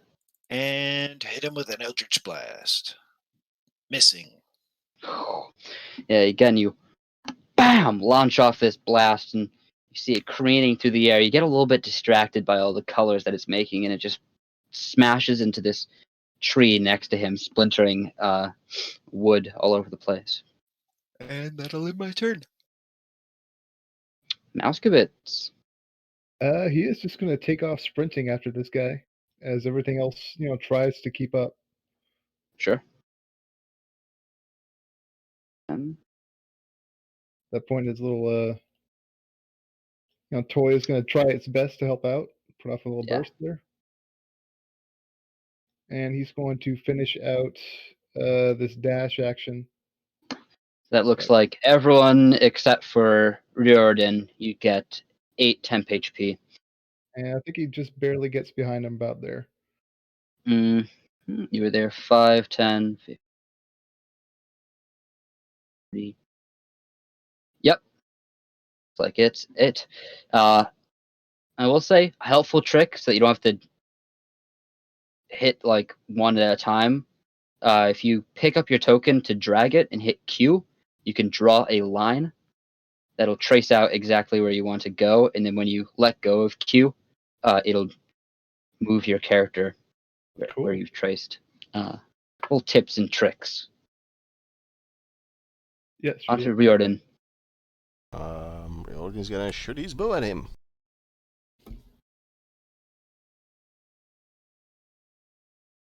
And now I start fucking hitting. Yeah, you sort of like tired. You knock another arrow and launch off, flies through the air and smacks into him. He's still alive? Injuring him pretty badly. Okay, this thing is a path, right? It's not a canyon or anything like that? Yeah, that's just a normal path. Riordin will then move over here. Can I use my bonus action to pull my sword out or something? Yeah, it's a free object interaction to draw a sword. Since you're holding a longbow bow, you need to drop your bow. I draw my bow and I pull my short sword out. I will also move my spirit weapon all the way up here. Actually, I think since you have a longbow, so you can just hold that in one hand and pull your short sword out in the other. That's fine. Okay. And it's my turn? with two-handed weapons, you only need to hold them in two hands if you're making an attack with them. Otherwise, you can hold it in one hand. So Cool. That is the end of Okay. Riordin's turn. subtle. Back to you. Okay. Now that he's finally running away, I'm going to try this one last time.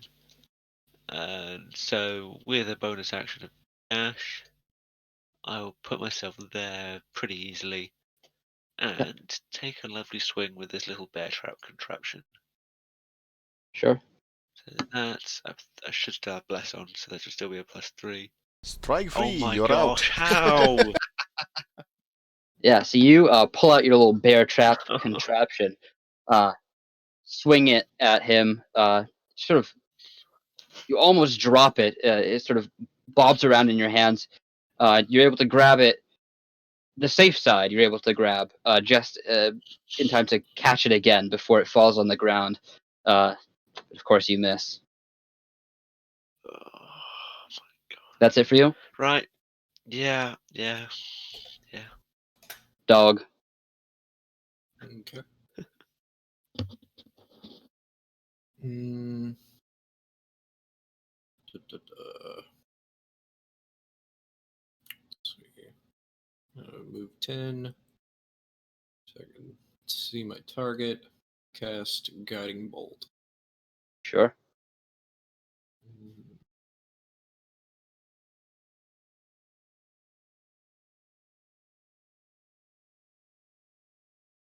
Yeah. See, like, you stagger forwards and draw your hand back, and in your hand you summon a small bead of golden energy. You just let it rip. You can see it streak through the air like a homing missile. Catches him right in the center of the forehead between the eyes, and just sears a hole straight through his head. Blasts out brain matter all over Mauschwitz. He drops dead. Well, nicely done.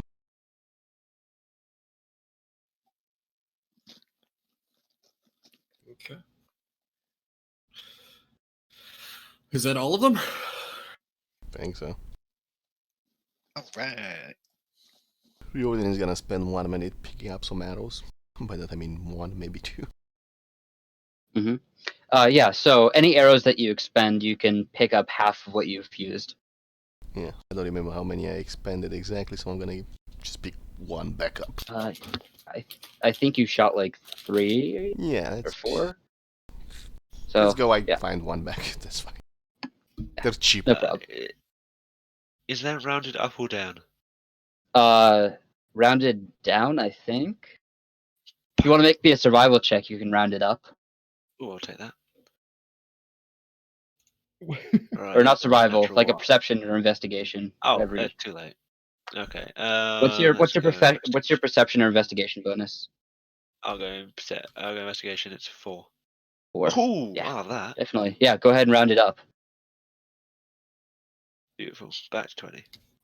Everyone else is sort of busy recollecting themselves. The gnome is very, very silently going to be making his way over to this shed and fumbling about in his pants or something. Yeah, Kaz will be walking over to. Kaz, that is a window that you just walked through. Oh, He walked through the window. That one's the door. Kaz will have the Dangerously through the pleasure window. of seeing this gnome actually pull out a flask of oil and start pouring it on the floor. oh, dude, I was gonna do the same thing. All right, can I throw the match? Not He's yet. definitely Let's, ignoring Kaz, and Kaz should be very thankful for that fact. let's investigate the building first, if we can, before we set fire to everything, including Kaz is getting valuable. a match ready. You can see there's a little bit of flames in here as well.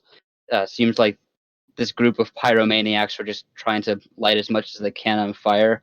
The All the folks, trees that were burning outside, and you can see there's a flame that's been lit in the center of the room on this table here, but it has not spread to the rest of the room yet. The spiritual weapon is going to try to interfere. Yeah, that's about to change. Yeah, so if you'd like to investigate quickly before your allies burn the place down entirely, go ahead and give me an investigation, whoever wants to do that. I'll come and do that. I'll do that as well. My amazing bonus for it. Oh my gosh. Hey, I'm join the surprised it was club. a roll today. You guys begin looking around, and you can't really find much.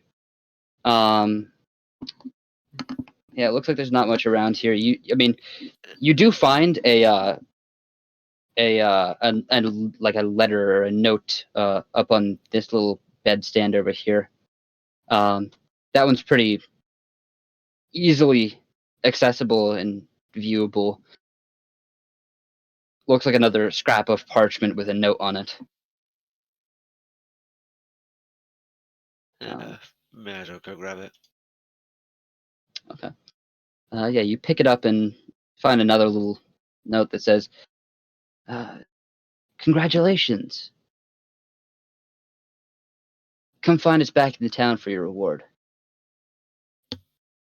Could have Setting been that worse. fucking tent on fire. While they're reading that, they definitely hear the sound of a match being struck behind them. It might be a good time to leave. Wait, you said I could light it. He lied. Knowing that I didn't say anything. While leaving, I'll just chuck an extra vial of oil back in. Why Yeah, am he's I gonna toss that and definitely start walking away. Why am I surrounded by pyromaniacs all of a sudden? If They asked for it. anybody wants to watch the flames while I cast Prayer of Healing, Yeah, Sure. Kaz will take that offer up. At this point, Yeah, so finally. I mean, It we takes can 10 do minutes it. to cast Prayer of Healing. You're all welcome to do whatever you would like in that 10 minutes. Because you all don't need to stay within the certain feet while he's casting it, just when he finishes casting the spell. Yeah, he's just gonna finally sort of, let's just say, purge out the rest of whatever it is they ate, and Sure. immediately start looking a lot better. Yeah, you feel like not much has changed. Honestly, it seems like stuff that's entered your mind has taken root for the time being. You throw up a little bit, and you steady yourself and look around, and you see this blasting lights of colors and flames. Now that the adrenaline's starting to wear down, combat has ceased. You sort of look around, and you see just the beauty of your surroundings. You're in the middle of the forest. As you look up, the skies are cloud filled, and you see this heavy flurry of snow raining down on all of you. And it's gorgeous.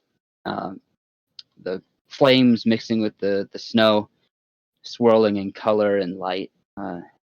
Swear you can hear music playing. You're not sure if that's just your mind playing tricks on you. Gee, if it turns to a blizzard, we no longer have a shelter to take cover in. Yeah, we're fine. Mouse, listen up. And he is very insistent on the skin of rum. Everybody else take a swig. Even you, dog. I know you don't want it, but I take a swig. As much as I can swish around in my mouth. Yeah, the rum Uh, will definitely take some. Yeah, no offense, but I've had enough with unlabeled substances today. This is rum. I got it in Vizcala. It's fine. I don't need it. I'm quite good and I like to be Maskovich, can I trust him? attention. No, and he seems very sure about that. While the rum is still in his mouth, Yeah. Dog begins to take his own jaw and chew the way that Derek showed him, attempting to chew the rum. Kaz nods approvingly. All right, we're loose. Let's go get paid. Let's wait for the prayer first. Oh yeah. God knows those two might actually have something else for us to do. I hope not. Oh, we might have something for them to do. We I might think even. we give them a nice little bit of work to do. Hey, can someone roll me 1d3, please? It's not gonna be me this time. Or sorry, actually 1d2 would be better. Oh, for goodness sake, too late. Hope it's a 1 or a 2. Oh. Roll 1d2, please. And I may suggest we kind of take a short rest here while we have the fire to keep us warm. Yeah, it seems like Gigantic fire. you sort of look around trying to gauge whether or not it would be safe to take a short rest out in the woods here. And you're not really sure. You see that the snow has begun to come down much more heavily now. It seems like the storm is in full effect. You don't really have anywhere to make shelter, seeing as you just burned it down. And it's just one small problem. We have no idea where we are or where the city is. Yeah. Well, I guess that's no job.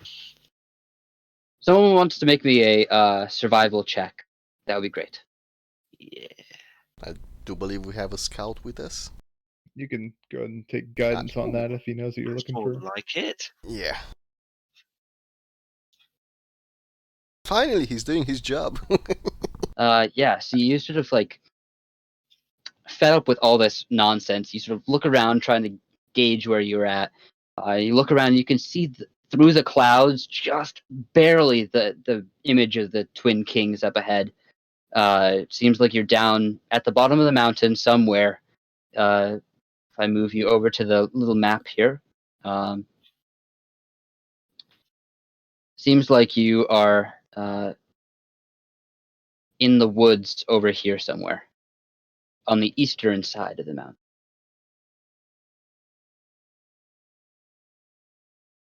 Well, let's go before the blizzard gets even worse. Or starts.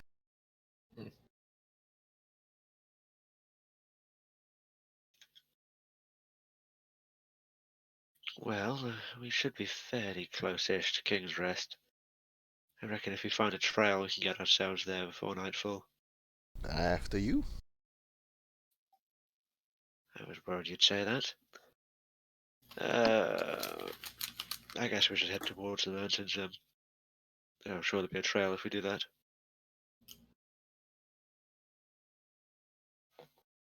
Yeah, so if you're all content, you begin heading back on the path. Again, there is a path here, so you're able to follow it. No problems.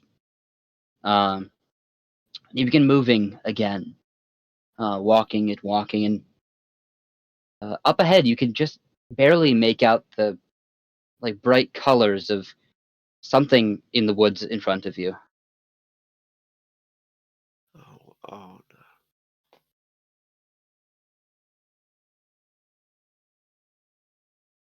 no. Now, do we stop? Do we investigate?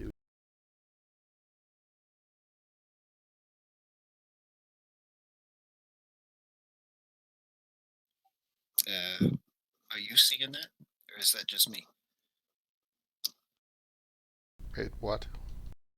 The colors, big, flashy. Yeah, you all sort of focus your gaze and you can see just like flags and what appear to be tents laid out on the path in front of you. Oh no. That'll just start whimpering. Oh, the circus. We can just go around it. Yes, let's get through there quickly and quietly would be a nice idea. It takes up most of the path there in front of you, but you're welcome to try to just sort of quietly tiptoe through it. I'd like to sneak through 100%. Yeah, let me move you Sure. over there.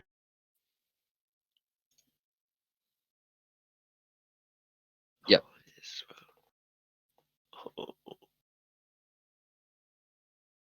well. Yeah, so you're all up here at the top.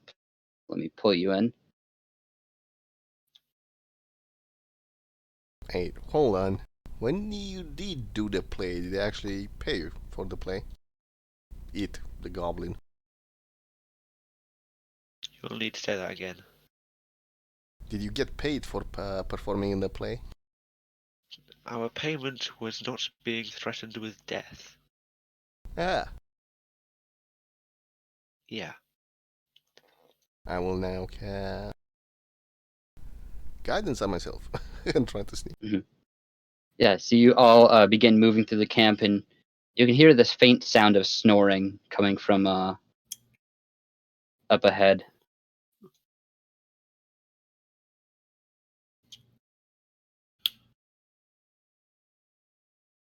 Where do we need to go? Yeah. Down south? Yeah, if the 3 other people want to make checks. Oh, what the heck? Sure. What is up with my important roles? Let's go ahead and guide himself as well, I guess. Sure. Please, somebody's Get flipping rolling that 20. decently. The Warforged gets a natural 20, okay. Actually, that's with disadvantage, so that's going to be a 14. Who has disadvantage on their Yeah, checks? I've got it. Riordin as well.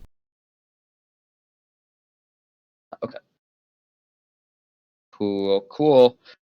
In Mauschwitz, you got the +4 for sure.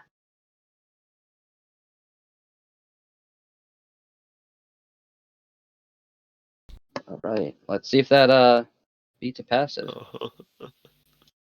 No.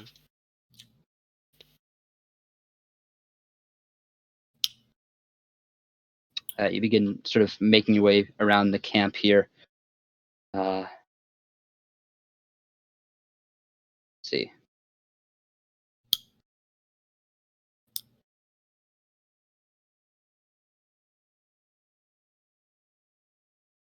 Okay. Interesting. Yeah, you hear the snoring abruptly stop. You see this little guy dressed in pretty fancy clothes hop up from his little hay bale and glance over at your direction and sees you all sort of trying to sneak past him. Says, "Oh, where are you all going? Away! Come join me." The noble scream, "Cheese it!" I can use it. Riordin is gonna try and dash for it. Yeah. All right. At that point, he's seeing that you're all running away from him. Stop moving, and roll advantage. Roll initiative. Damn it. I just want you to Of course, that's good rolls, right? do a little performance. Seeing as you guys seem kind of mean.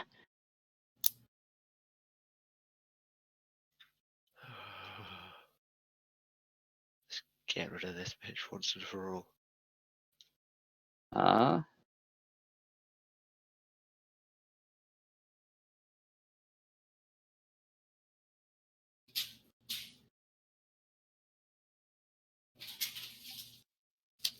Question: have we taken a short rest, or was that not a thing? Nope. No. Nope. Okay. You can see these 3 creatures just turn and look at you all. Subtle, go ahead. Oh wow, first, that's rare, okay. I'm all for just cheesing it. We can just cheese it. Let's just. There's 3 creatures, okay.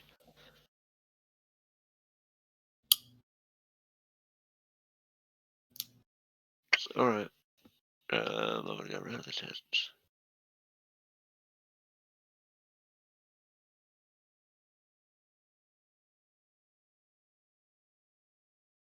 Oh, I can actually make it.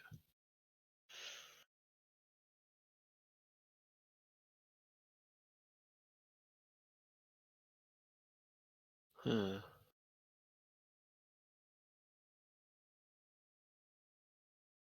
Okay. I'm going to try and just kind of disappear off round here. and try and hide from them, temporarily at least. Sure. That'll involve a bonus dash. Mhm. Yeah, to there. Do you want me to roll for the hiding, or do you just accept it? Yes, please, a stealth check. Okay. Oh, this better be a really good one. No!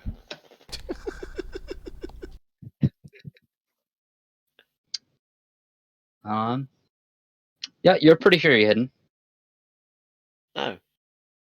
Fair enough.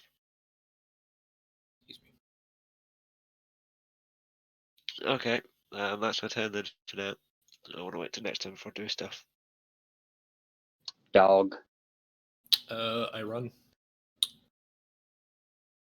Sure. Yep, directly as far as I can. Yep. Mhm. Yep. Just chugga choo choo. Yeah, if you again, like I said, if you pick up your token, perfect. Yeah. And you hit Q, it'll measure it out for you automatically.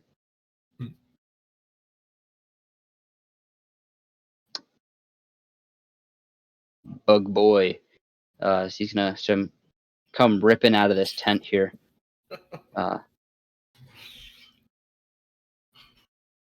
Peel his way in this direction. Sort of trying to cut you all off.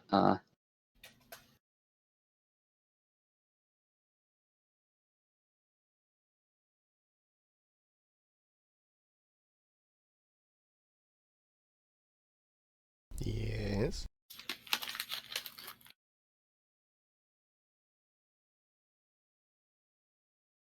Gonna sort of move. I'm Sorry. gonna step away for just a moment. Yeah, no problem. He's gonna actually come over to here and launch a javelin at you, Subtle.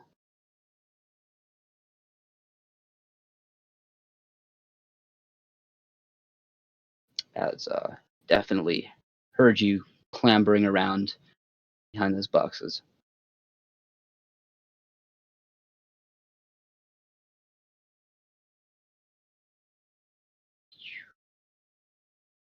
Launches off a javelin. You can see it sort of skitter through the air and slam into the box next to you, Subtle.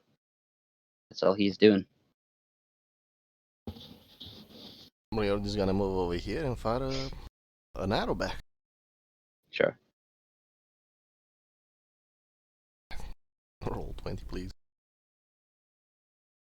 Definitely hits. For 5 piercing damage.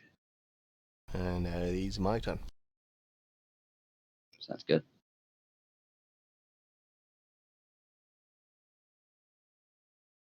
Mouskevitz. And he is going to scream, I said cheese it! We're not getting paid to fight this! I'm covering your ass. Just move it. I can run faster than you. So you can just take a dash to get that far. Sure. Yeah.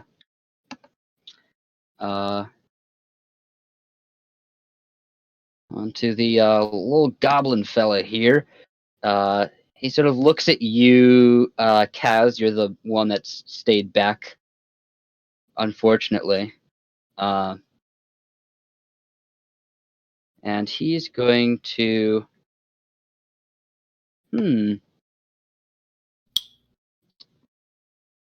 He's gonna start laughing. Oh, why are you guys running away? I just want to have a little bit of fun. Maybe a performance or two. He starts like digging in his pockets, start munching on some what looks to be like candy corn, like just very sugary sweets. And yeah, he's gonna run up a bit closer to get in range. You can't get that close. Yeah, this guy's gonna get running. 30 feet over to there. And Kaz, I need you. If you would be so kind as to roll me a wisdom saving throw. Oh Christ! Oh Christ! You got this. You got this. Believe. Yeah, so he sees you see him like throw his hands up in the air and sort of like gesture towards you. And you feel your mind get really fuzzy for a moment, and then you able to just shake it off, just barely. And yes, you do not get confusioned. Oh man! That is his turn. On to you, Kaz. All right, Kez is gonna book it his full 60 feet down there. Action, dash action, all that. That ends my Sure. turn. This other bugbear feller in this tent is going to run.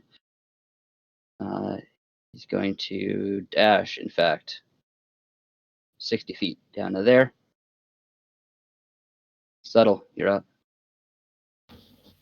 Well, I'd also like to just leg it off the map at this point.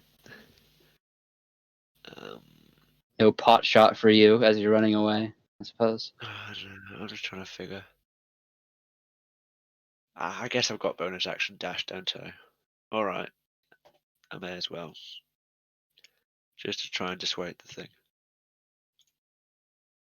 Who are you shooting at? The The nearest thing. Okay, the bugbear. Oh, well, that's a good. Yeah, that's what it looks like. Yeah. And also, that's what that guy looks like. Didn't want to see it. I hate it. I hate it.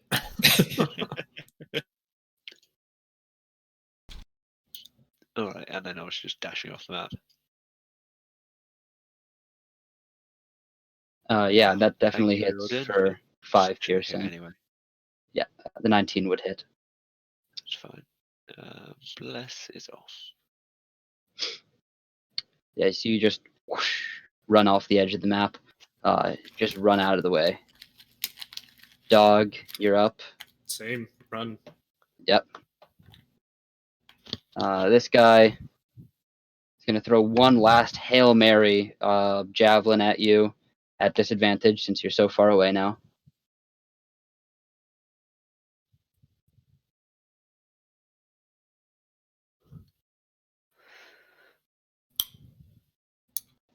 Oh my god. Okay. Yeah, he, with disadvantage, rolls a 19 and just lobs it at you, subtle, since you're the closest to him. This is not my game. Right, yeah, what does he do? Yeah, he deals 18 piercing damage. Jesus. Wow! But since you have the effects of the spicy meatball, you take half of that. So you take only 9 piercing damage. Wow! Yeah, bugbears are brutal. Yeah, let's keep getting out of here.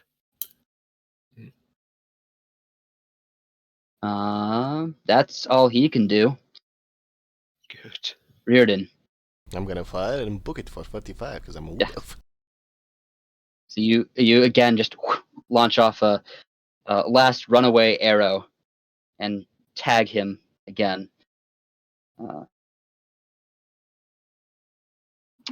And book it. Yeah. Seems a wise decision as you guys continue running, and this little happy, strange little creature keeps running after you for some time, cackling and jumping up and down like a giddy child high on sugar. He starts just like throwing magic at you randomly, but you are just too quick. You are able to evade, and it seems he gets a little bit. He doesn't care anymore. It's you see him running after you for a little bit, and then he sort of like looks off and says, "Oh, butterfly!" and chases after that little butterfly. And then you can hear like in the background as you're running away. Still, you hear, "Oh, a squirrel!"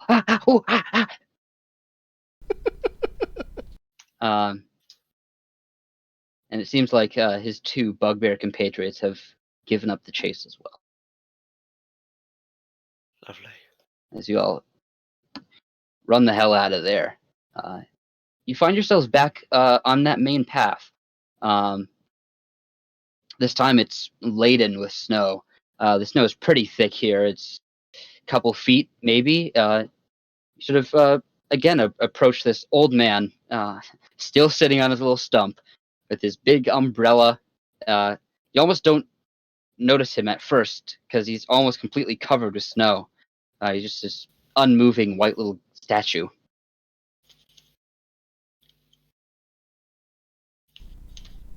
Top of the morning to you, or evening, whatever. You see him like flick his eyes open and sort of look at you and stand up quickly and sort of in surprise and shakes all the snow off of him. Hey, how are you guys doing? Good. Just returning the gear. Guess we'll start stripping off the Yes, the gear. He'll pull off his pack and sort of swipe his stump off of snow and lay it down there. And says, what do I, how many sets did I rent out to you fellers? Just one. Yeah, just one. Oh, perfect. He sort of digs into his coat, pulls out a little pouch and takes out 2 coins. Wait, hold on. He digs around again and pulls out 12 coins this time. He looks around for the guy who he needs to return this to. Here. Yeah, thanks. Thanks for that. Stuff really helped out. Yeah, no problem. And he'll toss you the coins there. Now I just need that coat back. Yeah, here you go. And the snowshoes. And the Yeah, the crampons. snowshoes. Yes. All of it, really. He'll collect it all back up and stuff it into his basket, throw the basket back over his shoulders, and says, well, you boys should get out of here. It's coming down pretty hard. And he just sits back down on his little stump. Riordin will toss him a gold coin. Here, friend. People like you are rare in the world. And you needs to be rewarded. Good day. And he What a kind soul. Maybe I'll catch you back up at the top sometime. Hopefully not. I don't plan on coming back, but who knows? He'll chuckle to himself and settle back into his little stump of a seat. And you, continue walking and just, like, you can feel the effects starting to wear off at this point. You can see the bright colors are beginning to become more and more muted. Continue walking. You see the town up ahead of you, fires lit, smoke billowing from the chimneys, and you come back into some tavern.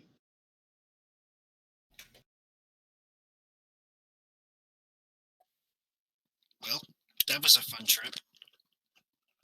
Fun, yes, okay. Yeah. Let's use that word, yeah. Do you think you're funny, Cass? Was that a little joke? Oh, hey friends, how are you all doing? Evening. You guys a little bit worse for wear there. You survived. The joy of adventuring. Of adventuring. Oh, God. Pies, if you would, please. Peach. Oh yeah, I can get one of those right up. Coming right up. He goes back into his little cellar kitchen area and pulls out another pie and slams it on the table in front of you all here. And as he's doing this, Mouskevitz, you look over in the corner and you see Mystic and Derek sort of like leaning into each other, like swaying a little bit. And you can see they're like Mystic is sort of like has his head down on the table, seems to be sleeping, and Derek is sort of leaning against him. They seem to be not moving at the moment. I'm just going to lean over and whisper to where is he? Unfortunately, he is Just still walk over not in this a good way. mood. So he is Just going whisper. to wake them up with a very loud sound. Let's say like a thunderclap by just, enchanting one of his items to make that sound. Sure, yeah. Before that, I'd like to just whisper into Mouse's ear. I have a lot of spare oil, and you might have some spare matches. Why? It is an option to give them what they asked for. God damn it! I Maybe can't roll next for time. shit. Yeah, worth a shot. Now just back off and sit back down. Do I notice any of this? Does Riordin notice any of this with his 9 perception? I mean, you definitely see the guys in the corner. I don't know if you really pick up on any of their the conversation that just took place between Subtle and Mauskowitz, but yeah. So you slap, tap your little device and produce this booming sound of a thunderclap, which drowns out the little music box that they have at their table. Something very similar to the thing that you just produced noise from, sort of sat on the table next to them. Just booms. You can see Mystic launch up and throw his eyes open, almost knocking Derek off the bench. And Derek studies himself and says, "Hey, man, what was that for? Oh, it's you guys. How's it going?" Through gritted teeth, he's just gonna go, great, just great. So about Oh. that money you owe us. Oh yeah. Wait. Oh yeah. We were supposed to pay you guys. He'll sort of pat himself down really quickly and pull out a big sack, which has a big money symbol painted on the side of it. And he reaches into that sack and pulls out a couple smaller sacks, 5. Sort of tosses them onto the table in front of him and says, "That should be it. Hey, gentlemen, I hope there's no hard feelings. We just couldn't really think of any other way to test it out. You know." Well, since this was There a won't- there science won't be in a experiment, minute. What do you mean test? You didn't even know what happened to us. You just drug people and put them in the stop middle of the forest. telling Didn't people test what they anything. do wrong Well- in our favor, please. That's what we're paying you for. Did you guys People- notice people- anything? Like, Calm down. I have this handled. And while saying that, I'm just gonna reach into my left sleeve, pull the dagger not out, but just a little bit so that the hilt is protruding. Walk up to one of them and give him a solid punch to the face with the hilt of the dagger, sure. aiming for the teeth. Make a unarmed strike. Yeah, but basically hitting him with a rock. Yeah. So what's that? Just a d20 plus strength. Plus your strength. So -1. Okay. I just keep running into people who assault our clients. It's Yeah, like the second apparently. time in a row now. Oh my god. Okay, that's the 6th. So you come in and swing at him, and you see he's sort of swaying and not really paying attention. But as soon as you throw a punch at him, he with almost lightning fast reflexes just moves his head out of the way and dodges. Is sort of swaying and allows his sways to influence his dodging. What my friend wanted to say with that action is that your meatballs apparently gave us some sort of weapon resistance or protection. It does, however, do nothing for magic attacks. Oh, really? Yes. I guess we'll have At least to fire magical work on attacks. it. But hey, at least part of it worked.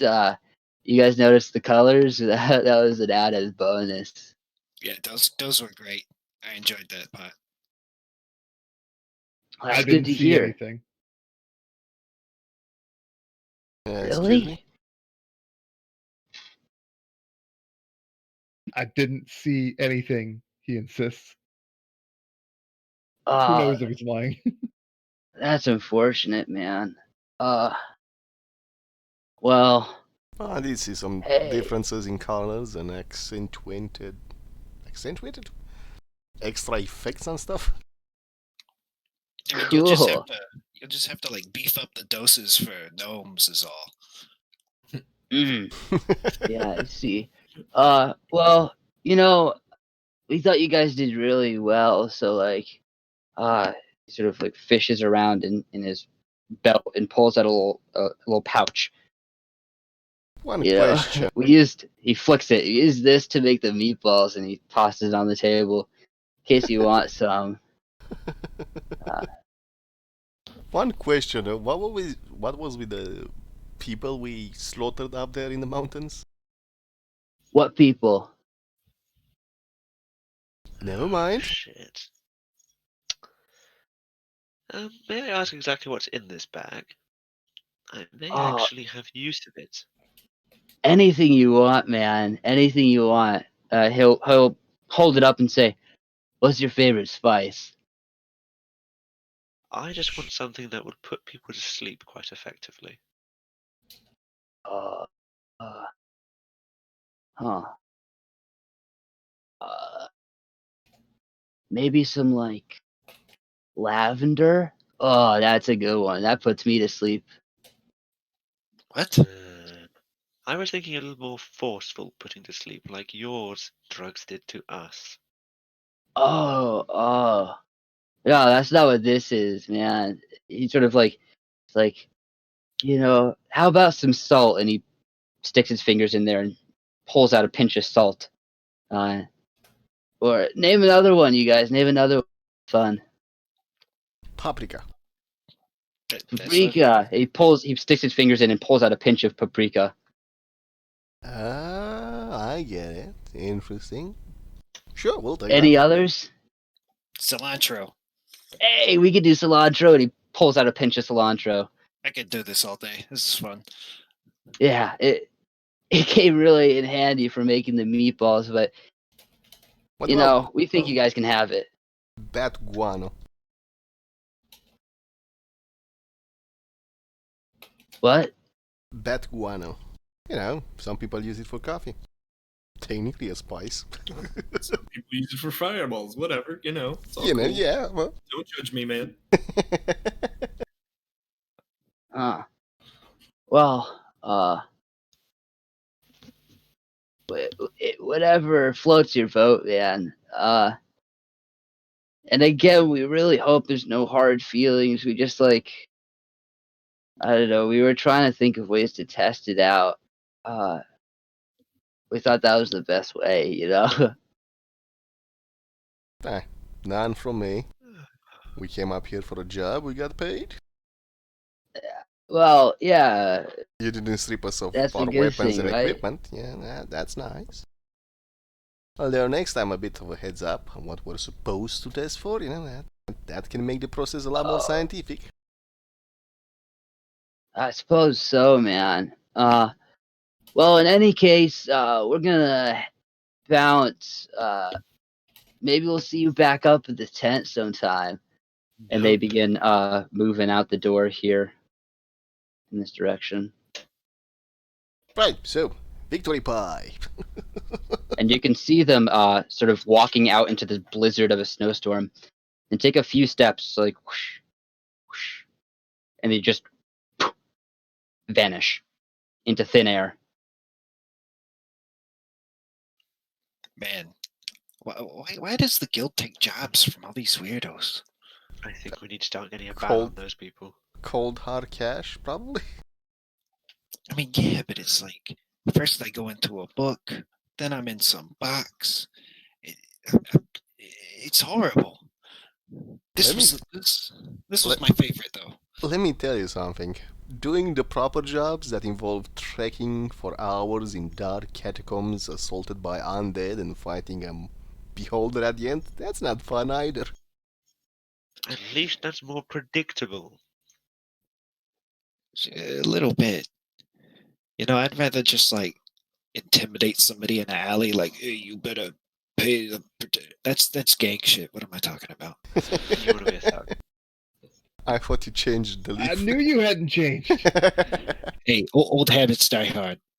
You can see the bartender sort of stands up quickly and runs around the bar and out the door, like looking at the guys Oh who no. just walked out. And he says, "Hey, what? They paid for a room, but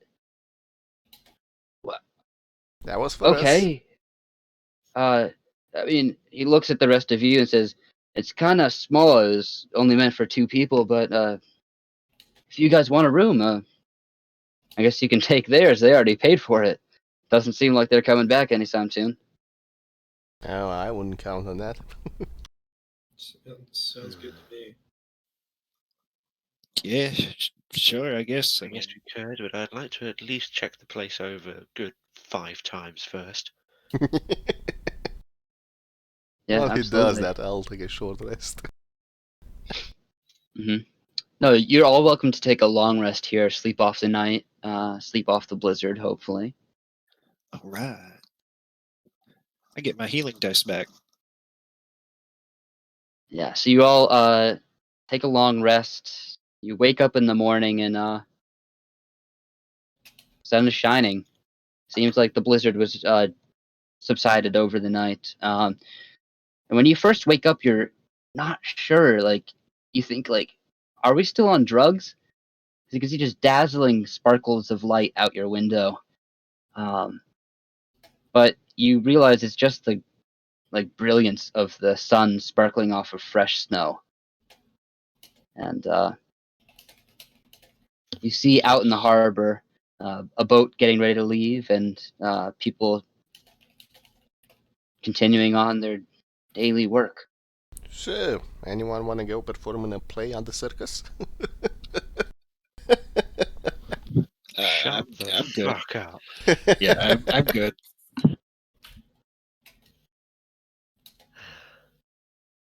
Ah, And before we get tempted to claw each other's faces out, why don't we go get that boat before it leaves? fine. Mhm. Spoil sport.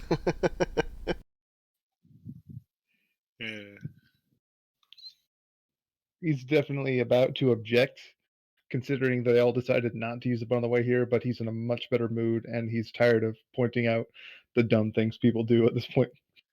It's just a boat, Mouse. Is it though? It might be a ship. We need to ask. It could be a schooner, or a skiff, or a galleon. Then we definitely need to ask. Sailors get uppity about these things. Port or starboard, bow or stern.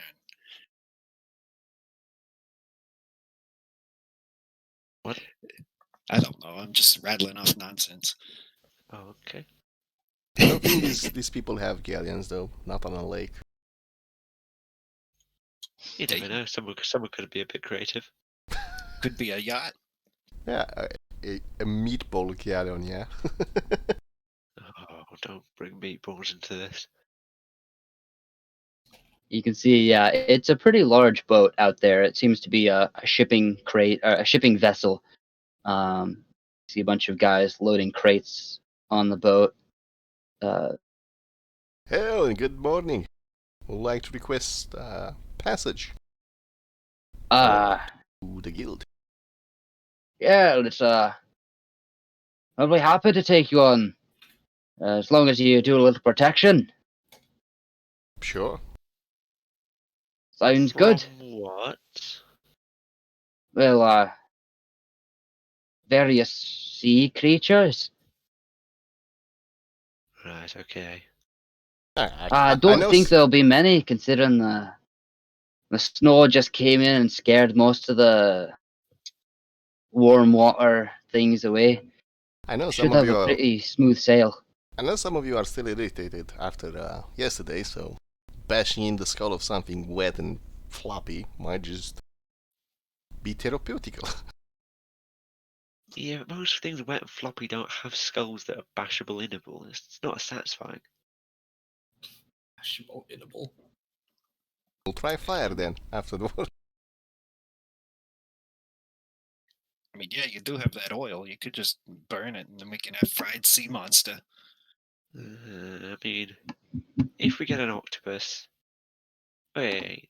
Apparently there are usually axes stored on ships to help with rescue and stuff. Well, If we all got ourselves an axe and lopped off the arms of a nice octopus, that could be a good meal. I can make an axe, and then I'll summon my packed weapon as an axe. I mean, That's a I got good one. point. Yeah. Oh, Anyway, let's sail. yeah. Yeah, you all board this ship and head back to the guild. See, let me pull you up. It's a pretty straight shot back to Fraser's Landing. You can see the snow and the cold is driven off most sea life. Like the captain hoped for, it's a smooth shot.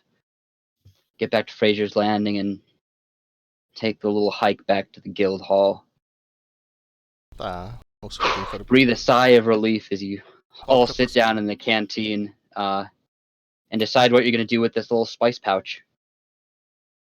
Gonna roll for it. What else? Yes. If you all join me up in the boop-da-bop-da reward rolls, you can go ahead and give it a roll. Oh, that was fun. Yeah. I was half tempted to stay and try and fight a goblin wizard. Oh, it's far too late for me for that.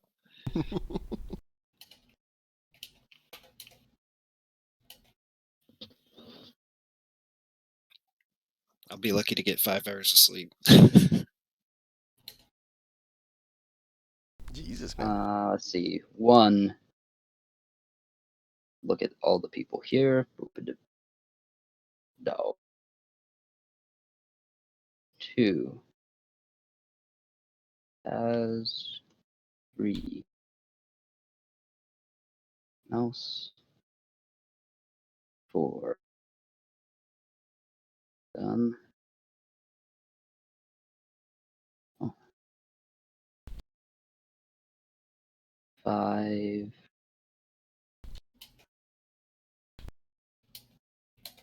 Subtle.